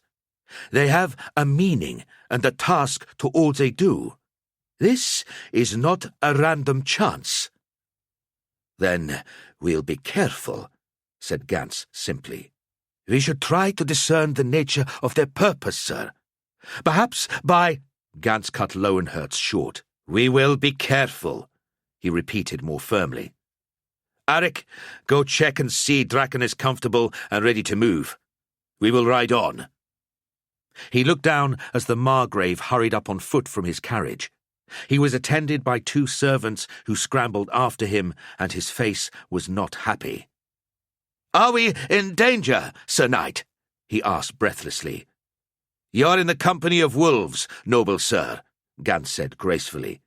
"You requested us, I seem to recall, and knew we would see you safe." "Aye, indeed. I don't mean to doubt, but still, are they still out there?" "On my honour, Margrave, on the honour of my men, and in the name of Ulric who guides us, we will be safe." By his side, Gruber sat back in the saddle. He was still shaking from the combat, his pulse thundering. Too much, too hard for an old man, he thought. His eyes scanned the carriage train as they made ready to move out. In the door window of the Margrave's wagon, he caught sight of the nobleman's wife. She gazed out from the shadows, a wicked smile on her lips. Gruber looked away. He wished to dear heaven he had not seen her look. Arik rode back to the cart where Draken was being minded. It carried several of the kitchen staff and the elderly nurse of the noble children. Draken did not seem to notice. The milkmaid Lenya was vigorously helping Caspin dress his wounds. "Keep them clean and dry, and watch for infection," Caspin told her. "I know what to do, red hair." She nodded curtly, obediently. Lenya stared aggressively down into Draken's eyes, as Caspin got down off the wagon and balled up a cloth from the bowl of water to wring it out. "I'll look after you, Wolf. Don't worry. I've tended to my brother's wounds and scrapes often enough. Many worse than this," she said. I thank you," said Draken, a foolish smile on his face. Arik watched them, chuckled, and rode back to Gans. "Draken's happy as a cub," he told the commander. "Then we ride. Move on," cried Gans. "Move on!" At nightfall, they camped on a rocky slope overlooking a bend in a nameless stream. The wolves built watchfires all around the perimeter and stood in guard shifts all through the night. At midnight, Gans did his round of the duty. He passed a few moments with Einhold and the hulking Bruckner at their posts as the rest of the party settled down for sleep. Crossing to check on Arik, Gans saw a dark shape out beyond the edge of the firelight. He stiffened and crept out into the darkness, his hand sliding his hunting knife from its sheath. "Lowenherz!" he hissed. The knight turned in surprise, lowering a beautiful brass astrolabe through which he had been sighting the heavens.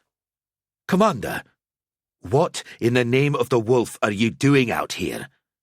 "It is difficult to take accurate readings close to the firelight," Lowenherz began. "Readings? Of the stars, Commander, to see if any strange patterns or manifestations could be discerned. My great-grandfather taught me that celestial signs and augurs accompanied the machinations of the deathless ones." Gans cut him off, angry and snarling. "I now see why you have never made command yourself. They don't trust you, do they? Our temple elders don't trust you with the lives of men because you are too far gone, too close to the darkness itself." Lowenherz paused and frowned. "Oh," he said at last, "I see. Commander, you think it's me, don't you? You think I am part of this danger?" began Gans, wrong-footed. Lowenherz laughed as if at a truly rich joke. "Forgive me, sir. I am just what I seem to be. A loyal servant of Ulric whose mind sometimes asks too many questions. My father was a night panther. He died at Antler Hill, torn open by the hounds of chaos. I have always sought to be one step ahead, to know more of my foe than they know of me, to serve the temple as best as my body and mind are able. I would not have you distrust me. But if I can serve you and you can trust me—" There was a long silence. Gans extended his hand for the astrolabe. "So, have you found anything?" he said quietly. Draken curled up in the rolls of carpet behind the wagon and relaxed in the firelight. A shadow fell over him and he blinked up out of his half-slumber. Lenya was there, her smile luminous in the shadows. "Are you thirsty, knight?" she asked. "My name is Draken," he said. "Krieg Draken. I wish you would call me that." "I will, Krieg, on two conditions. One, if you tell me you're thirsty, and two, if you call me Lenya." "I am thirsty, Lenya," he said softly. She snorted and turned away to fetch a drink. Draken settled back and closed his eyes. His shoulder ached, but all in all, this was turning out to be a fine debut as a white wolf. A shadow fell across him again. "I hope the water is cool," he began, then tailed off when he realized it wasn't the returning Lenya. The old nurse crouched down by him. "Come now, my little pet," she said warmly. "Oh, but I know I'm not so handsome as young Milkmaid. but I care as much for the well-being of my guardians, and you have had a long day." Draken relaxed and smiled. Her tone was so reassuring and calm. No wonder she made her life as the custodian of children. "I only stopped to bless you, my lamb," she said, and reached into the neck of her smock. "I have a lucky charm, given me by my mother years ago. I would have you take it in your hand to speed you to health." The nurse held out a glittering amulet, attached to a long cord around her neck. Its mount was pewter, but the thing itself was a curve of glass, shaped like a claw, a fragment perhaps of something else, something very old. "Always brought me luck and health," she said. He smiled and took it in his hand. It felt warm. "Now, blessing be on you, my poor, wounded knight. The blessing of all the gods." "Thank you, lady," Draken said. He felt warmer, safer, more whole. "Now Lenya returns with a cup of water," said the nurse, taking back the charm and getting up. "You'll have no more time with an old fool like me. Be safe, knight." "Again, thank you," said Draken. Then Lenya was at his side again, offering the cup to his lips. "Old Maris fussing over you again," she said with a grin. "She's so kind. The children dote on her. The Margrave was lucky to find her last year when he needed a wet nurse." "She's a fine old lady, and very caring," said Draken between sips. "But I know who I would wish to have care for me." "Do you make a habit of spying on women?" asked the Margrave's wife with a delicious curl to her lips. Gruber stopped in his tracks and fumbled for the right words. "I was patrolling the camp, my lady." "And that brought you back behind my carriage as I was dressing for bed," she returned. Gruber turned away, too conscious of the fact that he was in the company of a woman who wore little more than a satin shroud. "I apologize, lady. "Oh, hush, knight," she said with a chiming laugh. "I'm flattered. A man as worthy and distinguished as you would blush in my company. I appreciate your efforts. We are all in your care." Gruber shifted awkwardly and then turned to go. "What is your name, knight?" "Wilhelm Gruber," he said, turning back. He felt suddenly bold. "Who are you, lady?" "The wife of the Margrave of Linz, unless that had passed you by," she replied, laughing again. "Is that all?" he asked sharply. She said nothing in return. There was a long silence. "You'd best return to your patrol, Gruber," she said at last. "I don't know what you think I am, but I'm not happy about the implications." "Neither am I, lady," Gruber said as he strode away. "We'll see." Gantz watched the stars through the polished lenses of Lowenhertz's astrolabe. He was about to ask the name of another constellation when Lowenhertz gripped his arm hard. "What?" "Quiet," hissed Lowenhertz. "You smell that?" Gantz inhaled. The sweet, ashy flavour of death was unmistakable. They ducked low and saw the glowing eye slits of warriors moving down in the vale by the stream. "I have nothing but my knife," whispered Gantz. Lowenhertz tossed him his warhammer and pulled a long war axe from his saddlebag. "Give the word, Commander. They've come back for us." It was a dark blur of night and firelight. Gantz thought he counted 15 of the foe as they charged the camp from the east on foot. They were silent, the shades of the dead. Gantz was not silent. He bellowed his warning as loud as his lungs could bear, and he and Lowenhertz leapt across the streamside rocks to meet the silent charge. The camp came to life. Hallowing answers came from the sentries and roars from the sleeping men as they roused. Screams and cries rose from the terrified civilians. Einhold met the first of the attackers, blocking and whirling his warhammer as he bayed out a call to his wolf brothers. In 5 seconds, Bruckner and Aric, the other 2 sentries on duty, were by his side, blocking the passage between the crackling watchfires against the red-eyed ghouls that swept out of the night. Gans and Lowenherz were with them a few seconds later. There were at least 20 of the attackers now, Gans was certain, but it was so hard to disentangle their dank shapes from the night, or their flashing eyes from the blazing fires. It was as if they were made out of the night itself. A gleaming jet blade whistled past his head, and Gans swung back to guard himself. In doing so, his feet slipped on the earth, and he half stumbled. The Dark One rose up over him, blade poised. Morgenstern, only half-armoured and bedraggled from slumber, burst through the darkness and laid the creature low with a 2-handed hammer blow of huge force. Gans leapt up and called his thanks to the man-mountain who was already driving on into the press. He saw Aric fall, gashed in the shoulder.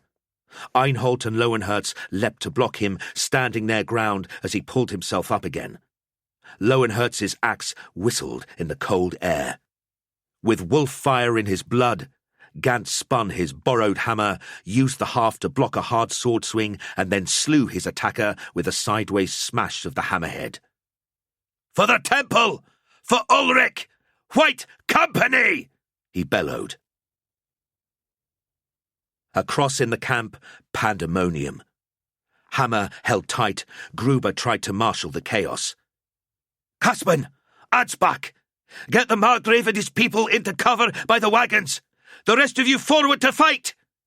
Screaming servants and crying children ran in every direction. Cookpots and fire hearths were upset and kicked over. "Damn it!" Gruber cursed.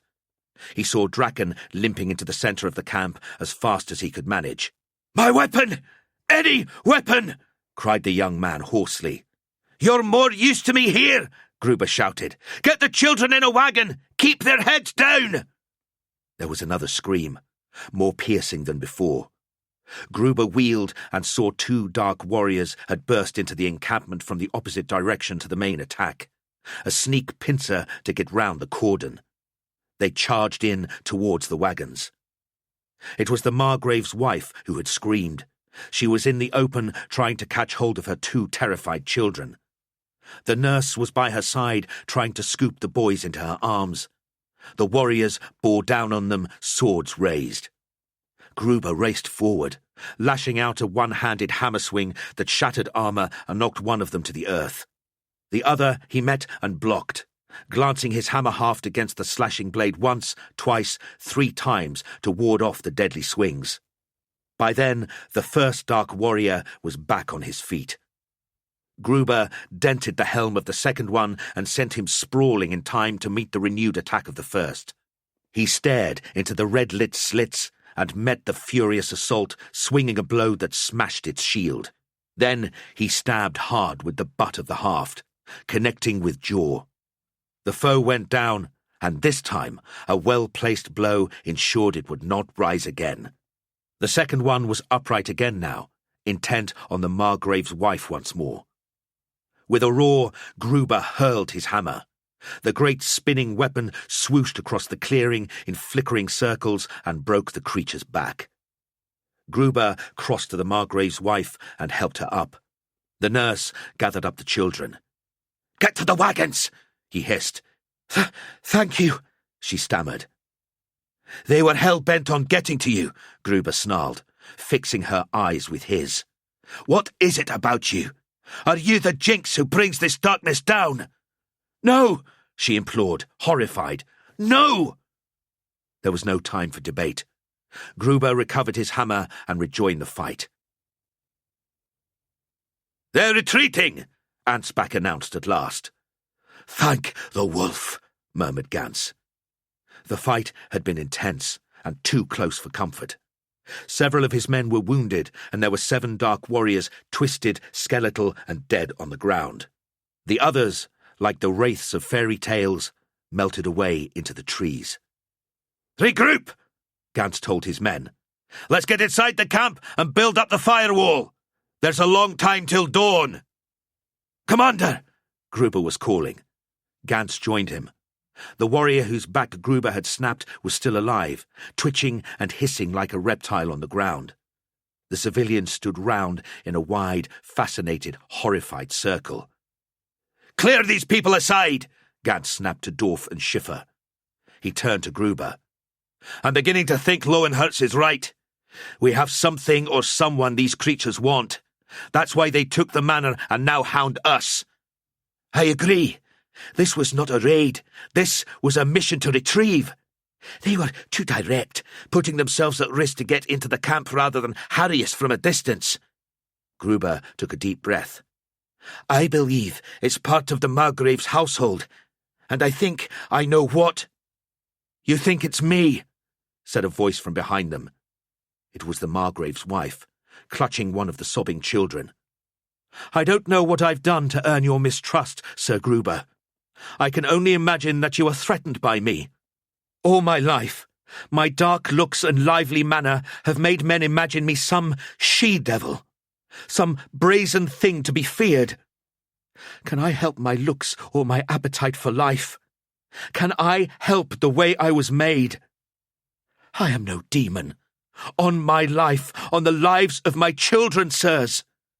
I am not the root of this." Gantz looked over at his second-in-command. The older, white-haired man dropped his gaze to the earth. "Seems both of us have jumped to conclusions today, old man. Both of us wrong." "You too?"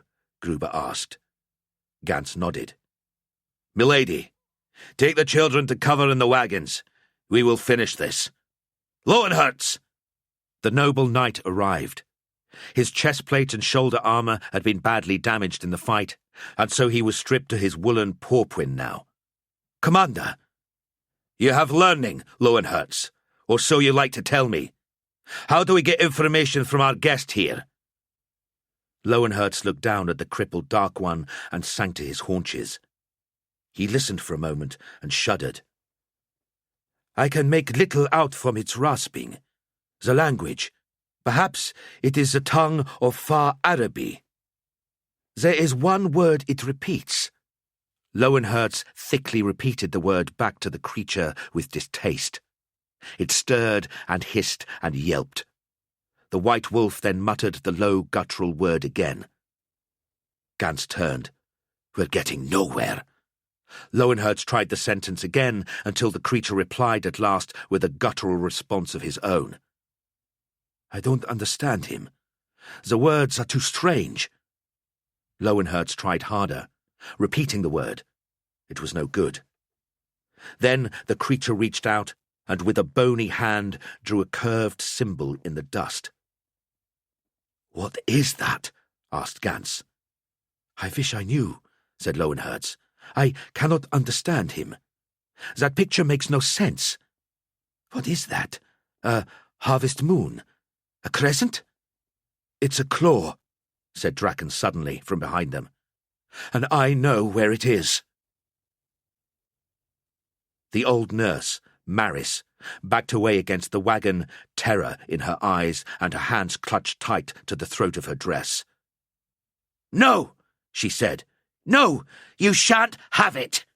Gantz looked round at Draken and Lowenherz at his side. "She's just the wet nurse," he said. "She has the amulet, shaped like a claw. She blessed me with it," Draken said.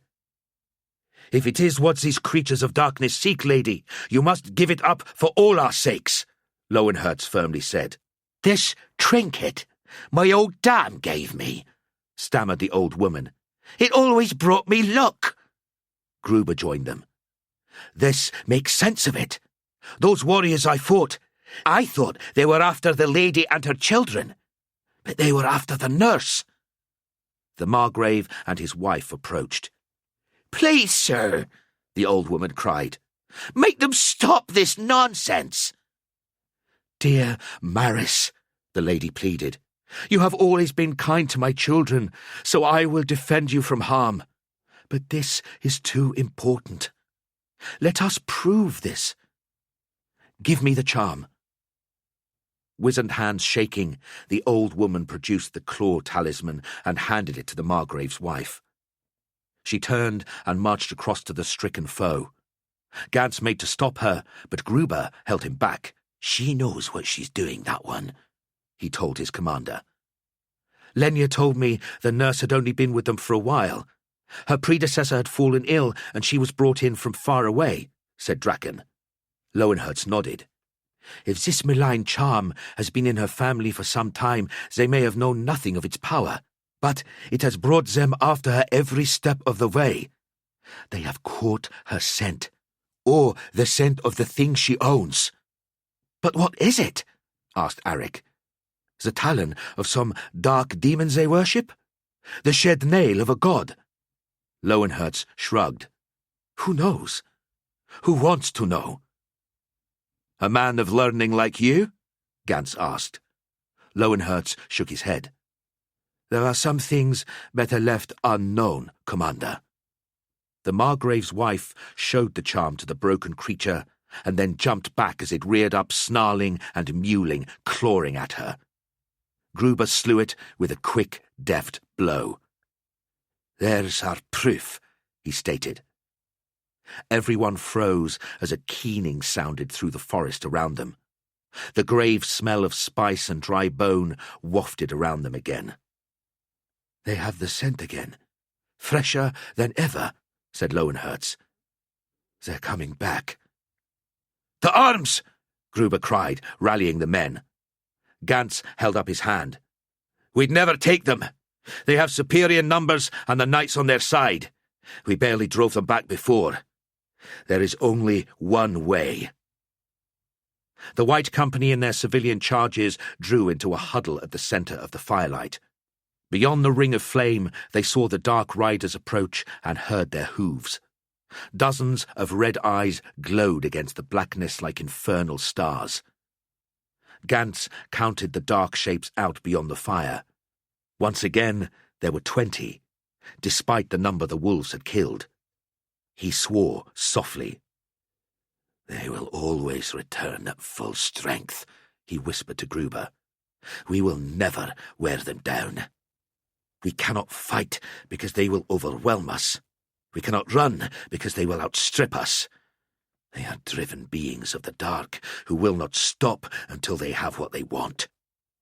The foe stood beyond the flames, a ring of evil forms that circled the camp entirely. The sweet ashen smell was wretched. "Then what do we do? Fight to the last? Die in the name of Ulric?" Gruber whispered. "That, or deny them," said Gantz. "Perhaps this is the only chance for survival we have." He took the charm and stepped forward so that the dark riders could surely see him. Then, before they could react, he set it on a rock and swung Lowenhertz's warhammer up and round in a powerful over-shoulder swing. The riders screamed in horror with a single voice. The hammerhead crushed the talisman. There was a burst of light and a flash of green eldritch flame. The blast knocked Gantz backwards and vaporized the head of the hammer. The talisman was gone. Red lightning, like electric blood, speared around the clearing horizontally, and there was a fierce hot wind. The wraith-like creatures shrieked as one, twisting, swirling in the air like flapping black rags, until they were at last whisked up into the darkness of the night and were gone. 4 days' grueling drive brought them back to Middenheim. White Company escorted the Margrave's party right to the Graf's palace, where they were to be cared for and tended. There were many partings now. As the Margrave effusively thanked Gantz time and again, Gantz found his eyes wandering the courtyard. He saw Draken, sheepish and clumsy, kiss the feisty servant girl Lenya goodbye. Not for the last time, Gantz was sure. He saw Morgenstern and Ansbach horseplaying with the children, and Arik consoling the frightened old woman Maris, and Gruber stood with the Lady Margrave. "Forgive me, lady," Gruber was saying softly. "I mistrusted you, and that is my shame." "You saved my life, Sir Gruber," I'd say we're even." She smiled, and his heart winced again. "If only you were younger and I was free," she murmured, saying what he was thinking. Their eyes met, fierce for a second, and they both laughed aloud and said farewell. In the great darkness of the temple, the wolf choirs were singing low, heartfelt hymns of thanks. The voices hung in the still, cool air. Lowenherz was knelt in prayer in front of the main altar. He looked up as he heard the footsteps come up behind him. Gans looked down at him. In his hands he held an object wrapped in an old wolf pelt. "The panthers will be most aggrieved we stole their thunder," Lowenherz said as he rose. Gans nodded. "They'll live. And to think we thought we were going to miss the action." There was a long pause. Gans fixed him with a gaze. "I suppose he'll be transferring again now." Lowenherz shrugged. "Not if you'll let me stay, Commander. I have looked for my place for a long time. Perhaps it is here, in this company of wolves." "Then, welcome to White Company, warrior," Gans said. "I will be proud to have you in my command." "I must see the priest armorers," Lowenherz said.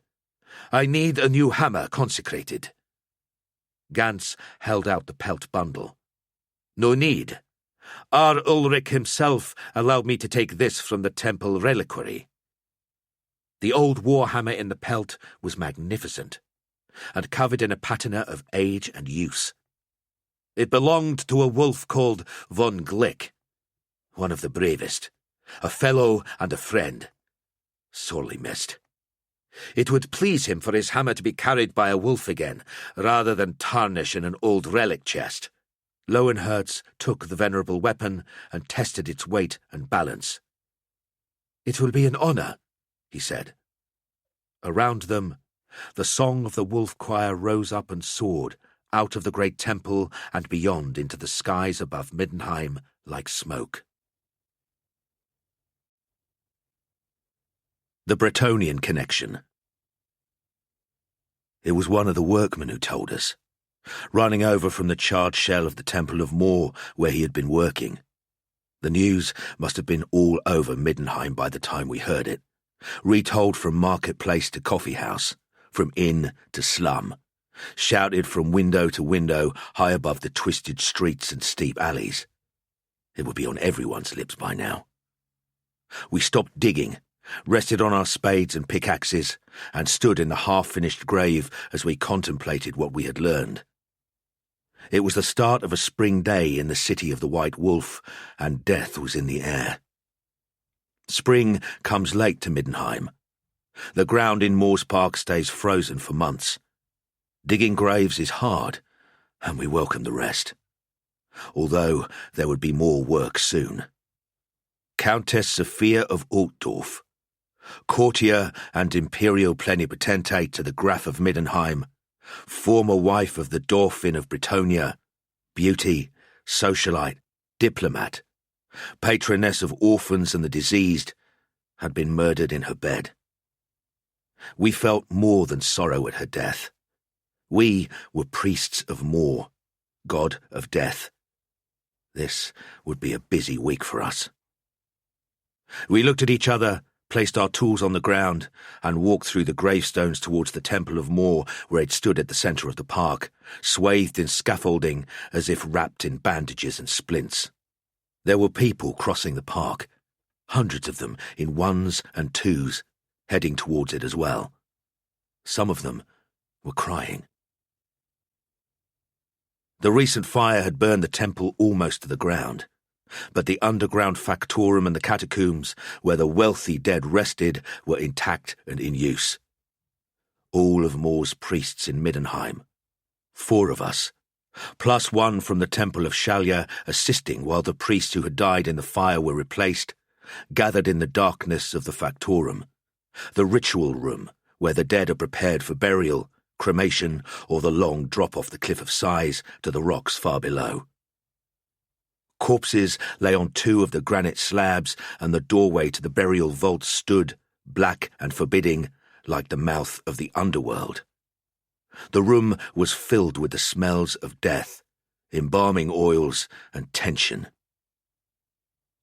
Father Ralph came slowly down the steps into the factorum, clearing his throat noisily. The high priest's chain of office hung heavily around his neck, and he fingered it as he looked at us. Approaching 60 and with bad arthritis, he had never expected to rise as high as this job and didn't particularly welcome it. But there had been nobody else. All the other priests were too young, too inexperienced. Or me. He didn't like me. That was fine. Nobody liked me. Many days, I didn't like myself either. "I'll keep this short," he started. "I'm sure we're all shocked by the death of Countess Sophia, but the job of the temple is to provide moral and spiritual reassurance at a time like this. We must be strong, and be seen to be strong." He broke off for a fit of coughing, then resumed. "I myself will see to the late Countess's funeral arrangements. Pieter, Volmar, and Olaf, you stay in the temple. There will be many mourners. They will need your presence and counsel. The rest of you will attend to normal business." "The rest of us," I said, "is 2 of us." I gestured at myself and brother Jakob. "And the Countess's murder won't stop ordinary people from dying." Father Ralph glowered at me with his rheumy eyes. "These are exceptional times, brother. If you had not burned down the temple, then perhaps your workload would be lighter." I thought about reminding him that I'd burned it down partly to save his life, but it wasn't a good idea. Not today. Not with this mood in the air. Ralph might be inexperienced at running things, but he was keen to make his authority felt, and prone to overreact. Best to let it go.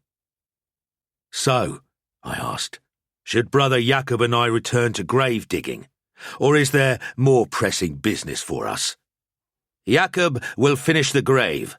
As for you, a flop house in the Altkartier, Sargans, has sent word that a drunk beggar has died there. You seem to have a fondness for such people. Deal with the body. And, brother, don't make a mountain out of it.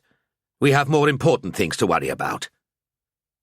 I waited while the others left, filing up the stairs into the daylight and the crowd of mourners outside. Jakob hung back as well. I felt sorry for him.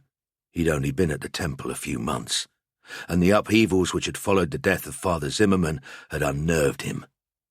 Now there was something really big happening, and instead of being allowed to help, he had been sent to dig graves. "Why us?" he asked, and there was bitterness in his voice. "Because you're young and I'm not liked, and neither of us would do a good job of comforting the mourners," I said. "You best get on with that grave while the sun's thawing the ground." He looked at me with curiosity in his eyes. "What did Father Ralph mean when he said you had a fondness for beggars?" "Go and dig," I said. I thought about Jakob's question as I walked through the ancient city's winding streets to the Altkartier. Was it beggars I cared about? No. But anyone who died alone and unmourned, whose death nobody cared about. Those were my people. Somebody should care for them. And if no one was willing to do it before they died, then I would do it afterwards. People often showed their best side in death, losing their unappealing habits, becoming calm and serene. It was much easier not to hate them in that state, and besides, it was my job. If that job sometimes brought me unexplained deaths, then I regarded it as my duty to find out what I could about them.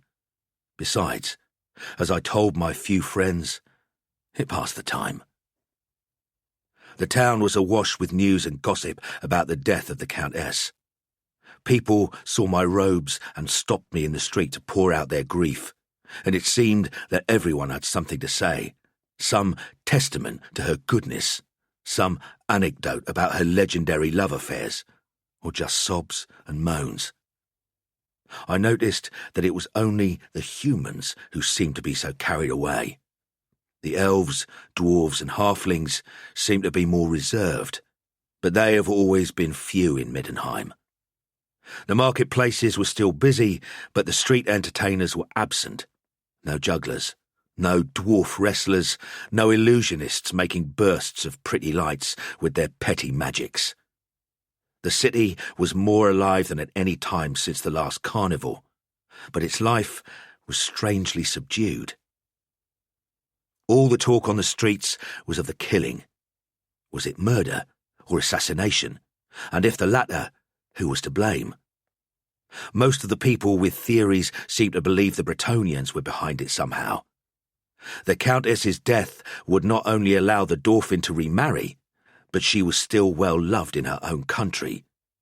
Tensions had been high between the Empire and Bretonnia for the last few months, and there are few better ways to spur an invading army than the murder of a national treasure, particularly one in a foreign country who might be embarrassing if left alive. Other theories blamed beastmen, probably remembering a few months back to when the Templars' arms was attacked by mutants, or mythical Skaven creeping up from the long-abandoned tunnels under the city. I heard all these ideas and more, and I let them wash over me like spring rain over the city's granite walls. It was just a death, no more important to me than any other. The twisting streets narrowed and became darker, lost in shadows from the high buildings as I entered the Old Quartier. Buildings come and go here, but its slum-like feel never changes. Sargant's Flophouse was a new name to me, but looking at its exterior, a former merchant's warehouse off a typically steep Middenheim alley, I knew what it would be like inside. Infested with lice, fleas and vermin, with straw mattresses on the bare floors of long dormitories, and the smell of boiled cabbage, dirt and desperation. Like every other flophouse in the city, it stank of wretchedness. Shapeless men in rags, some with crutches or terrible scars, stood outside and passed a skin of cheap wine between them. As I approached the door, they moved aside, respectful of the robes of a Morr worshipper. Even those with nothing to live for are still afraid of death.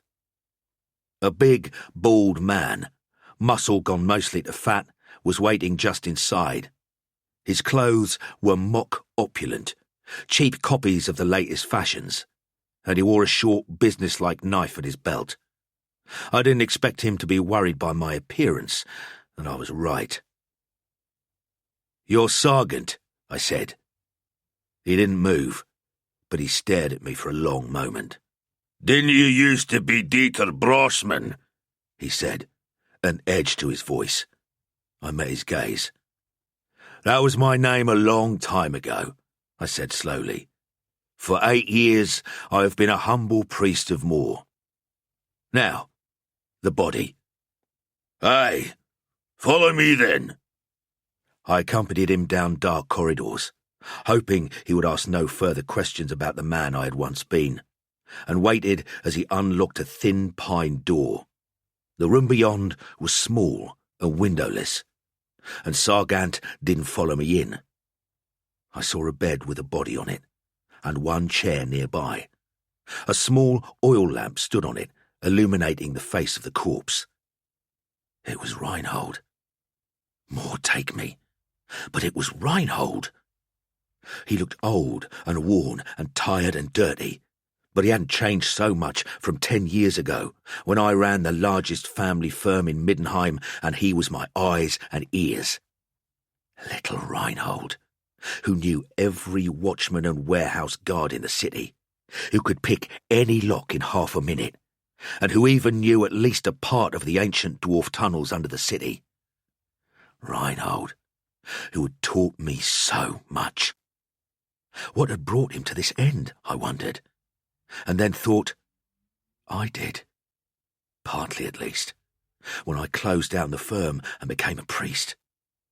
But there would be time for such thoughts later. I had a job to do. Grateful that Sargant had left me alone, and guessing that he couldn't have known the link between Reinhold and my former self, I placed my fingers on the body's forehead. The skin felt greasy and cold, and began to chant the blessing of protection, to seal it against the influence of the dark forces that prey on corpses. Reinhold's soul was already with Morr and beyond my help. I'd light a candle for him when I returned to the temple.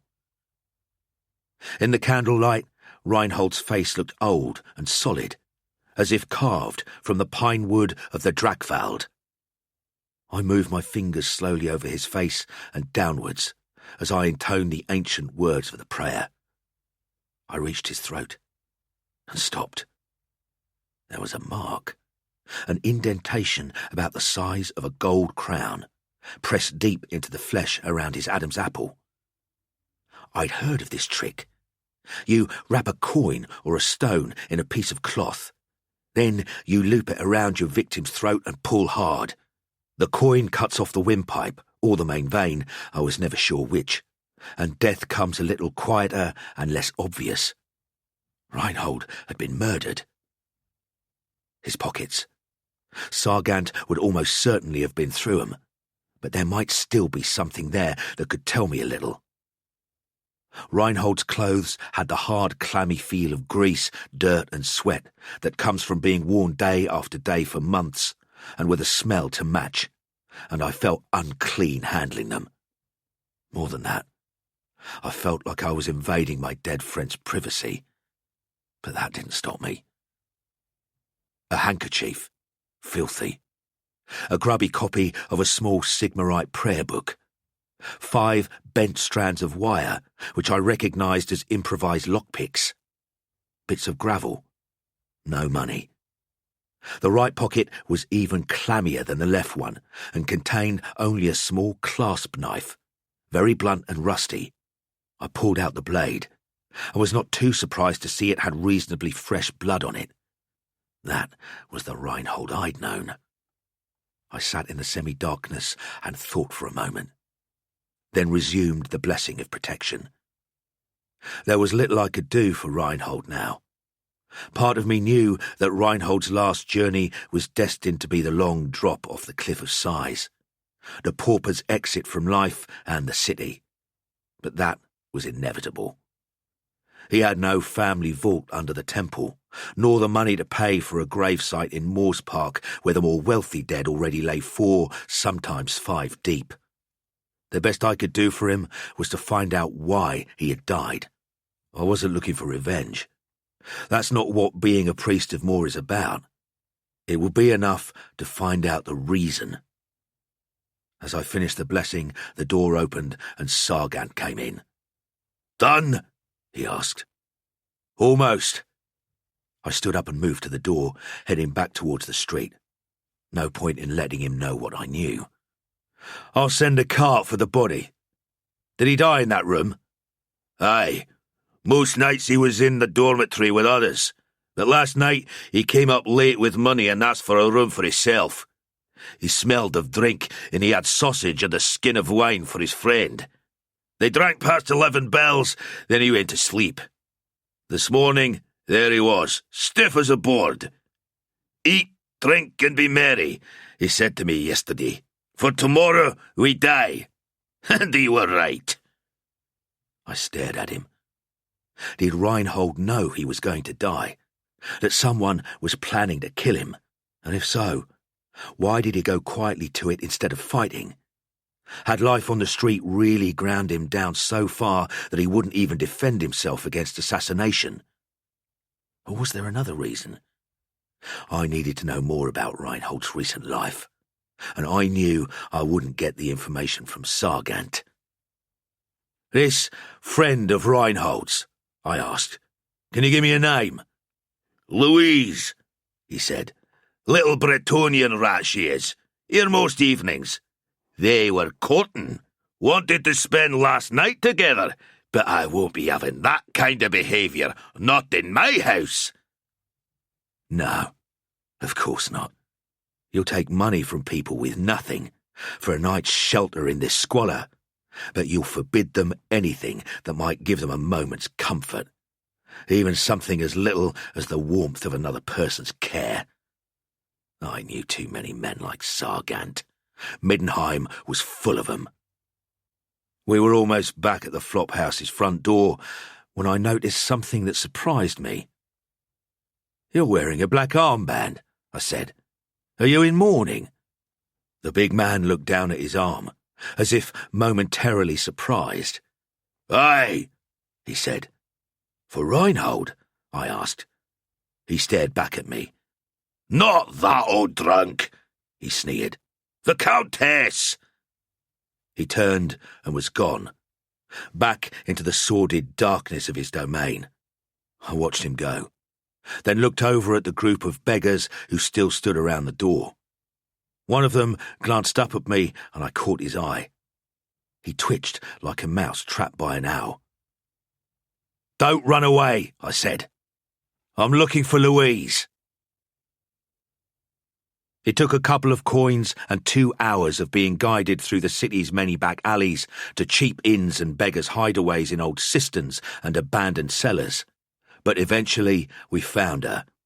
A bag of rags and bones huddled near a brazier down near the watchpost, beside the ruins of the south gate. She looked up as we approached, recognizing my guide. Her face was bloody and bruised. I crouched down in front of her. "Who did this to you?" I asked. "Men." The words sounded thick and blurred, although whether it was from her Bretonian accent or her torn lip was hard to say. I realized I had no idea how old she was. 20, 30, 50 even. Street people age fast, and rain, frost, and cheap wine hadn't been kind to her. "What men?" "Men who hear my voice, who say I am spy. I kill the Countess. Stupid men, lady, take them," she said. "Who are you to ask such things?" She gazed at me with grey eyes, and I remembered another woman. But she had been blonde, and her face had been filled with life and joy. Philomena had been her name, and I had loved her, and not seen her for 8 years. There was a silence. I remembered Louise had asked me a question. "I was a friend of Reinhold," I said, and she turned away, her shoulders hunched. I didn't move to comfort her. She had so little left in her life, I felt I should let her keep her grief. At least, I didn't have to tell her the news. After a long minute, she turned back to me, tears streaking the filth on her face. "You are a priest. You bury him, yes?" she said. "I will attend to him in death." The reply seemed to satisfy her. "Louise, was there anyone who hated Reinhold?" "Hated?" She looked blank. I tried another tack. "What did Reinhold do yesterday? Was he working?" Louise wiped her face on a filthy sleeve. "Didn't get work. He went looking, but didn't get." "So what did he do?" "Morning, Fendenband for begging." I nodded. The street was popular with merchants, who gave charity to beggars for luck. "Came back at 2 bells, scared." "Scared?" "Saw a man. Rainer said man looked for him.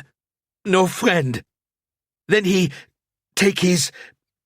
go out again, and he come back late." She finished lamely. No, that wasn't it. She was hiding something from me, something important, because she was nervous of me. I knew how to deal with that. Move to a safe subject, build up her confidence, and come back to the secret later.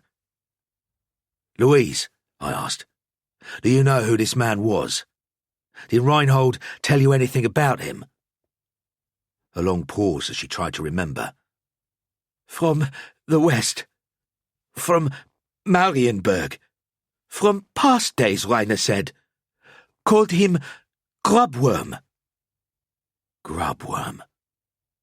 Klaus Grubheimer. I remembered. Strange. However much we try to escape our pasts, it's always there, waiting behind us to tap our shoulder or slip a blade into our back. 10 or 11 years ago, a fresh-faced merchant with an Empire name and a Bretonnian accent had arrived in Middenheim, bringing big ideas and a permit to trade herbs from Lauren.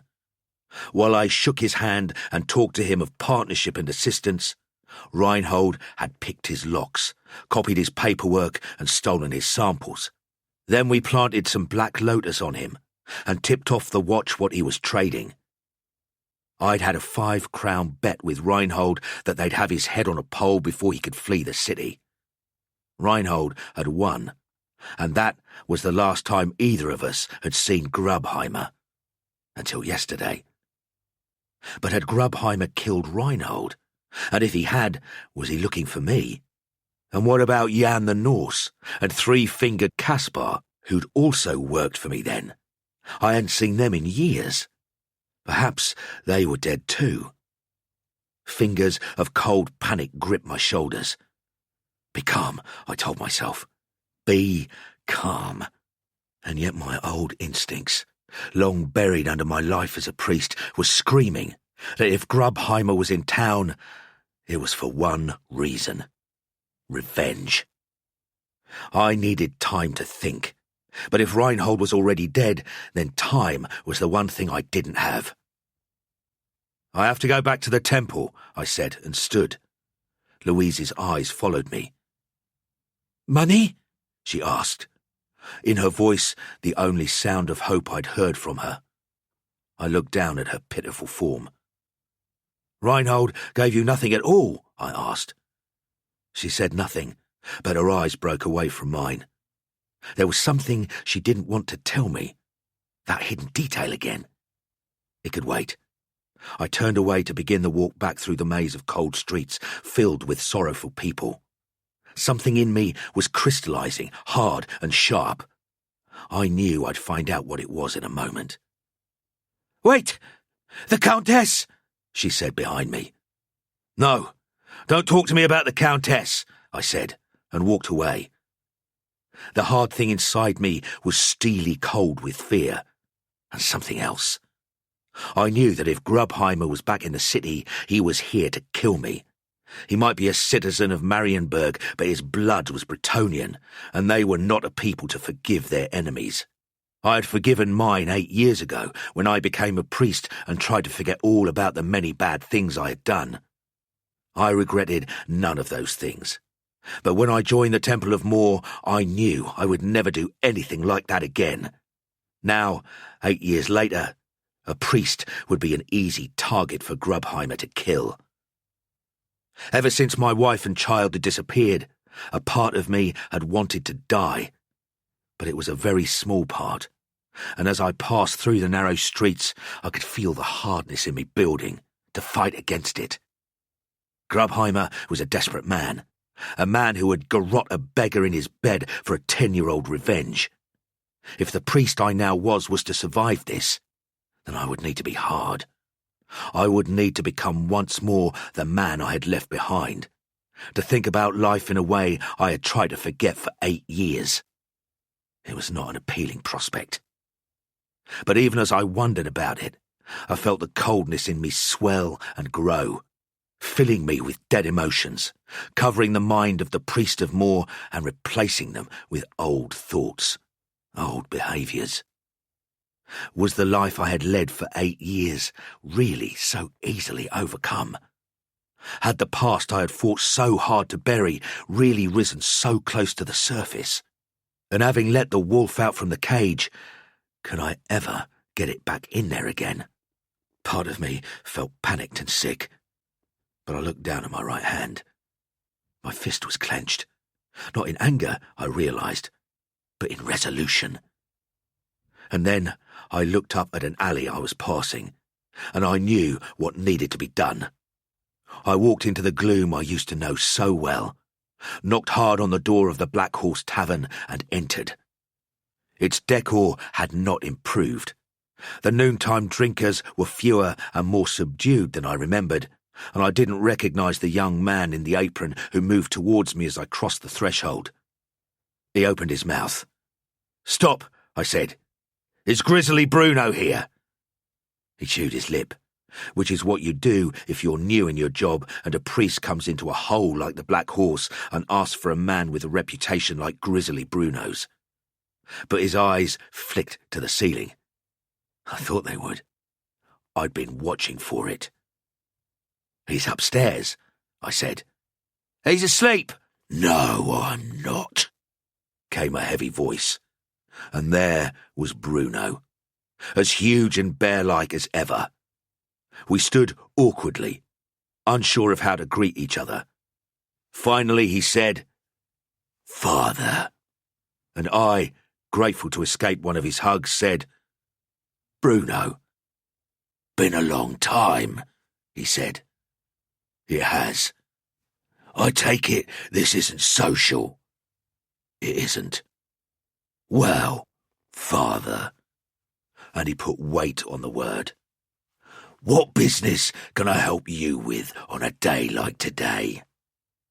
"Bruno, do you remember a Bretonnian herb trader called Grubheimer? About 10 years ago. Got himself chased out of town for smuggling Black Lotus." "Can't say I do, Father. It's been a long time." But he looked interested. "Some associates of mine," I said carefully, "were not unacquainted with the bag of weed that the watch found on him. Now he's back in town, and from what I hear, he's not happy. Very not happy." "I thought you put things like that behind you, when your wife and boy went missing." There was a pause. It came from me. "I did," I said, "but it looks like he didn't. And I do not care to be reminded of it." "So, what? You want him warned away, out of the city, dealt with?" "I need to know where he's staying. That'll suffice for the time." "A shame," Bruno said, "but I'll get someone on it. Can I offer you a glass of brandy and the warmth of my hearth? I'd appreciate your advice on a piece of tricky business." "I'm sorry, Bruno," I said. "I don't do that anymore." "But you still ask for favours from old friends, I understand." I started to say something, but he held up one slab-like hand. "No. Today I forgive you. With such a big death in the city, Morr's people must have much to do." "All deaths are the same size," I said. "It's only the living who think different." He looked at me for a moment, then shrugged. "Whatever you say.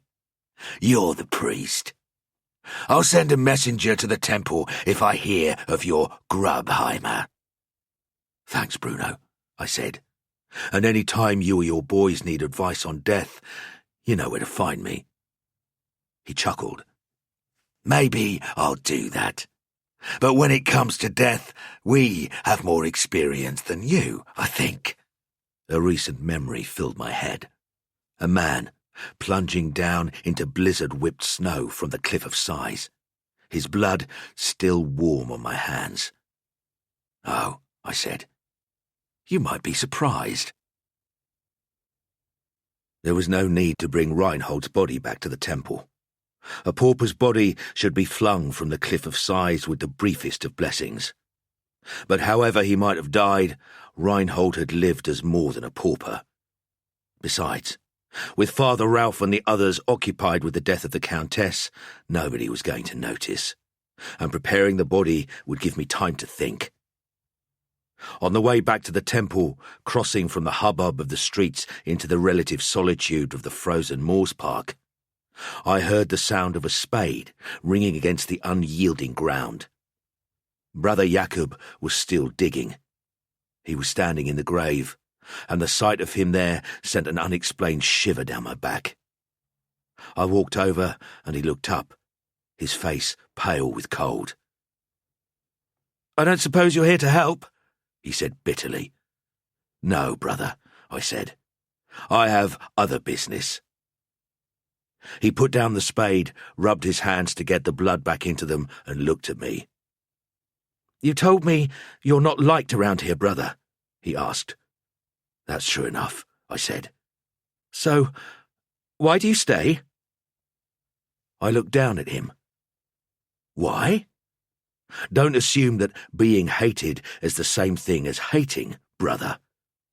I have devoted my life to Morr. I work in his temple, and I tolerate the pettiness of those whose dedication is less than my own." I paused to stamp my feet. They were going numb. My words sounded hollow, even to me. "But that's not what you meant to ask.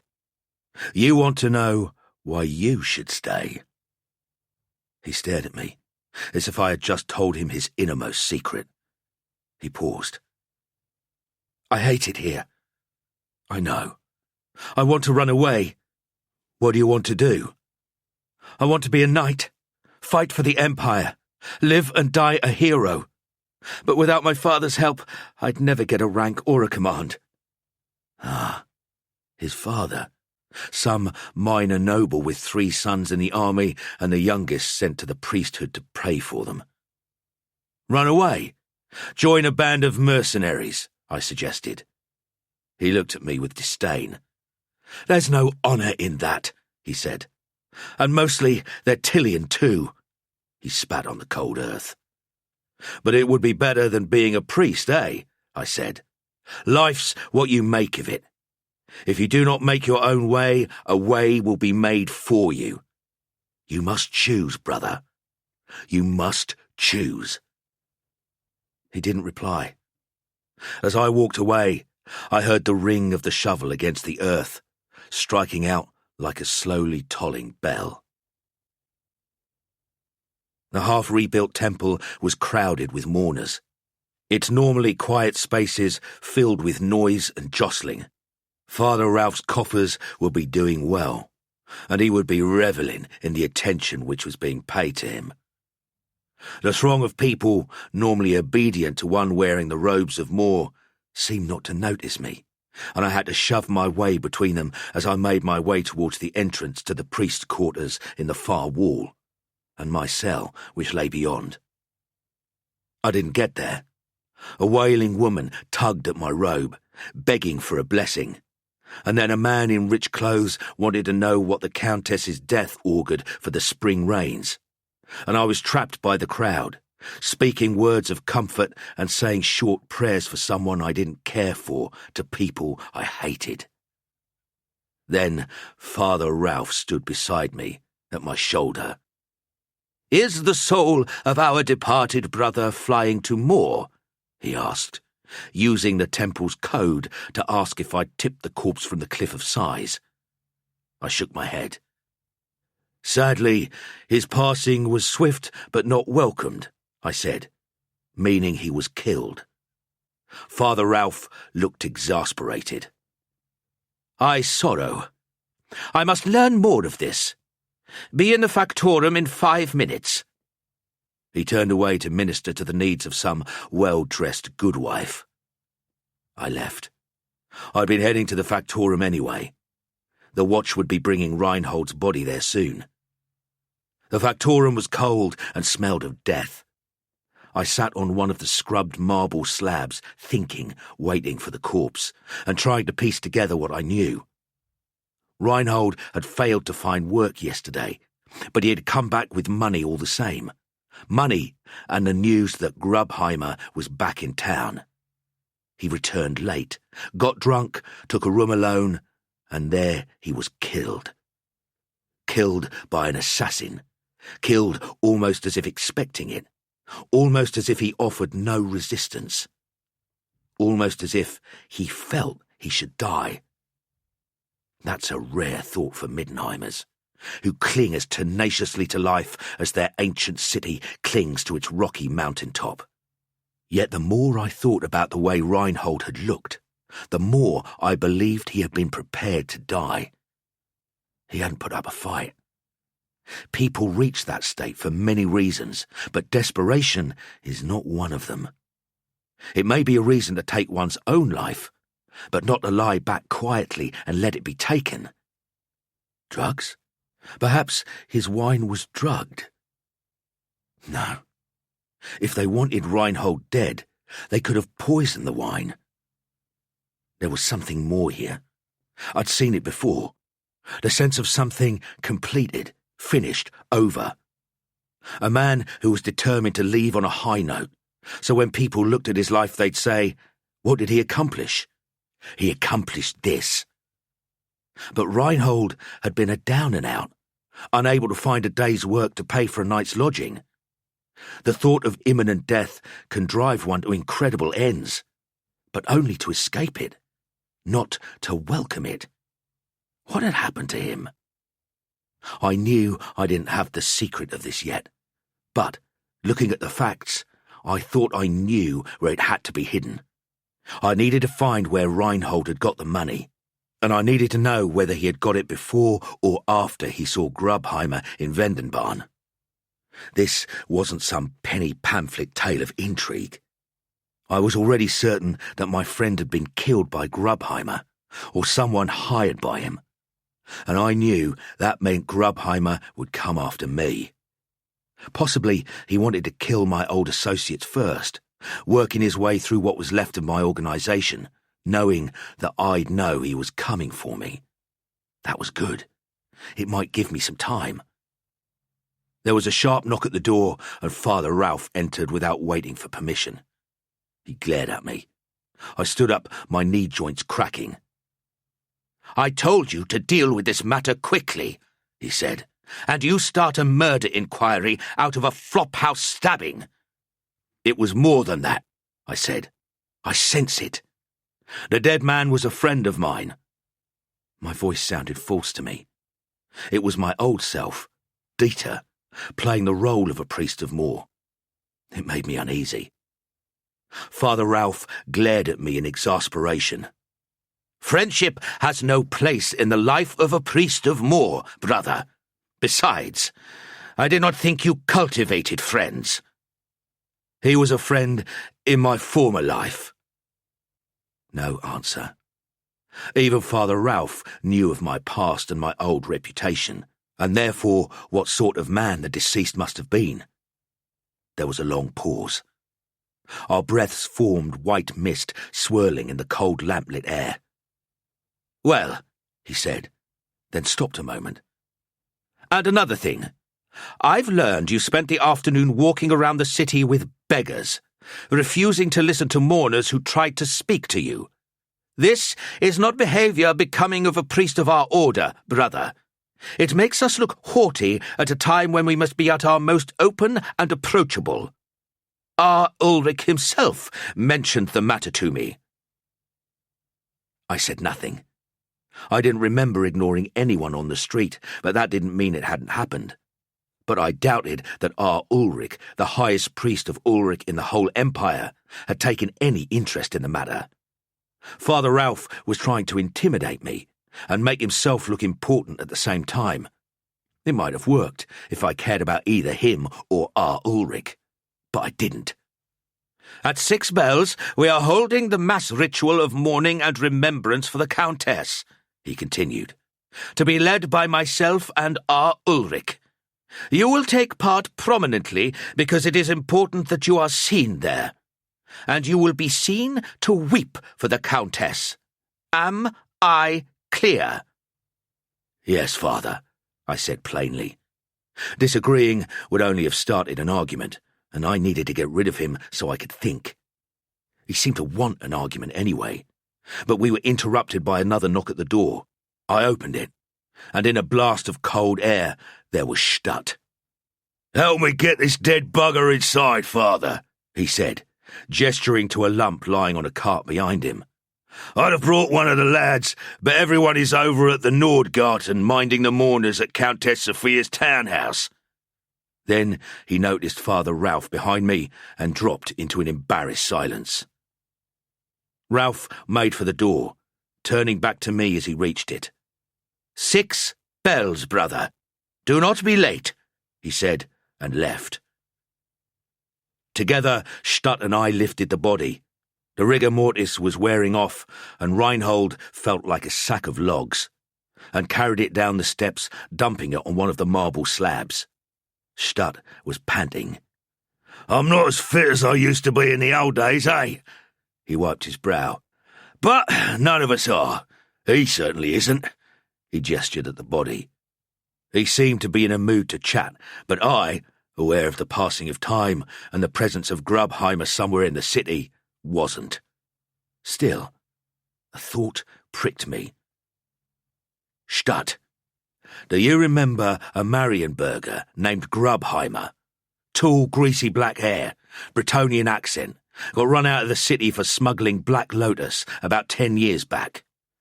"Can't say I do, but if he sounds Bretonnian, he wants to watch out. The city's too hot for them at the moment, with the rumours about them killing the Countess and all.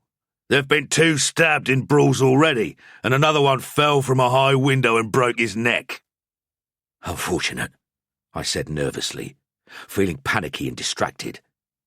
The notion struck me that if Grubheimer had learned which flophouse Reinhold was staying in, he must know by now that I had become a priest, and if I stayed around the temple, I would be an easy victim. I needed to move. "But I should, though," Stutt said, warming to his theme. "I've heard from the best authority that the Countess was not assassinated." "No?" I feigned interest. "No. More like a robbery, they reckon. There's an old dwarf tunnel as comes out in the Countess's cellar. Nobody knew it was there, but the murderer got in that way, and a stack of her jewels was missing, including the Dauphin of Bretonia's engagement ring. Money gone too. She must have come across the robber, and so the dwarves were likely to pick up the blame for the killing. They didn't do well in Middenheim." "A tragedy, truly," I said. "We are all the poorer for her loss. Now, there is much I must do. I'll be off." He looked discomfited at having his chat cut short, but left anyway. I sat on the cold slab next to Reinhold and stared down at the body of my friend. How did his death piece together? And why were my instincts telling me that it was important to work out why Reinhold had lain down to die, when there was a man in the city trying to kill me? When I had allowed myself to think like my old self once more, I had expected a surge of ruthlessness, of sudden thought and decisive action. But there had been none of that. Perhaps the thing I had feared, the part of me I had buried 8 years ago when I joined Morr's temple, had lost its edge in time, as I had hoped. Perhaps I had succeeded in destroying my dark half. Perhaps that success would lead to my own destruction. I still needed to know where Reinhold had got his money. If I was honest, other than running and hiding, I could think of nothing better to do. The old Dieter had never run or hidden, and I wasn't going to start now. I needed to talk to Louise again. The sun had set by the time I left the factorum, and the wind had picked up. Down by the south gate it chilled my marrow and blew the embers of the guard's brazier into fierce redness. I gazed out over the long, twisting bridge, lit by torches as it curved down from the cliff's edge to the ground hundreds of feet below. Workmen were still busy with ladders and ropes, lanterns and stone and mortar, toiling to repair the huge breach in the viaduct that the magics of the traitor wizard Karl-Heinz Vassmeyer had caused as he fled from the city after the last carnival. It would take weeks more to finish the job. Behind me, in the glow of a brazier, Louise finished the pie I had brought her with the appetite of a woman who has not eaten all day. Now she would be more inclined to talk.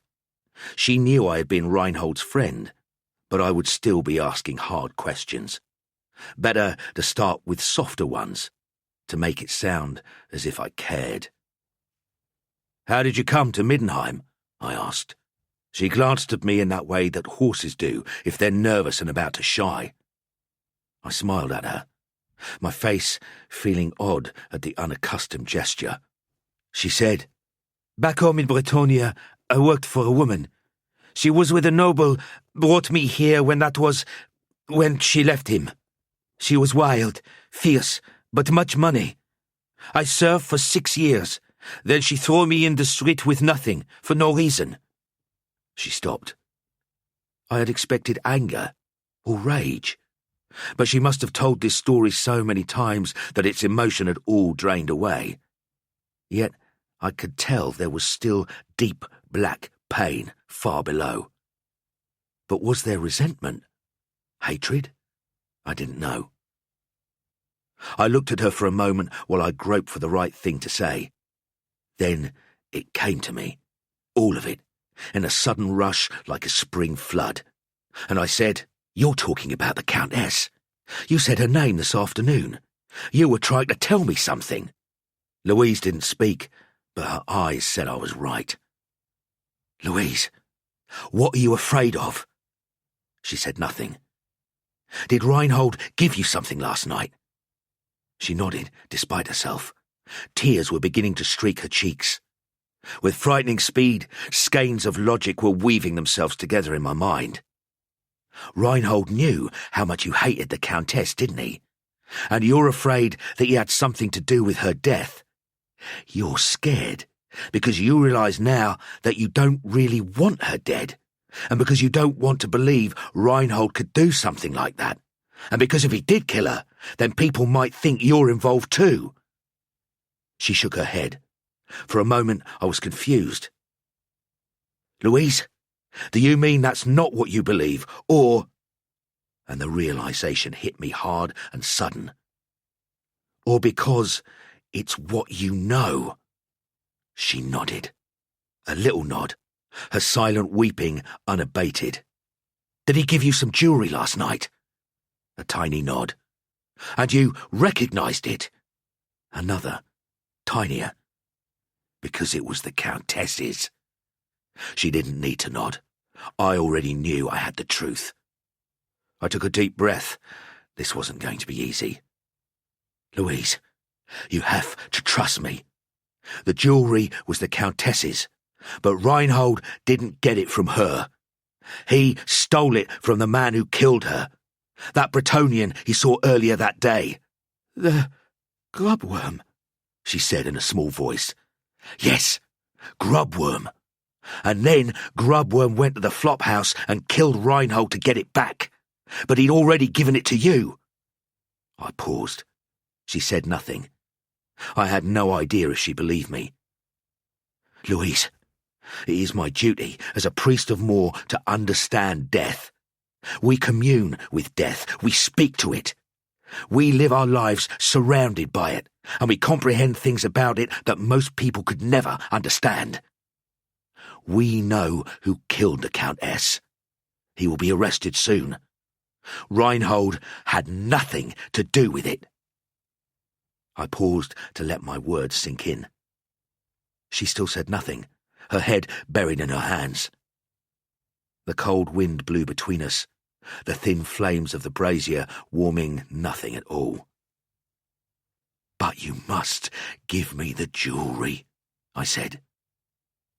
At last she looked up and met my eye. A long moment passed, and then she scrabbled amongst her dirty rags, and I knew I had won. She held out a balled fist, and I reached out to receive what lay within. As I did, she grabbed my arm with her other hand and held hard. "I have your word for the truth?" she hissed. "You have my solemn word as a priest of Morr." I lied. A jewelled ring fell into my hand, heavy with the soft warmth that only solid gold has. I cradled it, thinking.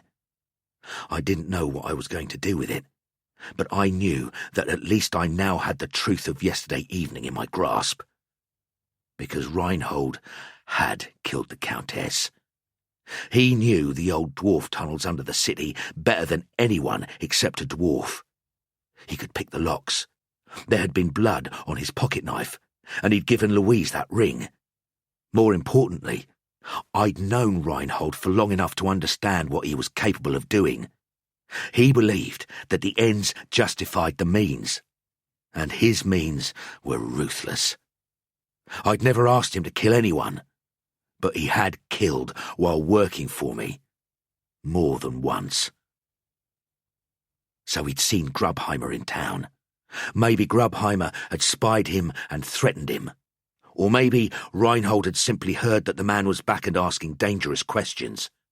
Anyway, he'd realised his days were numbered, and so he looked for a grand gesture, a last stab at posthumous fame, on which to die. And given that his lover had reason to hate her, what better than the murder of the beloved Countess Sophia? He'd stolen some of her jewellery to make it look like a burglary, fenced most of it cheaply before the murder was discovered, drunk or gave away most of the money, and used the rest to buy a squalid room for the night. He gave his girlfriend her ex-employer's famed engagement ring. Then he died. Maybe he died happy. I hoped there'd been a tiny shred of contentment in his mind as Grubheimer's garrote had throttled the life from him. But Reinhold wasn't stupid. He knew. He must have known that the jewellery he had stolen, fenced or given to Louise would be traced back to him, and his name would resound around the city. Reinhold the Knife, the man who killed Countess Sophia. A black legend. But for some people, infamy is better than anonymity, particularly if you're dead. I guessed, no, knew, that he had wanted that to be his epitaph. Louise coughed, a long, racking cough, and I remembered where I was. There was still the business with Grubheimer to be concluded. The ring in my hand would come in useful, though at the moment I didn't know how. "I must go," I said, and turned away. Louise grabbed my arm again. "One thing more," she said. "You say you Reinhold's friend, but he never mentioned priest. What friend were you, to let him live like this?" I turned back slowly. "When Reinhold knew me," I said quietly, "my name was Dieter Brossman." Louise dropped my arm, staring wildly. She made a strange sound, half gasp, half scream. "You!" she spat. "You betrayed him! You let him sink in life to the dregs! You are no friend! He should have killed you! You should die! You are evil! Evil! Give me my ring!" She made a lunge for me. "Give me my ring!" Two watchmen began to hurry towards us. A Bretonnian beggar woman screaming at a priest. They would know who to arrest. I turned away, leaving them to it, and walked swiftly back up the steep streets towards Morr's Park and the temple. Half the city must have been crowded into the park.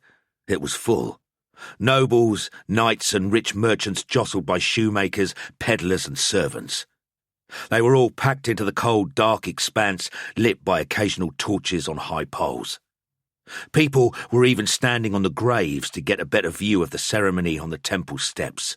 And yet there was no sound from any of them. As I pushed my way through the silent masses, I could hear R. Ulric's great voice booming out over the park, interspersed with the higher, weaker tones of Father Ralph. I didn't bother to listen to what they were saying. All that mattered was that I had missed the start. There would be trouble later, if I lived that long. I shouldered my way between the gathered ranks, heading for the temple and the small door at its rear. I needed to be alone, and to hide the Countess's ring, and my cell would be the best place for both. As Father Ralph and R. Ulric were on the steps at the front of the temple, the press was less great at the back, and as I approached the door, I could see it was ajar. As I put my hand on the ornate handle, a voice behind me said, "Dieter." I whirled around. There, a few paces away, was a figure I knew. Medium height, greased hair greying at the temples, and a nose that spoke of aristocracy and brawling. He was larger these days, fatter or more heavily muscled. I didn't want to find out which. Instead, I leapt through the door and slammed it behind me. Grubheimer! Grubheimer was here. He had spoken to me. He had wanted me to see him. He hadn't tried to kill me, which meant he must have set a trap for me, and I had almost certainly jumped into it. He had called me Dieter, and I had answered to that name for the first time in 8 years. I did feel more like my old self now, calmer, more confident, more ruthless, and part of me, the priest, felt appalled and scared by that, but I ignored it, for now I had to be Dieter or die. I ran to my cell. It was pitifully obvious that someone had moved the thin mattress since I had been here. I lifted it, and underneath lay a small leather pouch. I pulled it open and stared at the fine grey dust inside. I didn't have to smell it to recognise it. Black lotus powder, a foul substance, fatal to its owners in more ways than one. Grubheimer had put this here. He was framing me the way I'd framed him 10 years ago. Then I heard footsteps, fast and light, in the corridor. They stopped outside. I tucked the pouch in my robes, grabbed a chair as a weapon, and yanked the door open. In the corridor stood Brother Jakob. "I saw you come in," he said. "Father Ralph is furious. I thought I'd better tell you." If he'd thought that might worry me, he was wrong. I moved forward into the corridor, grasping him by the arm. "There are bigger things in the air tonight. Come with me." The implications of the Black Lotus were still flooding through my mind. Grubheimer must have known I'd find the drug. He must want me to be caught with it in person, and that meant he'd act as soon as he could. I had to dispose of the powder immediately. One hiding place came to mind, and I acted without thinking of the consequences. Like Dieter. "Take this for safekeeping," I said, thrusting the pouch into Jakob's hands before he could protest. "What is it?" "Something many men would kill for. If you see trouble, stick close to me." I unbolted the door and we stepped outside.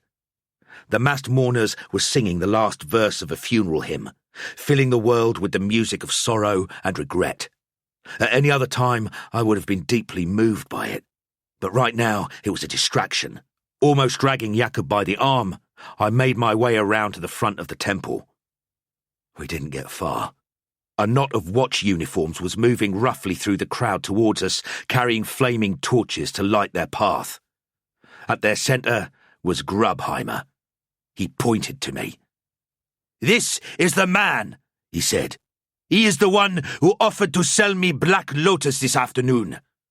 "Officer, this man lies," I said, not to Grubheimer, but to the watch captain with him, a man I didn't know. "I am nothing but a priest of Morr." My voice sounded loud. The hymn had ended, and from the front of the temple, Father Ralph was proclaiming a prayer. I knew its words well. The crowd around us was silent, their attention on us. "Search him," Grubheimer said, his voice gruff, his accent strong. "A brown leather pouch." Jakob stared at me, suddenly trying to pull free of my grasp. I didn't let him go. And with a lurch, I realised that I still had the Countess's ring in my closed hand. If they searched me, Grubheimer would have been more triumphant than he could possibly have dreamed. "I have no such pouch," I said. Jakob pulled harder. From the temple steps, I could hear Father Ralph nearing the end of the prayer to Morr. "Maybe his catamite has it," Grubheimer said. I drew myself up, aware of the aura my priestly robes would give me, and knowing how little they matched my terrified thoughts. And suddenly I remembered a cool, calm voice.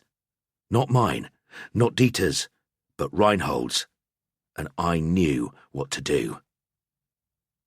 "You accuse me of this crime," I said slowly and with emphasis, "because I know who you killed last night." Grubheimer's face showed surprise, but not worry.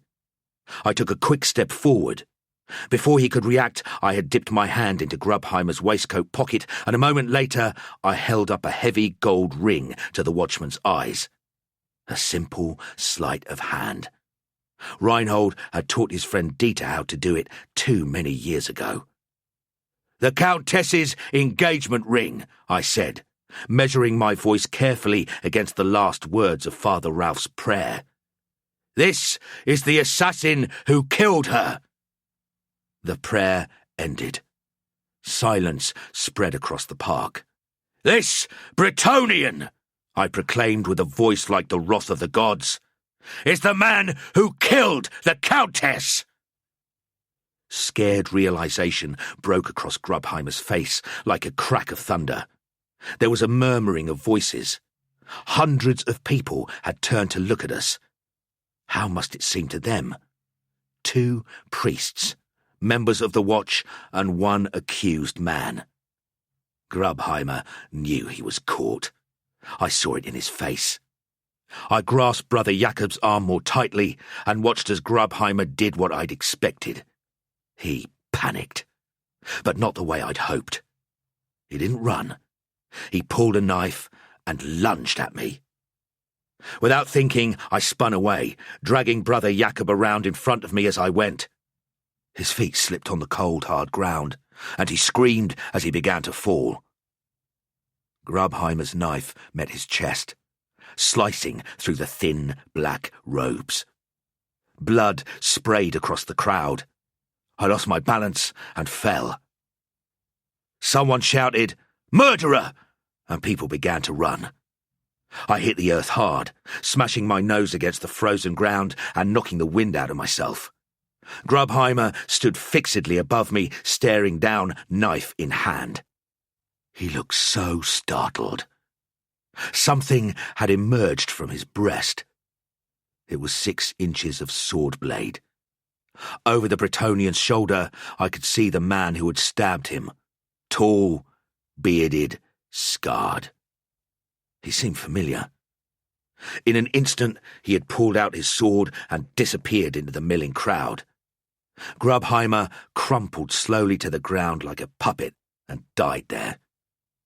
He didn't take his eyes off me for a moment. There was movement. People were milling about, and there were cries of terror and sorrow. A rush of noise, of whispered words, swept across the park. The solemnity of the service was broken and lost. Beside me on the ground lay Jakob. With one hand, he was trying to staunch the bleeding from the slash across his stomach, but he wasn't succeeding. The light in his eyes was fading, but he stared at me as if to say, "You did this." I reached over to him and placed my hand on his breast, over his heart, and tried to think of some farewell that would make sense to either of us. I felt his heartbeat flutter and cease, and I realized there was only one thing I could say. I knelt beside him, placed my other hand on his forehead, and began the ritual of final parting, willing his soul into the arms of Morr. That was the last touch. It was done. I was safe. Overwhelming relief and tiredness swept through me, and I slumped, lying beside Jakob, my face level with his dead eyes.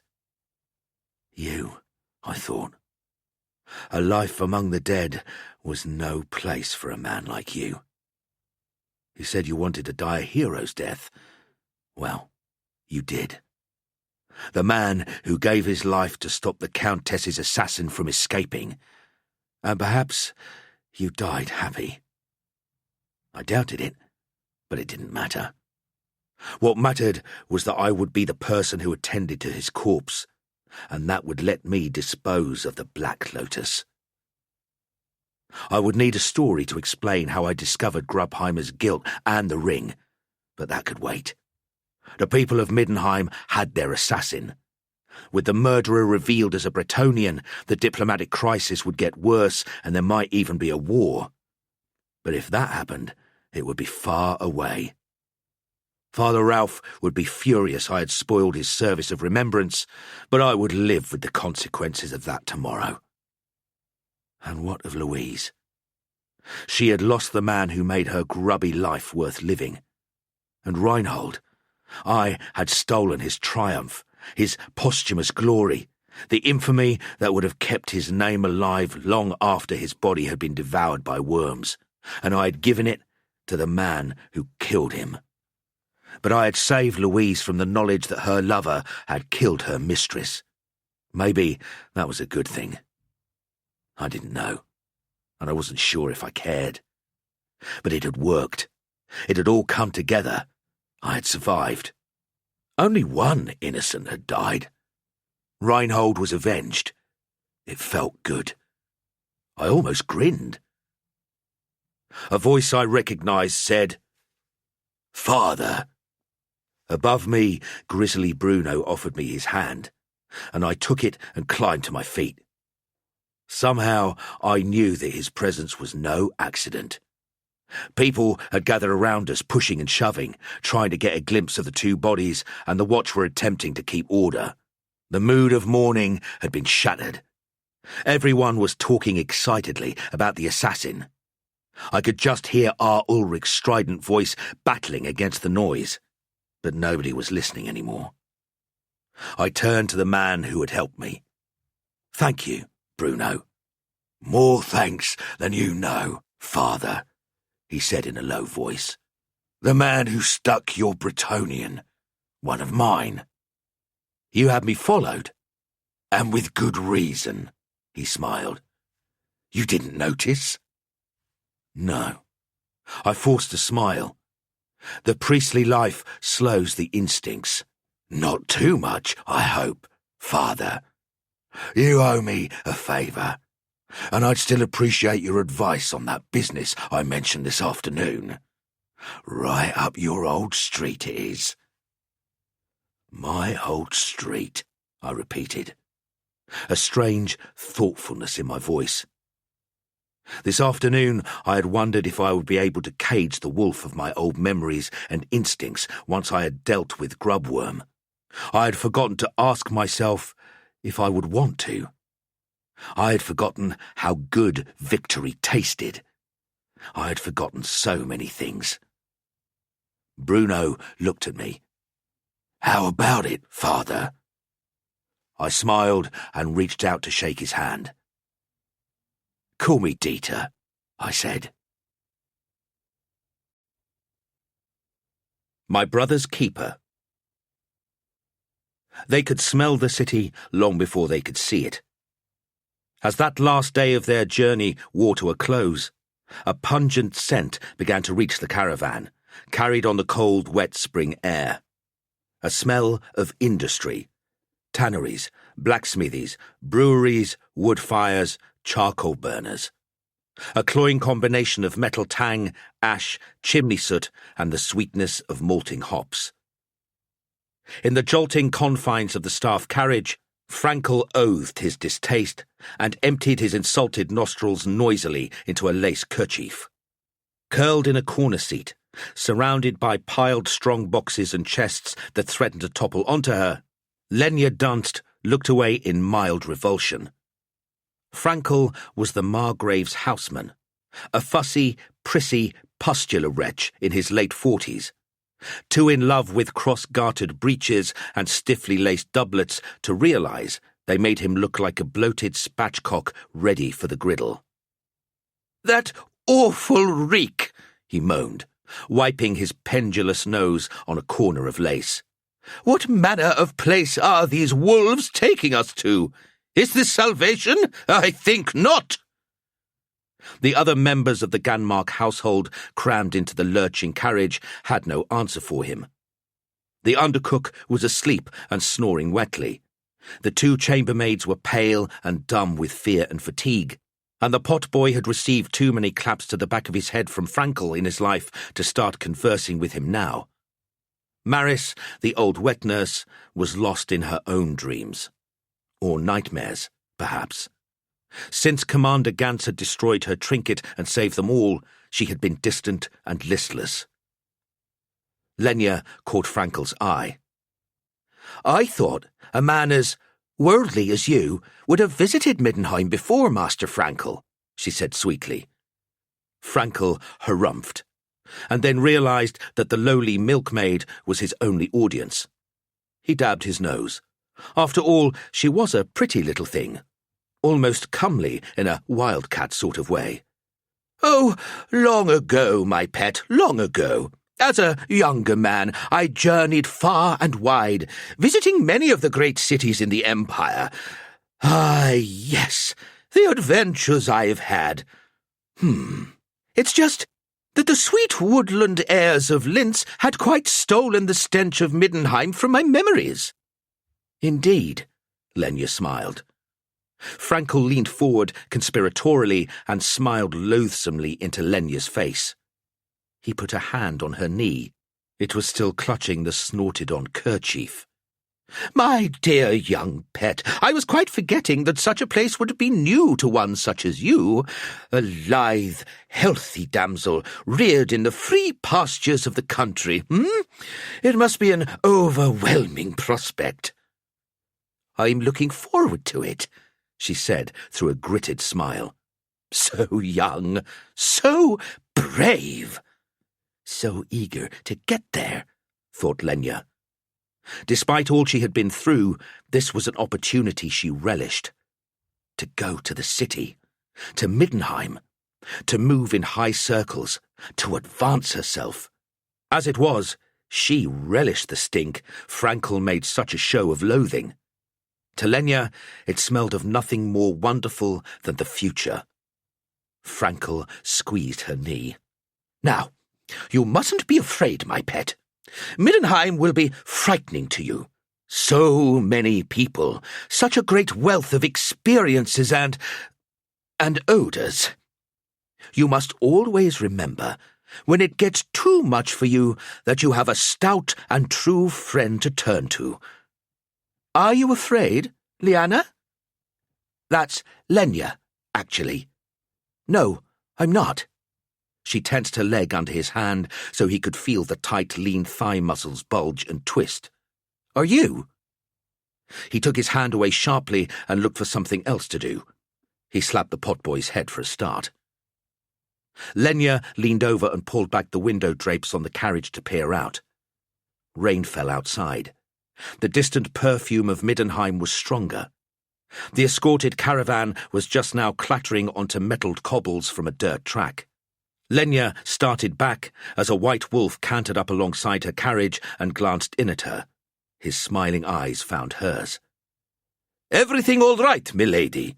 the darkly handsome wolf asked, majestic in his gold-edged plate mail and white pelt.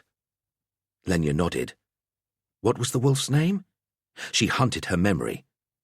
Anspak. That was it. Anspak. "Everything is fine. Where are we?" Anspak gestured ahead. "We are just reaching the western viaduct into the city.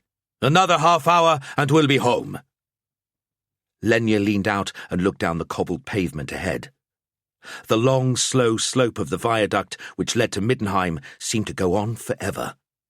The city itself was invisible in the drizzle. The household carriage was one of the last in the now bedraggled caravan. The two smarter carriages ahead carried the Margrave and his family, followed by a series of 4 or 5 farm carts. A flatbed carrying household essentials and covered in oilcloths brought up the rear. Frankel suddenly pushed past Lenya and stuck his head out to speak to the wolf. Through the drizzle, he got his first glimpse of the city of Middenheim. "By Sigmar!" he exclaimed, as he caught sight of the vast rock for the first time. "Look at it!" he cried. "It's like a monster rising out of the ground." Lenya and one of the chambermaids struggled to get a look too. Lenya gasped despite herself. It was true. Middenheim was a huge black monster, one she was dying to meet. On a clear day, Middenheim could be seen from miles away, a great black monolith penetrating the sky. Now, in the thick wet of spring, they came upon it almost by surprise. The smell of the city grew stronger, The industrial odours mixed with those of people going about their business. Thousands of people. Smells of food and clothes, house dust and bodies came together in the air and drifted into every crevice of the wagon where Lenya sat with the houseman, the nurse and the rest of the staff. As they advanced up the titanic western viaduct, the gloom melted away. With the clouds parting and a huge orange sun setting behind it, the Fauschlag stood stark and craggy against the gauzy sky. The jutting rock was indivisible from the great city that grew around its slopes and rose above it in a series of hard spikes and steeples. As the convoy neared the city, traffic on the viaduct grew denser and the low rumble of the noisy city began to separate into a rich weave of individual voices. The caravan's progress was impeded by all manner of vehicles: haywains, wagons, trains of oxen, noble carriages, straggles of pilgrims, peddlers with handcarts, outrider messengers with miles to go, surly details of city militia. Motley-clad people were leaving the city for their homes on the outskirts or entering it to ply their trade. "Keep the caravan tight," Gantz called to his men, and they all moved a little closer in formation. He could see the increasing mass of people ahead. Some were no doubt trying to sneak in or out of the city, past the guards, for reasons of their own, and Gantz didn't want any trouble now. They edged around a milliner's heavy-laden wagon with a broken axle that was impeding the flow. Morgenstern and Aric rode smartly ahead to hold back the oncoming traffic so that the noble convoy could pass. Morgenstern cursed at a Sigmarite devotee who tried to interest him in a lead pilgrim's keepsake of his god. They pressed on, up the slow curve of the viaduct towards the snarling city above. Lenya sat by the window of her carriage and gazed out in awe, breathing it all in. Even when they were forced to run close to the low wall of the viaduct to pass the broken cart, she did not flinch from the yawning drop below, the travertine supports of the ancient viaduct which reached away into the depths of the misty chasm. Frankel glimpsed the drop and fell back to his seat, looking green. Lenya leaned out further to look ahead. Heavily laden carts and oxen rigs made slow progress, cheek by jowl with grand vehicles and gilt landaus, urchins banging the wheels with sticks and running away, giggling at their own audacity. The caravan managed to stay together as dusk fell, and a heavy purple sky settled over Middenheim. There were no clouds, and the stars and the rising pair of moons made the 40-foot-high wood and stone keeps either side of the city south gate appear even grander than they would have by daylight. "Well, we've arrived at last," Frankel said. As he pointedly pulled close the window curtain for the last time before entering the city, Lenya saw walls, the height of 4 tall men and 3 times as thick as a guardsman's torso, growing proudly out of the seamless rock face below. The rock had been hewn into a great city wall by hundreds of dwarf masons, but they had done more than tame the rock. They had given it hard lines, and a form that only appeared to add strength and longevity to the stones. Passing through the south gate, there was light once more. The light of thousands of braziers and lamps burning for the folk of Middenheim. A soft yellow glow to light their way and to keep them safe from the city's human parasites, who stalked the unwary to rob them of their possessions or their lives. Lenya pulled the window drapes open again and pegged them up to let in the light. It let in noise too.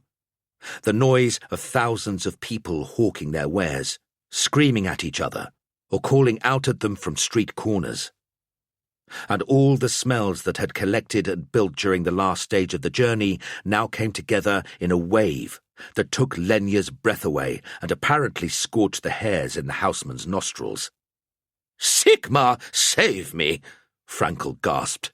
"Too much! Too much!" "Nothing like enough," thought Lenya.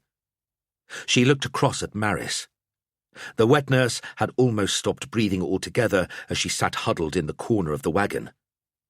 "I don't think I can bear the noise a minute longer," she moaned. All the stink, Frankel added. Haven't these heathens heard of latrines? You can't crap in a field when you live on a rock, so you'd better get used to it, Lenya said, coarse and unsympathetic as she drank in the sights inside the city walls. The caravan was crawling now, thanks to the press of people around them. Lenya was stunned by the relentless grey stone of a myriad disparate buildings. This is what they've brought us to, and there's no getting out of it now. But it must be nothing new to a travelled man like you, Master Frankel. Frankel fell glumly silent. Others in the Ganmark convoy looked out in wonder. Most of White Company's charges were new to Middenheim. Some had never seen any city before, much less one so large or so grand. While the wolves marched them steadily onwards and upwards, past the square of marshals and then the Königsgarten, on their way to the Middenplatz, the eyes of amazed passengers took in the awesome uniformity of barrack buildings and the parade square. This was the only truly flat land on the rock, used by the militia for drilling and military parades. But now it was empty, save for the central fountain spitting silvery water up from its heart. Frankel was the first to catch sight of the Graf's palace itself, their destination. "By all that's holy!" he exclaimed. "Did you ever see such a place?" "I thought you said you had," Lenya snapped, pushing him aside to get a look. Maris, the wet nurse, huddled tighter into her corner. Her hands over her abused ears, and a white kerchief folded and tied around the lower half of her face, she looked like a frightened bandit. Lenya leaned out of her window to see a series of great stone buildings, surrounded by tall iron railings ending in spear tips, as much for security as for decoration. Beyond the railings, the private quarters were faced with beautiful carvings which softened their lines and bulk, while adding exquisite ornamentation.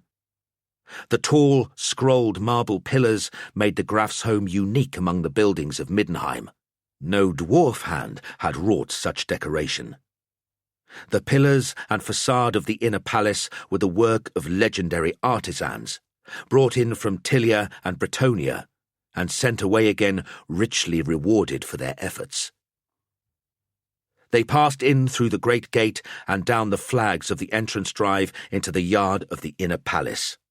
The caravan came to a halt. Lenya heard Gantz shouting out orders to dismount and stand attendance. She pushed open the carriage door and was down before the houseman could move. The palace yard was wide and cold. She gazed up at the buildings, quite the most beautiful structures she had ever seen, even in her dreams. Frankel almost fell out of the carriage behind her, slapping at the potboy's head and sending him after their luggage. The undercook woke at last and climbed down. The chambermaids cowered together beside the horses. Maris took a long time to emerge. Lenya saw the wolf commander with the Margrave, shaking hands, her master effusive and excited. Nearby she saw handsome Ansbach and the huge wolf Morgenstern, chasing the royal children in play around the yard, whooping and laughing. She saw the old warrior Gruber in quiet conversation with her lady. The tall young knight named Arik appeared behind her, taking Maris by the arm to look after her.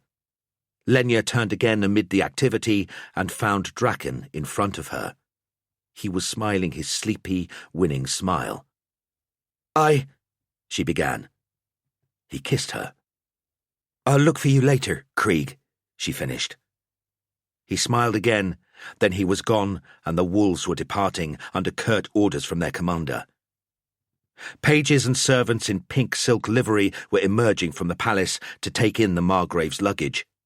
They were flanked by others who held torches and lamps. A tall, emaciated man in a regal black high-collared jacket and lace choker strode out to meet them all, pacing the ground with a silver knobbed cane. He wore a white, ringleted and ribboned wig of the latest fashion, and his skin was aristocratically powdered white. "I am Bruegel, Chamberlain to the Graf," he said in a strangled, haughty voice. "Follow me, and I will show you to your quarters." "Sir, I greet you," Frankel started, striding forward, hand outstretched to take the chamberlain's. "As one houseman to another, I rejoice in the welcome you—" Bruegel ignored the hand and turned aside. He jerked his silver-topped cane at his waiting pages. "Get them inside. The night is chill, and I have better things to do." The pages scurried forward, snatching up luggage. Frankel remained with his hand outstretched and untaken, amazed. Lenya felt real sorrow for him then, sorrow and shame. Bruegel strode away on clacking high heels, cane end ticking rhythmically on the flags. Frankel and the undercook picked up their few personal belongings and followed a disdainful page into the palace. "I shan't stay," Lenya heard the wet nurse muttering to the Templar Ulric as he escorted her inside. Lenya followed them into an inner courtyard. She lifted her eyes to look at the buildings around the small cobbled space. They were shockingly spare, dank and plain compared to the great courtyard. But some of the windows were lit, and Lenya could hear people moving around inside, looking out, invisible to her. As she got used to the sounds, she began to pick out voices. "By Ulric, that old nursemaid won't last 5 minutes," she heard a half-broken voice laugh. "And the old houseman ain't fit for overmuch either," it continued. Lenya realised she was alone, and began to walk across the courtyard to the open door. "Look at the poor lost little milkmaid," the voice came again, joined in laughter by another youthful cackle. "We can share that one if you like, but I get first go." Lenya picked up her ragged skirts and, scared now, hurried towards the safety of the archway and her travelling companions. This was Middenheim. Palace life. Not what she had dreamed of. Not at all. The first week at the palace was tough enough, but Lenya knew it would get tougher. It was a friendless place. She seldom saw the other servants she had arrived with, and the palace staff treated her like horseflop. Less than horseflop. She found herself craving the company of Frankel or the potboy. At least they knew who she was. The palace staff, the haughty ladies, Chamberlain Bruegel, even the lowliest of the low, like the great sweepers and the spitboy, treated her with utter contempt. And there was a particular page, a rat-ass called Spitz. Spitz was the page she had heard slurring her when she arrived. She despised him. But he was not her only problem. Endlessly, she found herself lost in the bowels of the palace. No matter what, she still couldn't find her way around. For all its fancy stonework, the palace was a dark labyrinth. The Margrave and his entourage had been invited, albeit briefly, into the staterooms the evening they arrived. Lenya had been impressed by how grand they were, but soon realised she was unlikely to see them again. The Margrave received little more than political charity from the Graf, and his entire household were second-class citizens taking up space. Their given rooms were damp, and many of them were dark and windowless. They were oddly shaped and unaccommodating, and Lenya, who could scout her way successfully across any heavy woodland, still could not find her way from one dingy room to another without becoming hopelessly lost. At the end of the first miserable week, Maris left. The wet nurse, who had spent the entire time locked away refusing to eat or drink and virtually unable to perform her natural functions, just upped and left.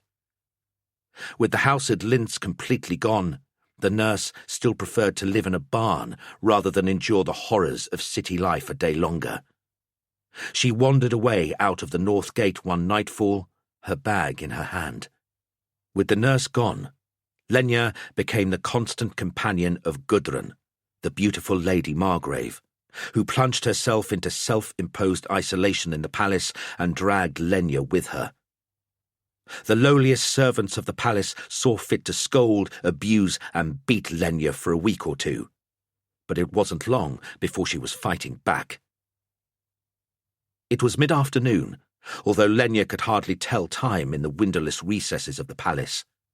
She had been sent on an errand to the main kitchen, Returning, cross and spiteful after a particularly prolonged tirade from the larderman, she felt a hand land squarely on her behind, causing her to drop the jug of warm water that she had been sent to beg. Loud laughter behind her made Lenya turn. "You'll have to beg for another now!" screeched the barely grown voice of the adolescent page who stood behind her. It was Spitz. He was short and wiry with thin hair, a pallid face and large teeth, and he'd been following Lenya around since he'd seen her standing alone in the courtyard on the night she had arrived. All he wanted from his wretched little life was to become the next Bruegel. He was a loathsome creature, full of his own importance, and he took Lenya for an appealing, easy target. Most of the ladies of the house, even the serving women, were completely inaccessible to him. But this was one pretty girl who had no status and, better yet, no defences. Leering at her, spittle spilling from the corners of his lips, Spitz pushed his hand hard against Lenya's thigh and squeezed. "Take your filthy hand off me," Lenya growled, "or take the beating of your life." Spitz laughed again. "Who's going to defend your honour then, my little milking cow?" His other hand came to meet the front of her dress, low on her belly. Lenya's arms came up and under the page's hands, thrusting them off her body. Then she took his greasy head between her hands and held it firmly, as he looked at her in shocked wonder. "You want me?" Lenya asked sweetly, and then pushed his head down as hard as she could. She folded the page in half, cupping her forearm under his neck and lifting him into a tight stranglehold. Then she thrust his head between her skirt knees, squeezing until his face went a greyish puce and he passed out. She let go, dropping him to the floor. She made a wiping motion with her hands and began to walk away. She turned to the slumped body as the page began to come round, clutching his head. "That's the last time any of you touches me," she said. Those first weeks that Lenya spent at the palace felt like months. No, like an eternity. Lenya was not given to sentiment. She only knew that life in the country had been better than this, but she suspected that the city could be better than anything. Unfortunately, the Lady Margrave had decided that Middenheim was far too dangerous a place for any of her servants to explore unescorted, and with no friends in the palace and enough enemies among the staff to last her a lifetime, Lenya's opportunities for recreation were limited. One afternoon, she stood with her elbows on the wall of a balcony, her hands under her chin, looking again at the view, as she remembered the events of the last month and tried to put them behind her. From her vantage point, Lenya could see clear across Middenheim. She could hear the buzz of 1,000 voices, accented with the louder cries of a multitude of street traders. She could see down into the wider streets and avenues in the north of the city. South and east, the streets became narrow in a tightly packed grey maze that she could never follow. In some places, the roofs were so close together that all she could see was a narrow strip of darkness. She could only guess at what might happen in those dark, grimy, intimate places. She knew there were thieves and beggars, and people of strange races, and she knew that her only hope of some kind of happiness was to escape into that city and become part of it. Lenya had her back to the balcony door and did not hear the footsteps coming up behind her. She didn't know she had company until a pair of thick, solid hands came over her head to cover her eyes. With the shift in her light, Lenya swung round, one tight, hard fist jabbing into the silhouette of a face right behind her. "Lenya! Ow!" Draken cried. "It's me! Krieg! Gods, never surprise me!" "Rest assured, I won't," Draken replied, wiping his bloodied nose against his sleeve. "Jaws of Ulric! It was supposed to be a nice surprise." He looked meekly down at the tiny, fearsome, tight little woman who sometimes cradled his heart and once or twice had blooded his face. "Call yourself a wolf," she snarled at him, watching his heart sink in his eyes. Then, hating herself for hurting him, she repented. "I'm sorry, Krieg," she said. "It's just... I need to get out of here. So let me take you for a walk in the Königsgarten. The safety of the formal garden close to the palace was not quite what Lenya had in mind. She had taken numerous walks there with Draken. He was a white wolf, of course, and she had seen his bravery in battle. She wished he would be strong like that with her. Instead, he was as strong as dishwater, as passionate as the well-laid, over-clipped, mossy pathways of the Königsgarten. Oh, yes, there were trees and grass and flowers, but they were forced to grow where few plants would choose to grow naturally. The rock yielded only lichens and tiny faded rock plants. There was no soil. To Lenya, there was no nature in the garden. The plants were either forced or non-existent, and green was supplied by mosses rather than grass, and twisted, stunted trees that could find nowhere to root and consequently grew only sparse, dark leaves or brittle needles. There was as much spontaneity and liberty in those tight clumps of faded petals and blocks of spongy moss as there was in Lenya's life, and she hated it. She sighed. "Not today," she said.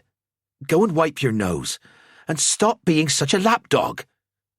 Draken turned away, hurt and puzzled. Lenya listened to his footsteps retreating in the quiet. She looked out towards the uniform grey of the buildings of Middenheim and then turned fast on her heels, fearing he was gone. She called Draken's name. "Krieg! Krieg!" She could see him before she heard his footfall. "You could take me out," she said. The idea suddenly felt real to her, and she smiled at him. "Wolf Draken," she began again, "would you do me the honour of escorting me into the city?" Her smile made his heart tumble all over again. Nobody had ordered him not to take Lenya out of the palace and grounds. Yet he knew that Lady Margrave insisted Lenya be close at hand at all times. "Lenya," he began, hating himself for disappointing her. He could see it in her face now, a mixture of petulance and defiance and a kind of bravado. A face he could love, but feared he might never understand. "Don't tell me," she said. "I know. The Lady Margrave wouldn't approve." That last she said in a haughty, crabby voice that, to herself at least, exactly mimicked her ladyship. "Then I shall go alone," she insisted, spinning on her heels and folding her arms.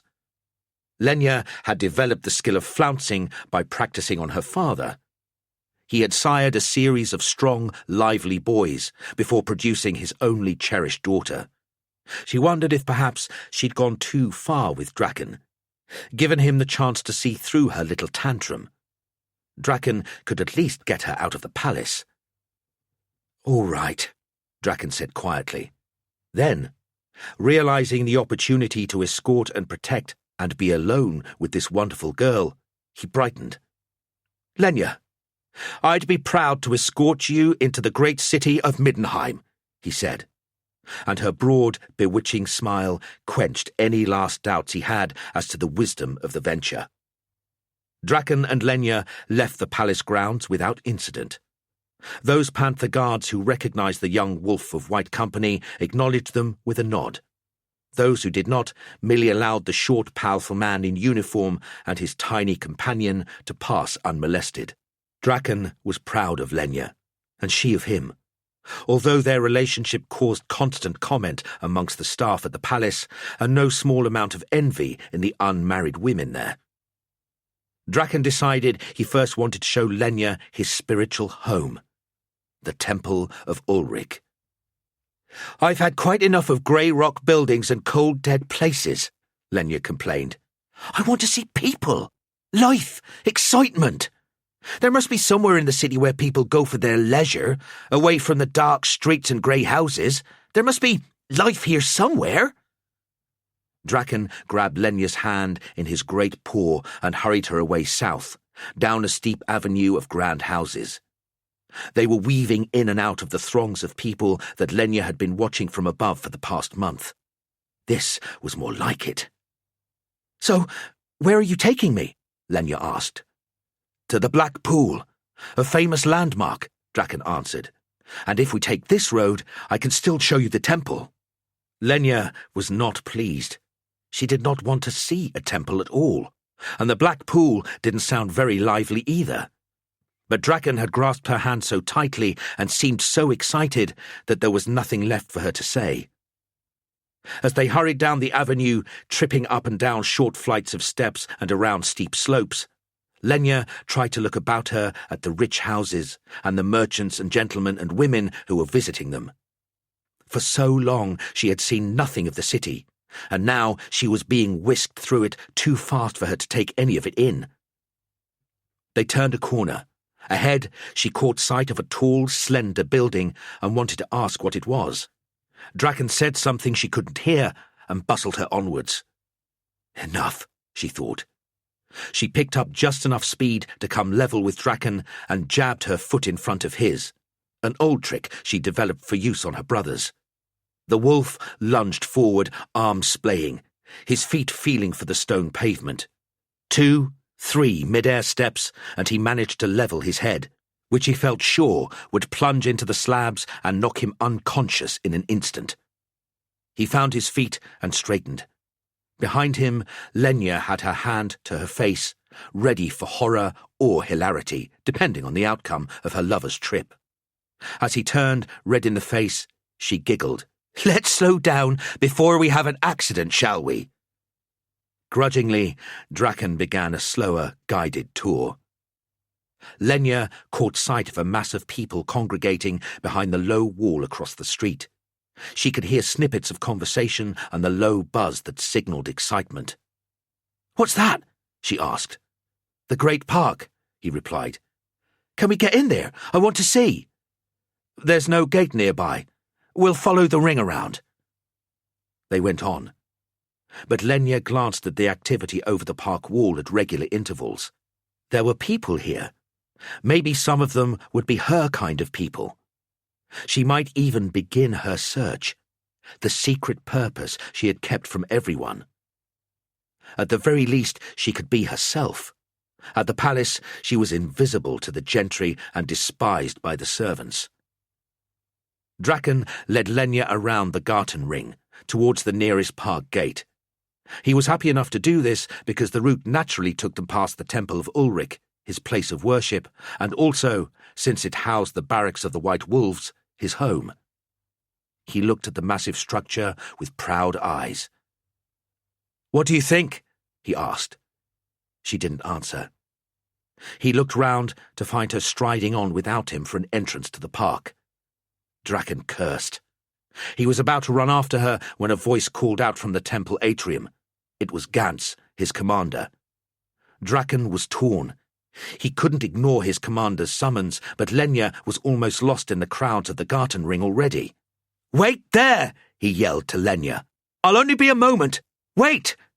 He wasn't sure if she'd heard him. Gantz called him again. Lenya was so taken with the hubbub of the street life, she didn't really concern herself with Draken's absence. He'd catch up, she thought. She hunted for an entrance to the park. Following the Garten Ring south, down more steep and winding paths, Lenya quickly found the west gate into the great park. The gate, swung open on its posts, was made of that same dark timber used everywhere in Middenheim, and the walls were cut from the same grey rock. But what beckoned from within seemed more alive than anything she'd ever seen. Lenya raised her head slightly as she passed a soldier from the city watch at the gate. Dressed, as she was, in borrowed finery, the lady-in-waiting's cast-offs that her mistress had insisted she wear, she had some vestige of confidence. But the country girl within her made Lenya certain she would have to endure some quizzing at the hands of this authority figure, and she wanted to make herself look as important as possible. She had nothing to fear. The watchman merely nodded a slight bow in her direction before going about his business. The great park wasn't a park at all. It was a labyrinth of paths, which wound between a ragged collection of stalls. Open carts with burners selling hot snacks, which smelled of rancid grease, and tall, narrow stands with racks of foodstuffs, old clothes, and household goods. Loud men waved their arms, demonstrating wares that they sold suspiciously cheaply and in huge numbers. Lenya was mesmerized. There were people everywhere. Buyers, sellers, browsers, barterers, families, couples, household staff from noble homes on provisioning errands. Urchins dashed between adult legs, causing their own particular brand of chaos. Lenya forgot that she was alone and began to walk around, listening to snippets of conversation, examining the goods for sale and taking it all in. She had never seen so many people in one place, clad in so many styles of dress, nor heard so many different dialects. Ahead of her, a noisy crowd was gathering around a narrow handcart. She could just see the top of the tousled straw-coloured head which belonged to the man standing on the cart. "Miladies and gentlemen," bawled the voice, sing-song, "don't just stand there gawping. Put your hands in your pockets for this once-in-a-lifetime purchasing opportunity." A pair of long arms flailed above the tousled head, and Lenya saw a huge showman's grimace. The crowd laughed, heckled, and some began to move away. Lenya smiled to herself, pushing in to get a better look. She felt a movement behind her, rather than heard it, and was only mildly surprised when she felt the brush of a hand against the side of her waist. She'd been expecting light-footed Draken to catch up with her sooner or later, though she'd warned him not to surprise her. His mistake. She didn't think twice. She rammed her elbow hard behind her, following it with a straight forearm and balled fist. It wouldn't hurt Draken, not a big tough wolf in armour like him. But instead of connecting with the broad, solid torso of the white wolf, Lenya's elbow and then her fist connected with a soft, bony, unfamiliar target. "Oof!" a small voice choked from behind her. Lenya heard a slight body fall heavily. The crowd around her fell silent and began to turn in the direction of the sound. Lenya felt a dozen pairs of eyes on her as she turned to look at what or whom she'd hit. Sitting on the ground behind her, clutching at his stomach, legs splayed out to either side, was a gangly young man, tidily dressed, with flat black hair and a wounded expression. He was all arms and legs, and Lenya had to step over one protruding knee to take a good look at him. "By all that's wise!" she exclaimed. "What have I done?" The crowd returned their gaze to the salesman, who'd begun his banter again, dismissing the sort of scene they saw every day in the city. The man on the ground looked quizzically at Lenya and then let out a huge, bellowing laugh. "I'm terribly sorry, sir," breathed the stunned Lenya, grasping the youth by the elbow and trying to help him to his feet. He laughed again. "Don't worry," he answered. "Truth is, I was due a rousting any time about now. Just caught me unawares, that's all." He clutched at his stomach again as he tried to laugh through the ache that Lenya had planted there with her tight fist. His humour was infectious, and Lenya began to laugh with him, not knowing what he was laughing at, but enjoying the freedom. She hadn't laughed properly out loud in weeks. Back on his feet, the young man gently took Lenya's arm and led her to a narrow set of winding steps with tall walls either side. She felt no apprehension. When they were alone, he began to talk to her. "So, what's a country girl like you doing walking around in city finery? And what's a city boy like you doing grabbing at young ladies in public?" "Touché," the youth answered, bellowing his startling laugh once more. The pair sat on the stone steps, aware only of each other and the hum of the crowd that spilled over the walls surrounding them. For the second time, an opportunistic young man had seen Lenya as an easy target. This time, the man had been after her purse. The gangly youth with the flat hair introduced himself as Arcady, petty villain, pickpocket, and general scammer. He had no reason not to be honest. He might not be quite what he seemed, but then neither was this milkmaid dressed in all the finery of court. He'd expected the rich purse of a dolt, who wouldn't even notice it was missing until she tried to pay for something, and when she found her money gone, would probably have a swooning fit.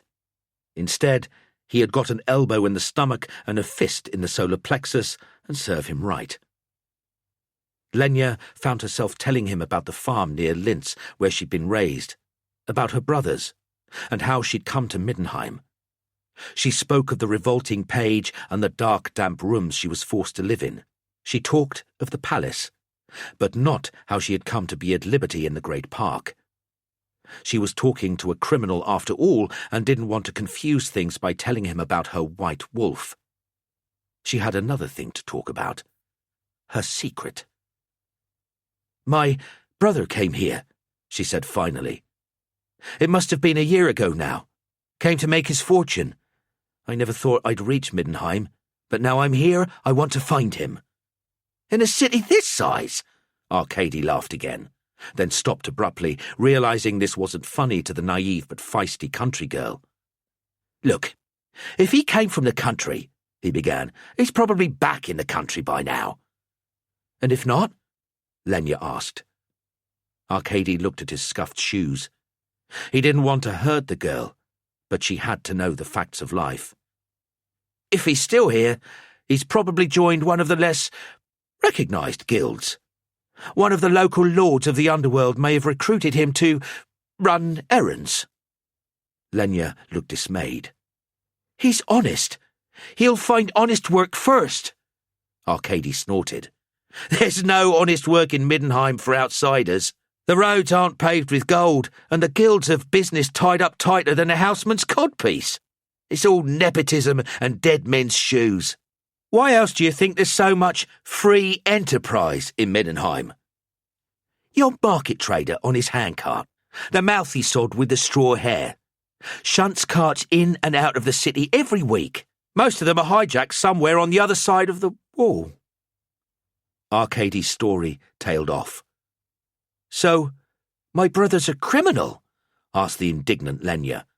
"Or dead," Arcady thought, but instead said, "He's probably back in the country by now." Lenya thought for a moment, then took a deep breath. "If he's here, I still want to find him," she said, determined. "Where do I find one of these lords to talk to? Someone has to know where he is." Arcady was doubtful. This girl hadn't been anywhere except the palace, and this was her first visit to the streets. She knew nothing yet of the filth, squalor, and poverty, not to mention the ruthlessness of the people who populated the poorer quarters of the city.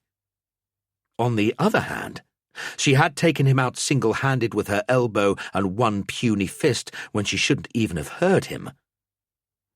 "You're going to take me to one of these knowledgeable gentlemen," she told him fiercely, seeing the reluctance in his open face. "Whoa! No way!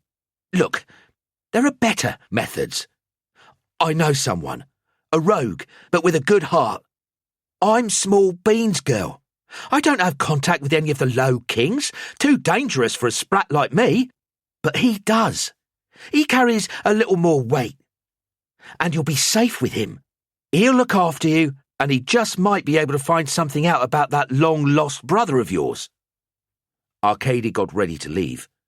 "Meet me here day after tomorrow. Can you find this place again?" "I think so," Lenya answered. "But can't you take me now?" Arcady looked over the wall. The sky was darkening to its familiar purple hue, and the great park was becoming quieter. He was safe enough, but Lenya wouldn't be safe for long in this place at this hour of day. "It's late. You might be missed.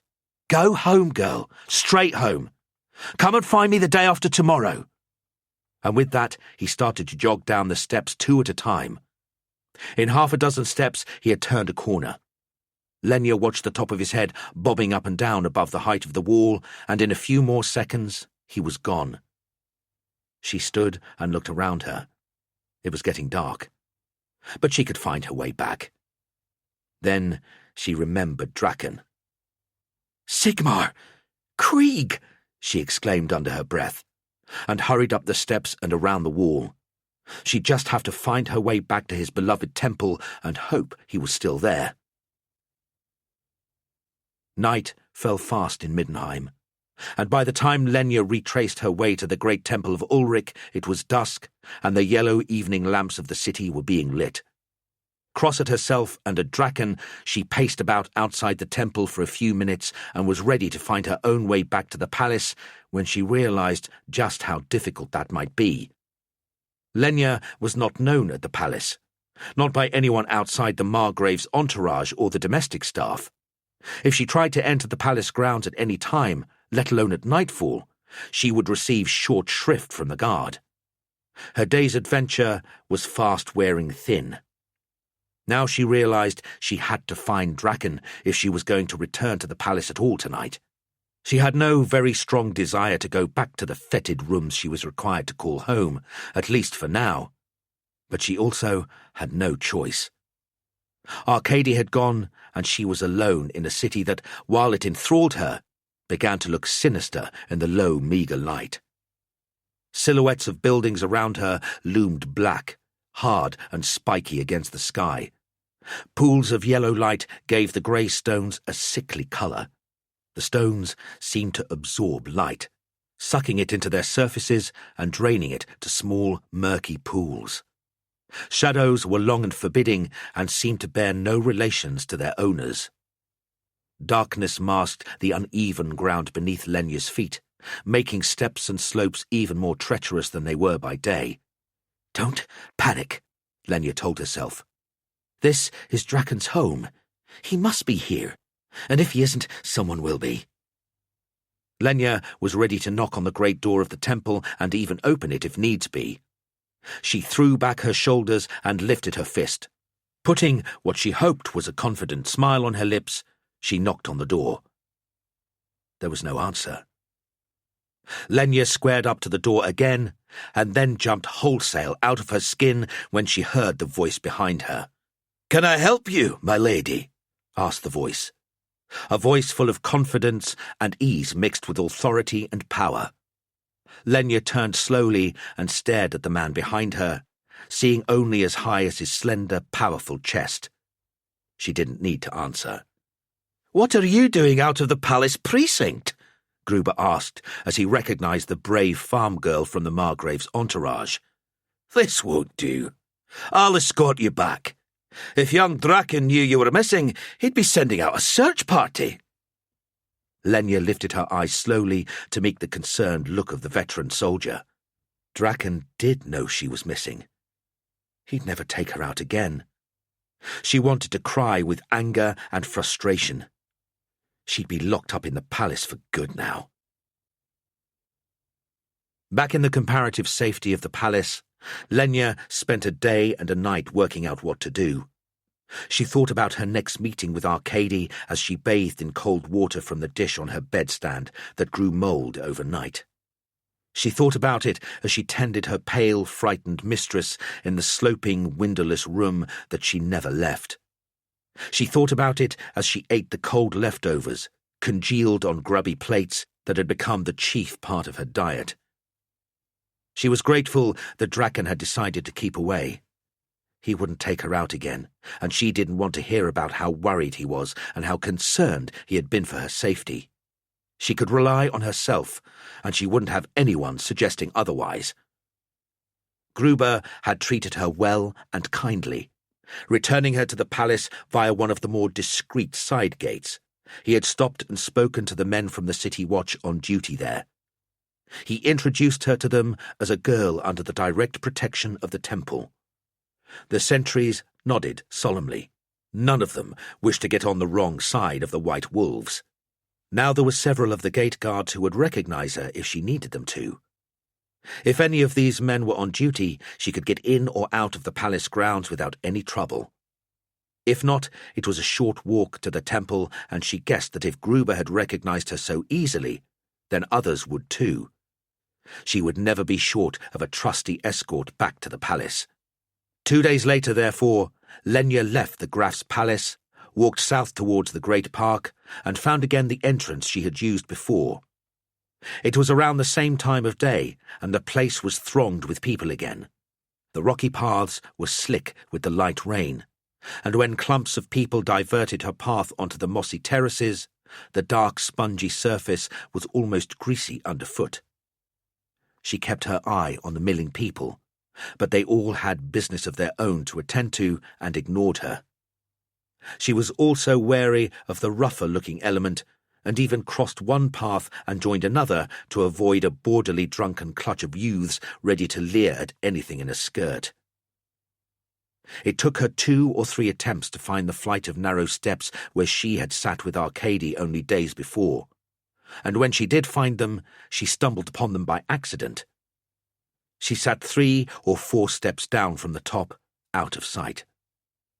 After half an hour or so, Lenya began to wonder if they were the right steps after all. Then, suddenly, she looked up sharply without knowing why. She hadn't heard anything new above the hum of the crowd, but as she fixed her gaze, she caught sight of a head with flat black hair and stood, sighing with relief, to greet Arcady. He came within a few steps of her, keeping low so as not to be seen over the wall, and beckoned her to follow him. As the steps led downward, turning sharply left and right as they went, Lenya realized why they had not encountered anyone else on the staircase. As they dropped steeper and narrower, the walls rose higher around them, becoming a low arch that dripped slightly with the thick black liquid of rotting vegetation.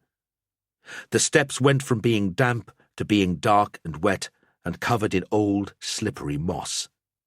The hem of Lenya's dress became heavy with brackish water, and her tall boots began to leak. She stopped. "Where are we going?" she asked, apprehensive for the first time. She was with a complete stranger, trusting him with her life in a strange city, and he seemed to be leading her underground into silence and darkness. He caught the tone in her voice. "Trust me," he said, and laughed. "Honestly, it's all right. See, no one uses the old stairs much anymore, but they're safe, and they'll get us to where we want to be." She looked at him in the gloom. "Soon," he said. "I promise." Within a matter of minutes, the steps came to an abrupt end, and Lenya followed Arcady across a tiny closed courtyard, where facing roofs almost touched overhead. From there, she entered the back room of what she thought must be a private home, but was, in fact, one of the many one-room drinking holes that littered the alleys of the southeast corner of Middenheim. "Now," Arcady exclaimed, "what in all the gods' names are we going to do about that awful garb?" Lenya looked down at her dress. She'd never liked it, and she already knew she couldn't wear it and walk safely through this district of the city. She needed no more than her instincts to tell her that. "Can you get me a pair of breeches and a knife?" she asked Arcady, tugging at her dress sleeves. He looked at her, puzzled, then handed her the short knife he kept in the back of his own breeches. She had not noticed it before. "I'll be back with the other in a moment," he said, turning and leaving the way they had come. Lenya took the knife and cut the sleeves off her dress at the armhole, showing the plain sleeves of her shift underneath. Then she cut the bottom 4 inches from her skirt. They were sodden now and smelled of standing water.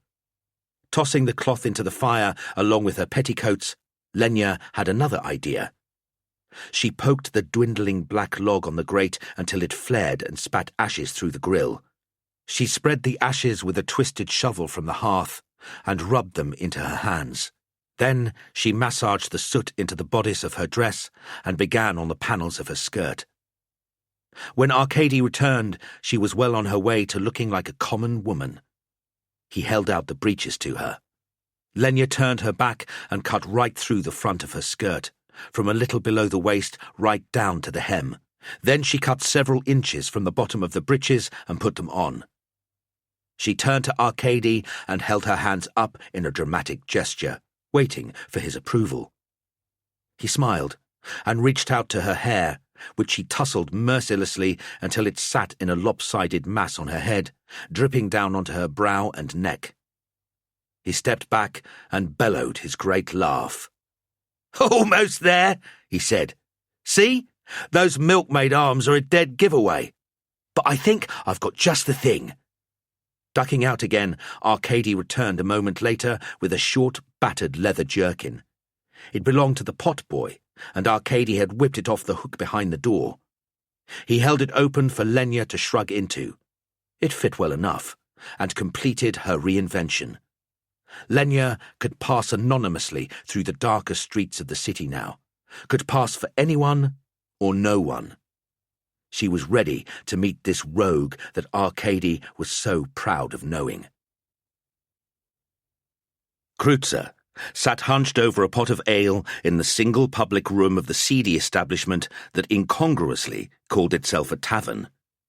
He was partial to a pot of ale, but this weak, rancid mixture was turning his stomach, and he belched loudly as Arcady and Lenya entered through the pot door behind the plank and barrel structure which served for a bar. Arcady laughed his trademark laugh, and Kreutzer lifted his head without any movement in his sloping shoulders. Seeing the small, comely girl in clothes that were coming apart along several promising seams, Kreutzer straightened up. He smartened the front of his jerkin self-consciously and smiled. "I thought you were bringing some rough-and-tumble farm girl," he murmured to Arcady. "This creature doesn't look like she belongs anywhere near a cow." "Wait till she opens her mouth," Arcady grinned, and Lenya, gritting her teeth, kicked him hard in the shin. "I guess I'll leave you to it then," he said, winking at the girl before retreating out of the door behind him. Lenya sat next to Kreutzer, searching his green eyes for anything that might help her understand why she felt so drawn to him. Something there made her a little afraid, and then he smiled again and her body relaxed. "Arcady tells me you're looking for someone," Kreutzer began. "My brother, Stefan. Older than me by 2 years, a little taller, fair-haired, eyes like mine. He left Linz for Middenheim a year ago. Arcady said he was probably working as an errand boy for one of the... what did he call them? Low Kings?" "More likely dead," said Kreutzer, looking down into the fuzzy ale that he was never going to drink. "And if he isn't, there must be 1,000 men in Middenheim who fit his description." "But there's only one Stefan," Lenya exclaimed. "If you won't help, then I'll find these Low Kings for myself." Kreutzer looked again at the girl. Arcadia told him how she had fought him off in the market, but she didn't look nearly as tough as she talked, and he was sure she didn't have the money to pay him for his services. He sighed. "Very well," he said. "I'll help you. But we're not going to the Low Kings. The last thing you want to do is tangle with men like Bladen. We begin with the priest." Lenya was ready to protest. What use was a priest to her? But Kreutzer had already taken her hand, and before she knew where she was, they had left the tavern and begun to walk along the narrow, dim and filthy street. This, she guessed, was the Altquartier, the roughest, poorest, most depraved part of the city. Lenya had only seen it at a distance, from her balcony in the palace. The narrow, winding thoroughfares were full of bustling, dirty people. Women shrieked at barefoot urchins and threw their waste indiscriminately onto the streets. There was almost no light. The sky was a series of thin, grey, jagged stripes above her, largely blocked out by the low roofs of leaning buildings. Ragged dogs growled and barked and slunk away when kicked by indolent men who sat on narrow steps on the street. There was no order here, only bad smells, bad light, and too much noise. Lenya stayed close to Kreutzer, as they became invisible among the ragged people of the slums. Lenya soon realized she couldn't remember where she had come from. Her sense of direction was utterly blind down here. This was the steepest part of Middenheim, with more twists and turns and more slopes and steps. Alleys seemed to end in front of her and then would shift in a new unseen direction at the last minute. She felt like she was in a maze, with no clear way out. Yet she knew the palace lay only a few minutes' walk away. They hurried through the rat runs of the old quarter for several minutes before Kreutzer began to slow down. Then he came to a stop, leaning against a wall and putting his fingers to his lips, suggesting to Lenya that she follow suit, although she felt that this would only draw attention to them. The alleys and byways of this part of Middenheim were by no means deserted. Several seconds later, and Lenya began to feel bored and fidgety, until she realized that there was something going on and began to listen to the voices beyond the wall. "Hans! Oh, my poor Hans!"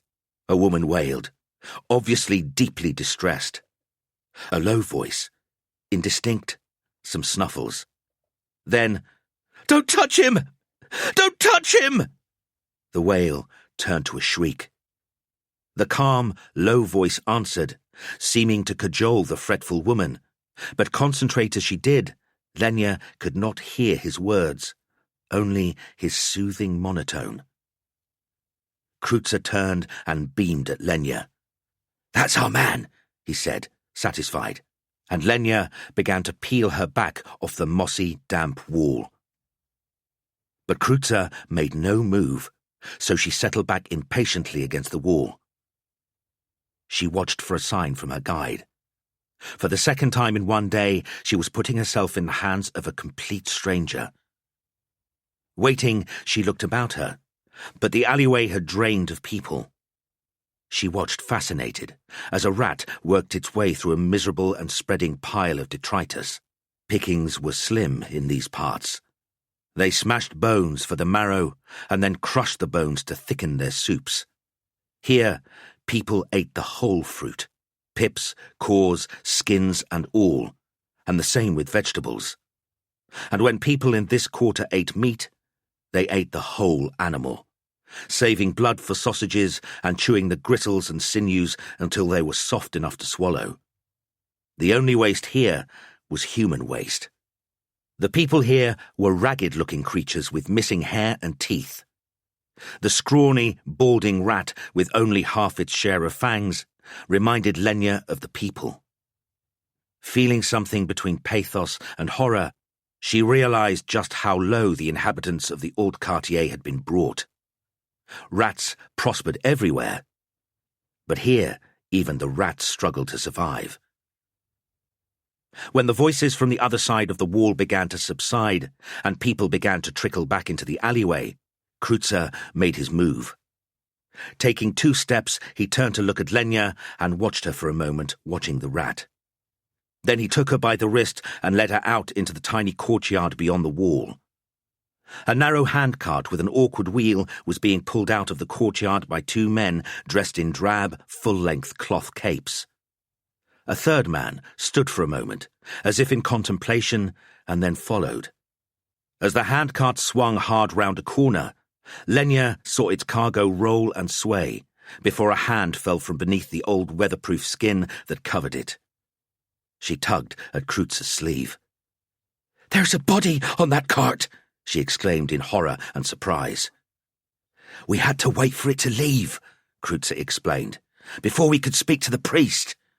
He has work to do, and a little respect for the dead is always welcome." Lenya wanted to ask more questions. She did not understand what was going on, and she didn't like it. Kreutzer and Lenya followed the men for 2 or 3 more streets, by which time the cart with its gruesome cargo had pulled away from the man that Lenya had supposed to be the 3rd member of the party. She was relieved to see the handcart disappear out of sight as Kreutzer stepped up to speak to the fellow. The man turned, a benign, almost vacant look on his face. She didn't know what she had expected, but it was not the elderly, haggard gentleman that she now beheld. "A word, sir, if we may," Kreutzer started. "My companion is looking for a relation in the city. We hope you won't be able to help us, but—" "I hope so too," the man answered in his calm tones. "Come, we will sit and talk. If the news is bad, it should not be given in the street."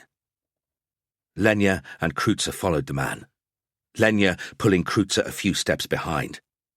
"Who is he?" hissed Lenya. "What bad news?" "He is a priest of Morr," Kreutzer answered. "He deals with the dead of Middenheim and sometimes uncovers their secrets." "And if Stefan is not dead?" Lenya asked in a panicked whisper. "If Stefan is not dead, then the priests of Morr will not know him." With that, Kreutzer quickened his step to catch up with the priest as he entered a hostelry a few streets north of the courtyard where the man Hans had died.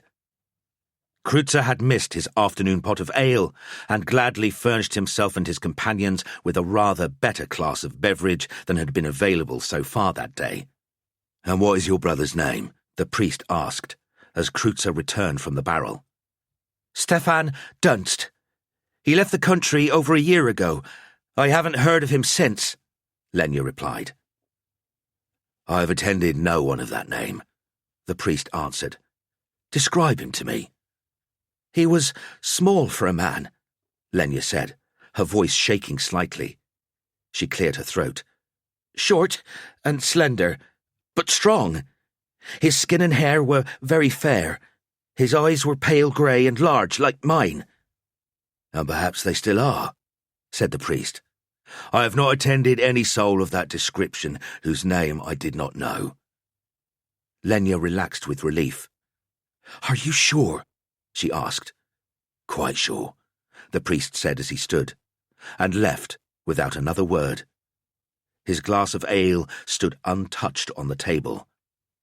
"Well, that's that," Kreutzer exclaimed, draining his glass of ale and smacking his lips. But Lenya was not going to be put off. "Not quite," she said. "He's alive. Now all we have to do is find him, and I think you know what that means." Kreutzer knew exactly what it meant, and he didn't like it. He was just like a great many petty thieves and conmen in the city, perhaps a little more successful than most, but really just the same. Kreutzer worked for someone. He took fewer orders than the bulk of the low-grade parasites that worked in the city.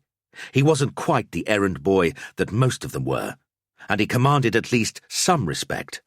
After all, he was useful. But the bottom line was that Kreutzer had a boss. It went with the territory. And that territory was his, and not a safe place for a girl like Lenya. "There's nothing more we can do today," Kreutzer said as he looked at Lenya. "It'll be getting dark soon, and you should get back to the palace." "But you said you'd help me," Lenya yelped. "I can help you again another day," Kreutzer said, trying hard to put the girl off. "No," Lenya said, her tone urgent. "Today. Besides," she changed her tack, "I can't go back to the palace until I can find something decent to wear. You don't think I arrived in the old Cartier dressed like this, do you?" Lenya found herself caught in a cleft stick again. The last time she had ventured into the city, she had almost got herself locked out of the palace, and this time the change in her appearance would exclude her for certain. Or, at the very least, someone would want to know why she looked so dreadful. What had happened to her? Who had attacked her? Questions that she was not ready to face today, or any other day for that matter. Ruining her clothes had seemed like a good idea at the time, the only sensible thing to do. Now, Lenya was horrified at the prospect of returning to the palace in such a sorry state of dress. "I'm perfectly attired for street life in this city, especially after dark," she said.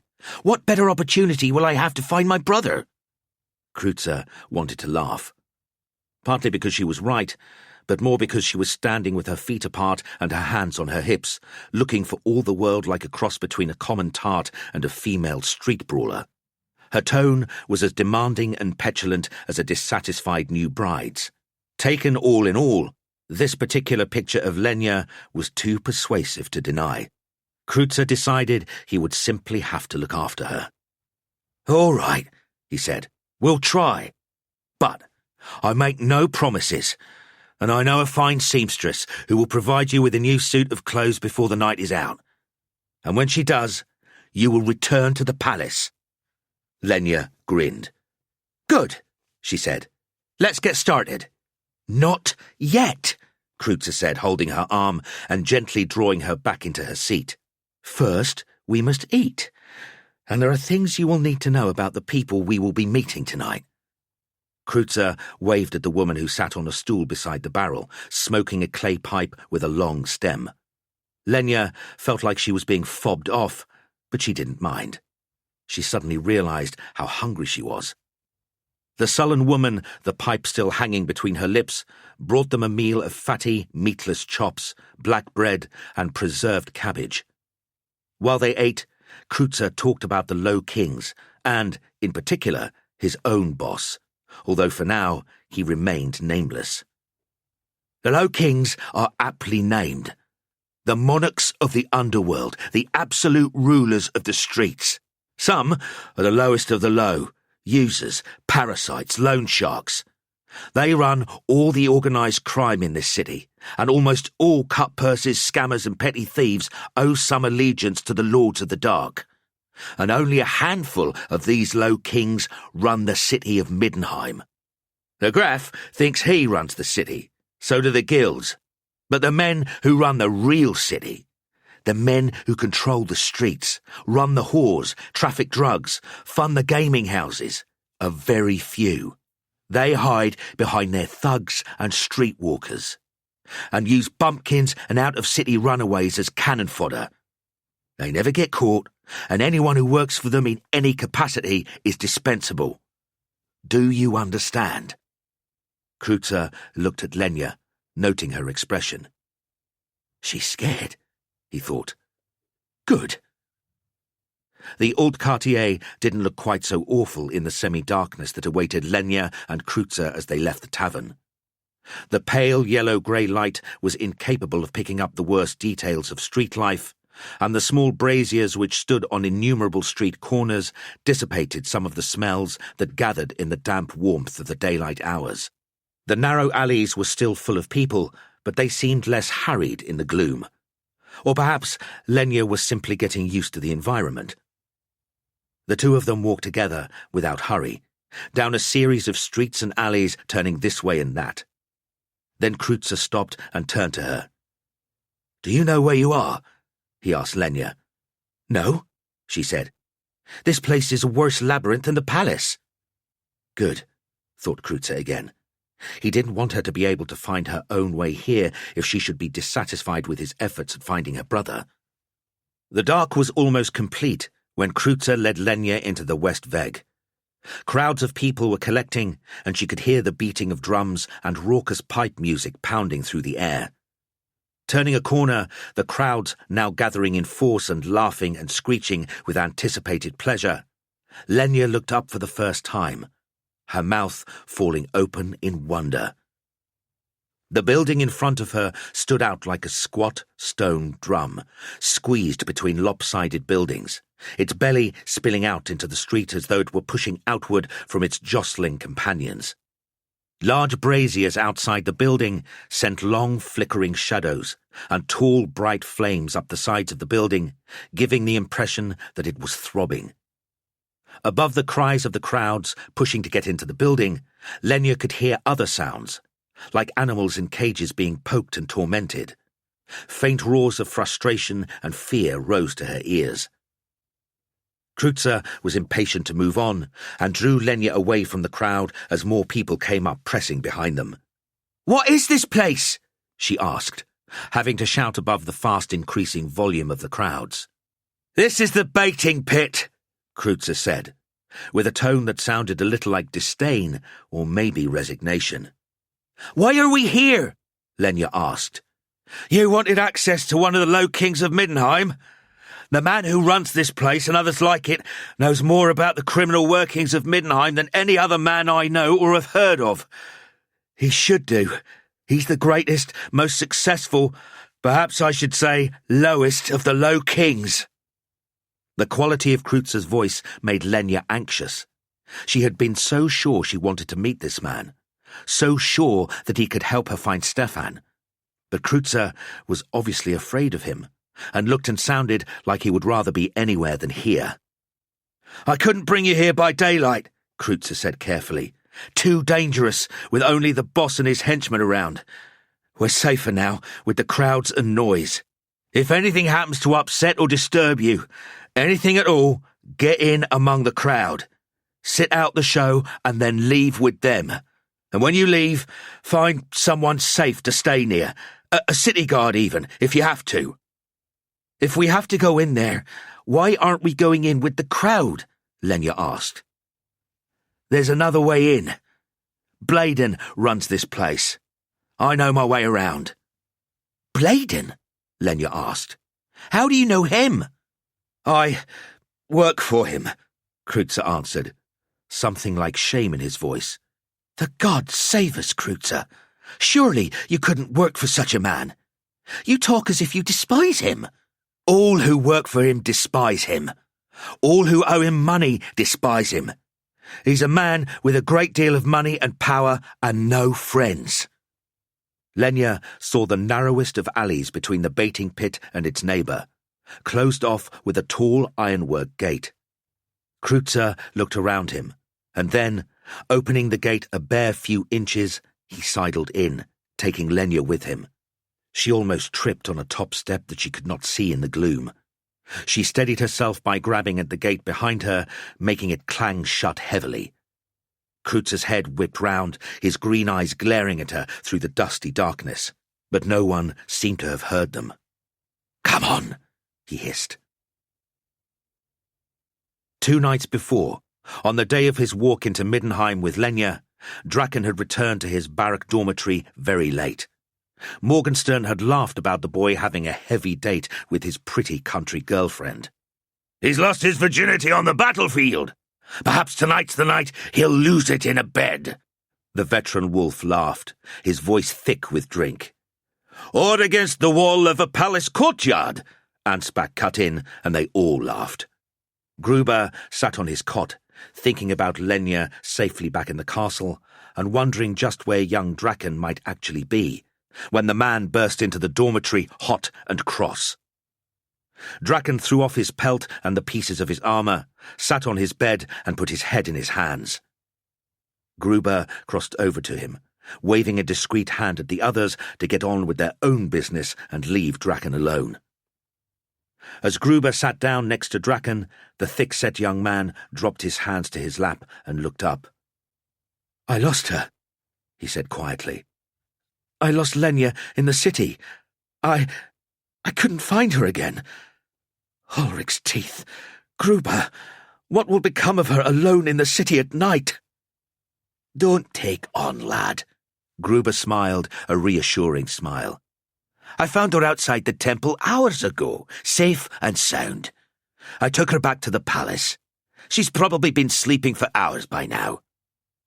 For one awful moment, Gruber thought Draken was going to hug him.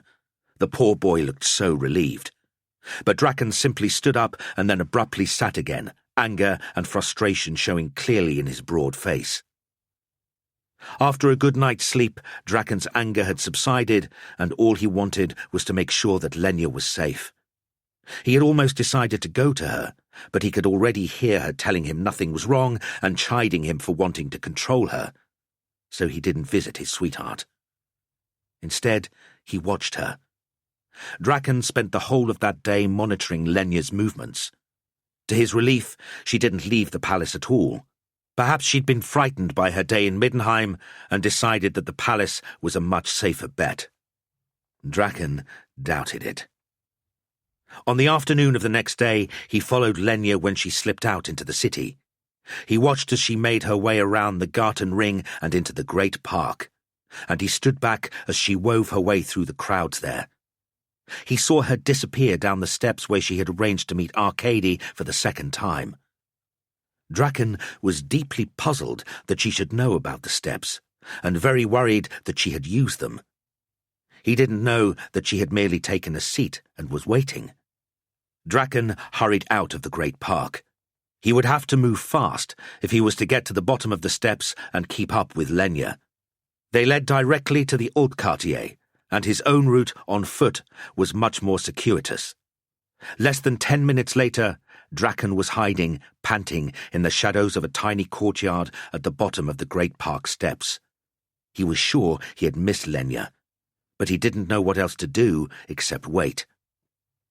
Half an hour later, Draken was trying to formulate a new plan when he heard footfalls on the steps and plunged himself silently back into the shadows.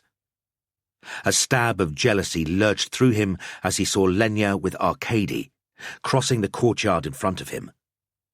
What was his girl doing with this young cutpurse? Draken was there too when Lenya met the priest of Morr. He spoke to the priest himself after he had left Lenya and a second unknown cut-purse in the tavern. Draken couldn't fathom what was going on. There had been two strange men, the priest of Morr, and to top it all, Lenya had done something awful to her dress. What the priest of Morr told the young wolf made no sense to him either. Lenya had never mentioned any lost brother. Now Draken stood outside the baiting pit of the West Veg, wondering why anyone would bring Lenya to such a place, when he heard the clang of the side gate closing. He watched, only feet away, as Lenya and the unknown man descended the steps into the bowels of the pit. Draken had a terrible feeling of foreboding. He knew at once that he would have to save Lenya. He just wasn't sure from what. "You can't come in here!" A blunt voice came out of the shadows and noise as Lenya and Kreutzer crossed the threshold at the bottom of the steps. "We're closed!" Lenya didn't like the sound of the voice, that seemed to force itself out past a mouthful of food. She didn't like the smell of frightened animals and adrenaline-choked sweat which filled the air. "Cled?" Kreutzer called out as the dwarf appeared. Lenya had never seen his like before. He was as broad as he was tall, and heavy. Hard muscle stood out on his thick torso and short neck. He was naked above the waist and hairless. His short, solid hand made a fist around something he was tearing lumps from with his sparse and irregular teeth. "Kreutzer?" Cled the dwarf exclaimed. "We're closed! It's not your day!" Then the short man, who oddly reminded Lenya of a cruel parody of Draken, looked past Kreutzer and grinned broadly, showing the contents of his mouth. "Been recruiting, Kreutzer? Give her one yourself, have you?"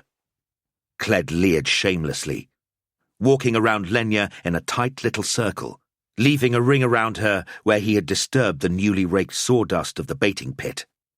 "No!" The single word that Kreutzer uttered sounded like a threat. Cled laughed, throwing back his head before filling his mouth once more. "I want some information," Kreutzer continued. "Information about a young man. A country boy." "Probably dead," Cled said. Lenya had had enough of this beast. He didn't scare her. At least, she told herself he didn't. Lenya stepped past Kreutzer. "The priest of Morr says not," she said, and swallowed the hard lump in her throat that was making her voice sound cracked. "Take me to Bladen. I need to talk with him." "Take you to Bladen?" repeated the dwarf, his face pressed so close to hers that Lenya wanted to step back. "Speak not so freely of my master, trollop, or you will regret it." "I have to find Stefan Dunst," Lenya said, barely able to hold her ground. "Your master may know where he is, and the price he will ask may be too great," Cled said, his voice all threat. Kreutzer stood behind Lenya in consternation. He'd promised himself he'd look after her, but she wasn't helping. "Cled," he began, "I don't see any reason to disturb Master Bladen. Perhaps you could find out if Stefan Dunst has worked for him." "Not a chance," said Cled. Behind him, some invisible beast lurched against the grill of its cage, roaring a hysterical sound and making the pit echo with the clang of a huge weight throwing itself against metal bars. Cled spun around, picking up a club and moving to scold the animal. Lenya saw her opportunity.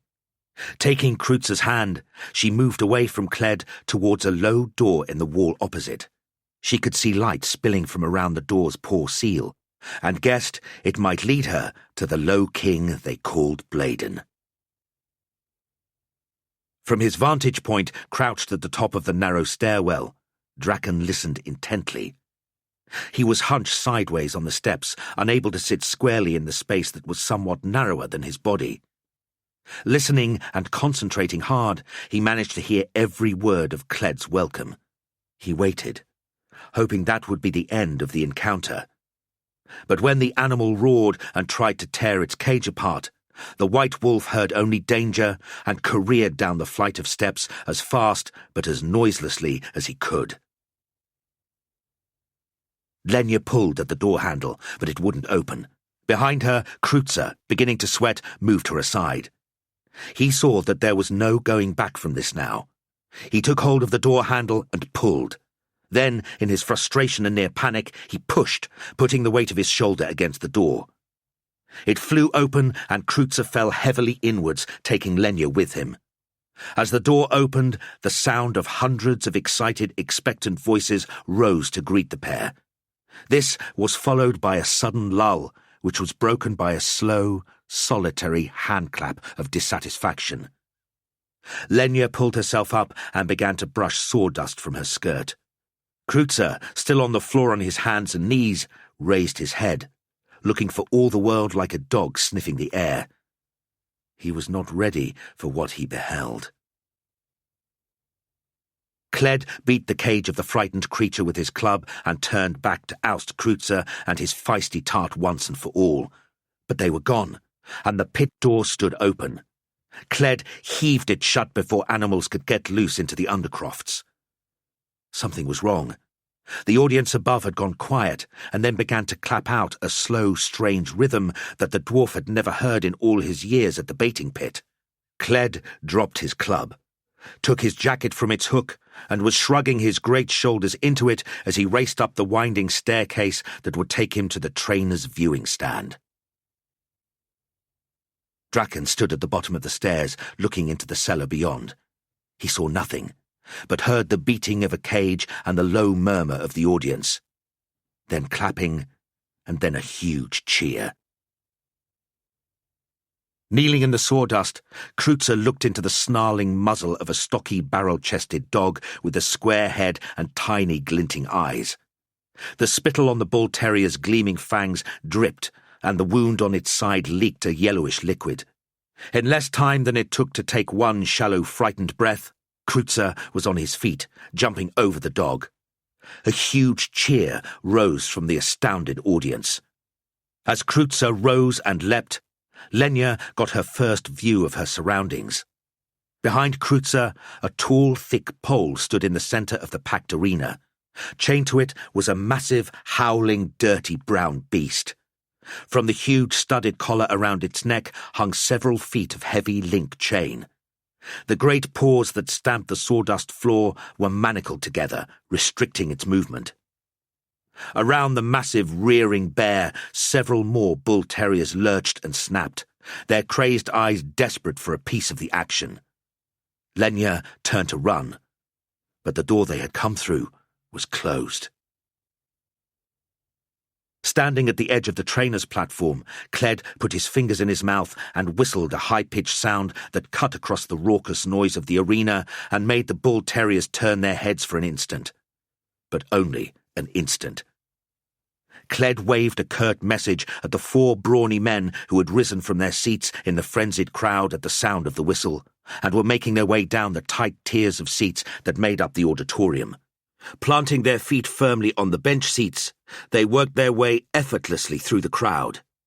Soon, 4 huge bodies, clad in leather armour and pulling on horned helmets, made their way to the tall wall which surrounded the arena stage and vaulted down. "Get them out of there!" Cled yelled at them. "Get them out!" There was already chaos. The crowd were running mad with excitement. Cled's men moved in. One of the 4 dropped down right behind Lenya and tried to lift her up. He hadn't reckoned on the small woman being quite so fast. She ducked under his arm and slid between his legs. As he turned to see where she had gone, he felt a hot, sharp pain in his calf. The dog that Kreutzer had come face to face with had lost his first target and now homed in on the thug's leg as his next good meal. The remaining thugs armed themselves with the spears that stood around the arena walls in case of emergencies and began to stab at the dogs. Their job was to control the situation and get the intruders out of the arena as fast as possible before the whole show turned into a farce. Cled watched anxiously from his vantage point. Kreutzer landed within feet of the bear. Crouching down on his haunches, he held out a calming hand to the frantic animal. It raged, great jaws frothing, pulling at its chains, desperate to get at its tormentors after months of repeated abuse. Dogs snarled and circled around it. In another moment, one of the thugs was closing in on Kreutzer, jabbing dogs ahead of him with his spear. He was a huge man, with dark tattoos showing on the parts of him that were not covered in shiny black leather armor. His nicked steel helmet, with its horn ornaments and low forehead, was imposing enough. But the massive square jaw and wide red mouth with its gruesome hair lip were positively terrifying. Still looking up, Kreutzer lowered his hand to the floor and then lunged forward with his shoulders, grabbing the fearsome gladiator around his impressive calves. Black leather hit the sawdust amidst a spray of dust. Kreutzer sat on his torso and started tearing at his helmet, one hand grasping each of the bone horns and swinging from side to side, half-throttling the man inside with the tautly twisted chin strap. There was a roar of laughter from the crowd. Prize fights were one thing, but this comic tragic battle was something else. They'd certainly got their money's worth. Cled put his head in his hands. Things were going from bad to worse. He would be out of a job tomorrow for sure. He looked up as he heard the rabble rising to their feet, stamping and cheering and clapping their hands above their heads. He looked out into the arena. In the entrance to the arena, in front of the bait door, stood a figure. Cled looked again. A huge, masked man filled the doorway. He was naked to the waist and already slick with sweat. He carried a huge mallet in one hand with a long haft and a heavy iron head. In the other, he carried a crude wooden cudgel tipped with a series of sturdy iron spikes. Not weapons, but tools. The tools of Cled's trade taken from the cellar by this awesome gladiator. The man stood for what seemed like an age, long enough for Cled and the audience to take in his leather breeches and knee boots, the bands wrapped tight around his wrists and his glistening torso. The man was shorter than average, but what he lacked in height he surely made up for in breadth. Over his head the man wore a crude mask, a small sack with holes cut for his eyes. An instant later, the mallet was being swung above his head as the gladiator worked his hand down its haft. He had seen something that everyone else had missed. They had been watching him, but he had been watching the bear. The noise of the crowd and the unfamiliarity of the number of human bodies cavorting around the arena had brought the bear to a point beyond panic. It threw itself against the post with all its weight, and then lunged away from it, falling to all fours. The top of the post had splintered with the force, and the chain came away. The bear was loose. The dogs around it were too slow to react. It savaged one, mauling it with teeth and claws, and then ripped another up into the air, its back snapped, howling. The remaining dogs scurried back, fearful at this change in the odds. The bear, berserk now, sprayed dog blood from its muzzle as it shook it and lumbered forward at the human targets around. The crowd were howling. Standing his ground, the masked gladiator swung his mallet hard, the end of the haft now clasped firmly in his grip. He let go. Swinging high into the air, the mallet turned twice, echoing the spin that the gladiator had used, and landed with a crashing thud against the side of the bear's skull. It moaned once and collapsed to the floor, burying two of the terriers whining beneath its immense bulk. The crowd roared again, and Kreutzer leapt off the torso of his half-choked opponent, looking to avoid the next confrontation when it came. Lenya turned, distracted, to look at the gladiator, and someone picked her up from behind. She looked around. It was the thug with the chewed leg. He was bleeding, but still strong and upright. Lenya struggled and kicked, and the audience laughed. Their laughter ended in another great roar of approval as the mysterious gladiator swung his cudgel two-handed into the thug's armoured back, making him drop Lenya and stagger back, The man turned, pulling a long knife from his belt. A thrust. Another slicing attempt to sink the blade into the masked gladiator's chest. The gladiator replied with a second swing of the cudgel, which left the thug lying face down on the floor, blood and gore mixing with sawdust to form a thick, dark stain. Cled looked on in awe. 2 of his best men had been taken out by Kreutzer the Cutpurse and this mysterious fighter. Not to mention the bear, his trusted ally and performer for more than 2 years now, and not easily replaced.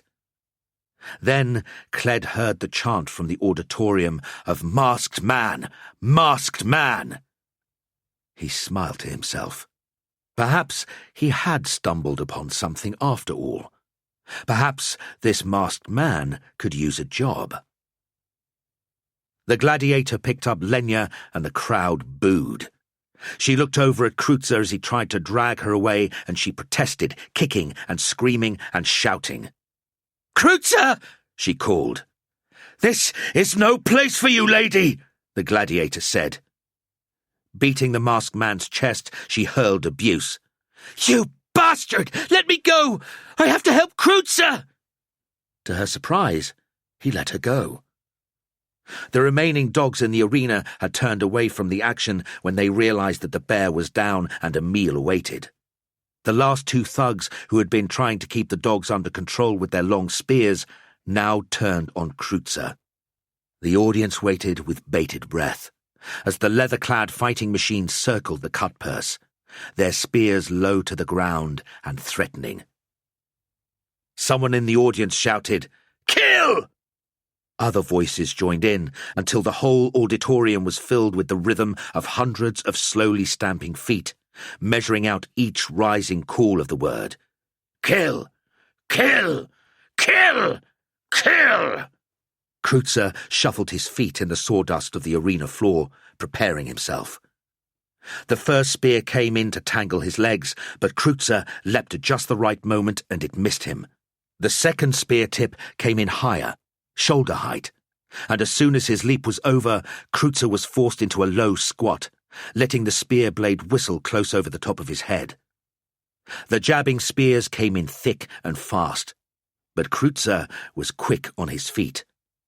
The audience were almost silent, watching the 3 men go through this curious dance. Lenya threw herself on the back of the thug nearest to her, the way she'd fearlessly tackle her brothers in pretend fights back home.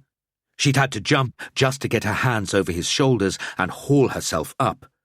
Kreutzer's assailant was taller than Lenya by almost 2 heads. She put an arm around his neck so that her elbow nestled against his throat. Then she locked her wrists together with opposite hands and threw the entire weight of her body back and down. Her feet dangled in midair for a moment, but she could feel him going. She lifted her knees into the small of his back and kicked out again, throwing herself clear as she brought him down on his back, retching and coughing from her chokehold.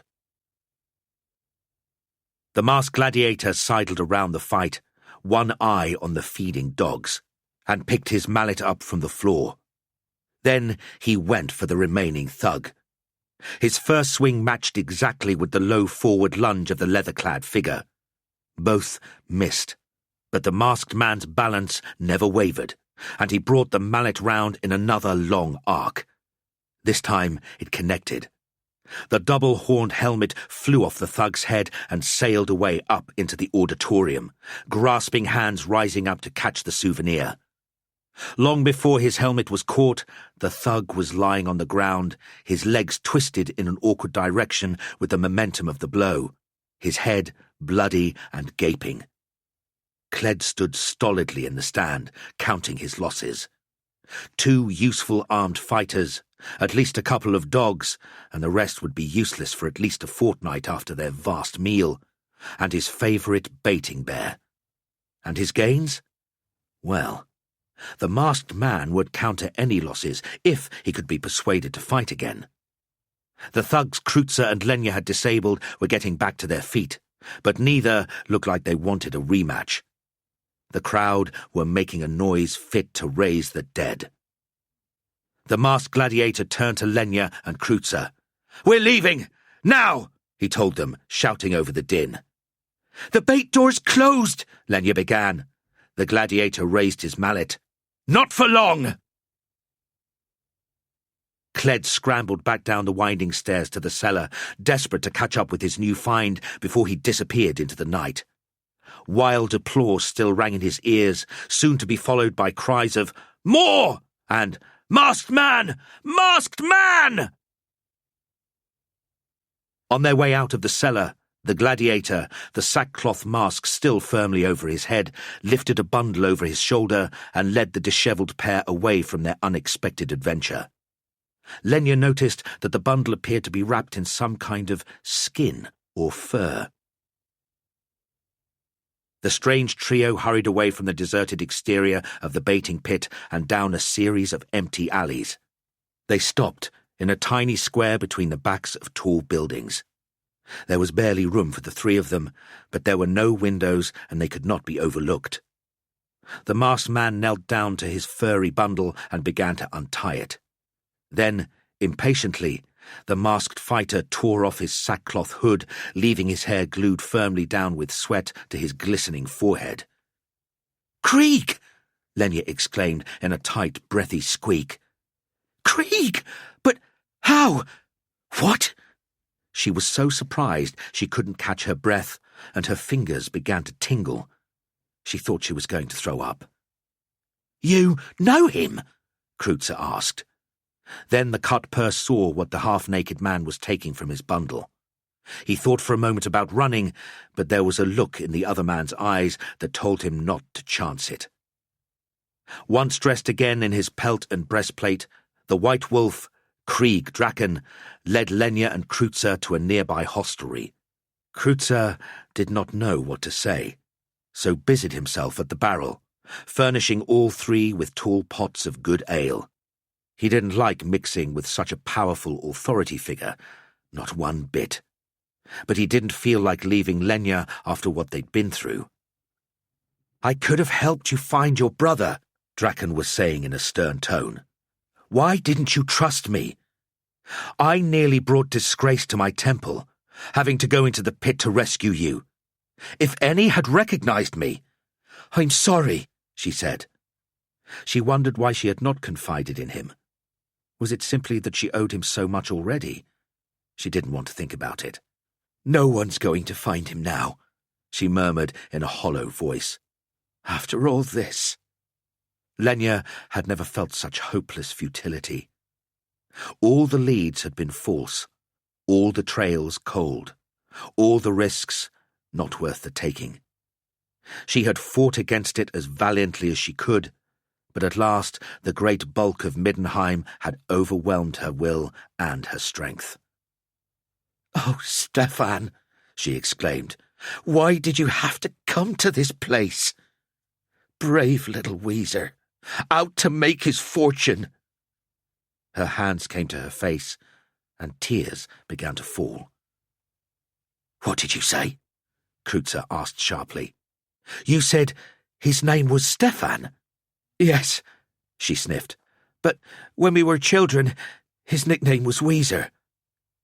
"Weezer," Kreutzer repeated, barely audible over Lenya's sobs. "Ulric, damn me!" he exclaimed. He stood up in alarm, his chair crashing down behind him. "Your brother was Weezer!"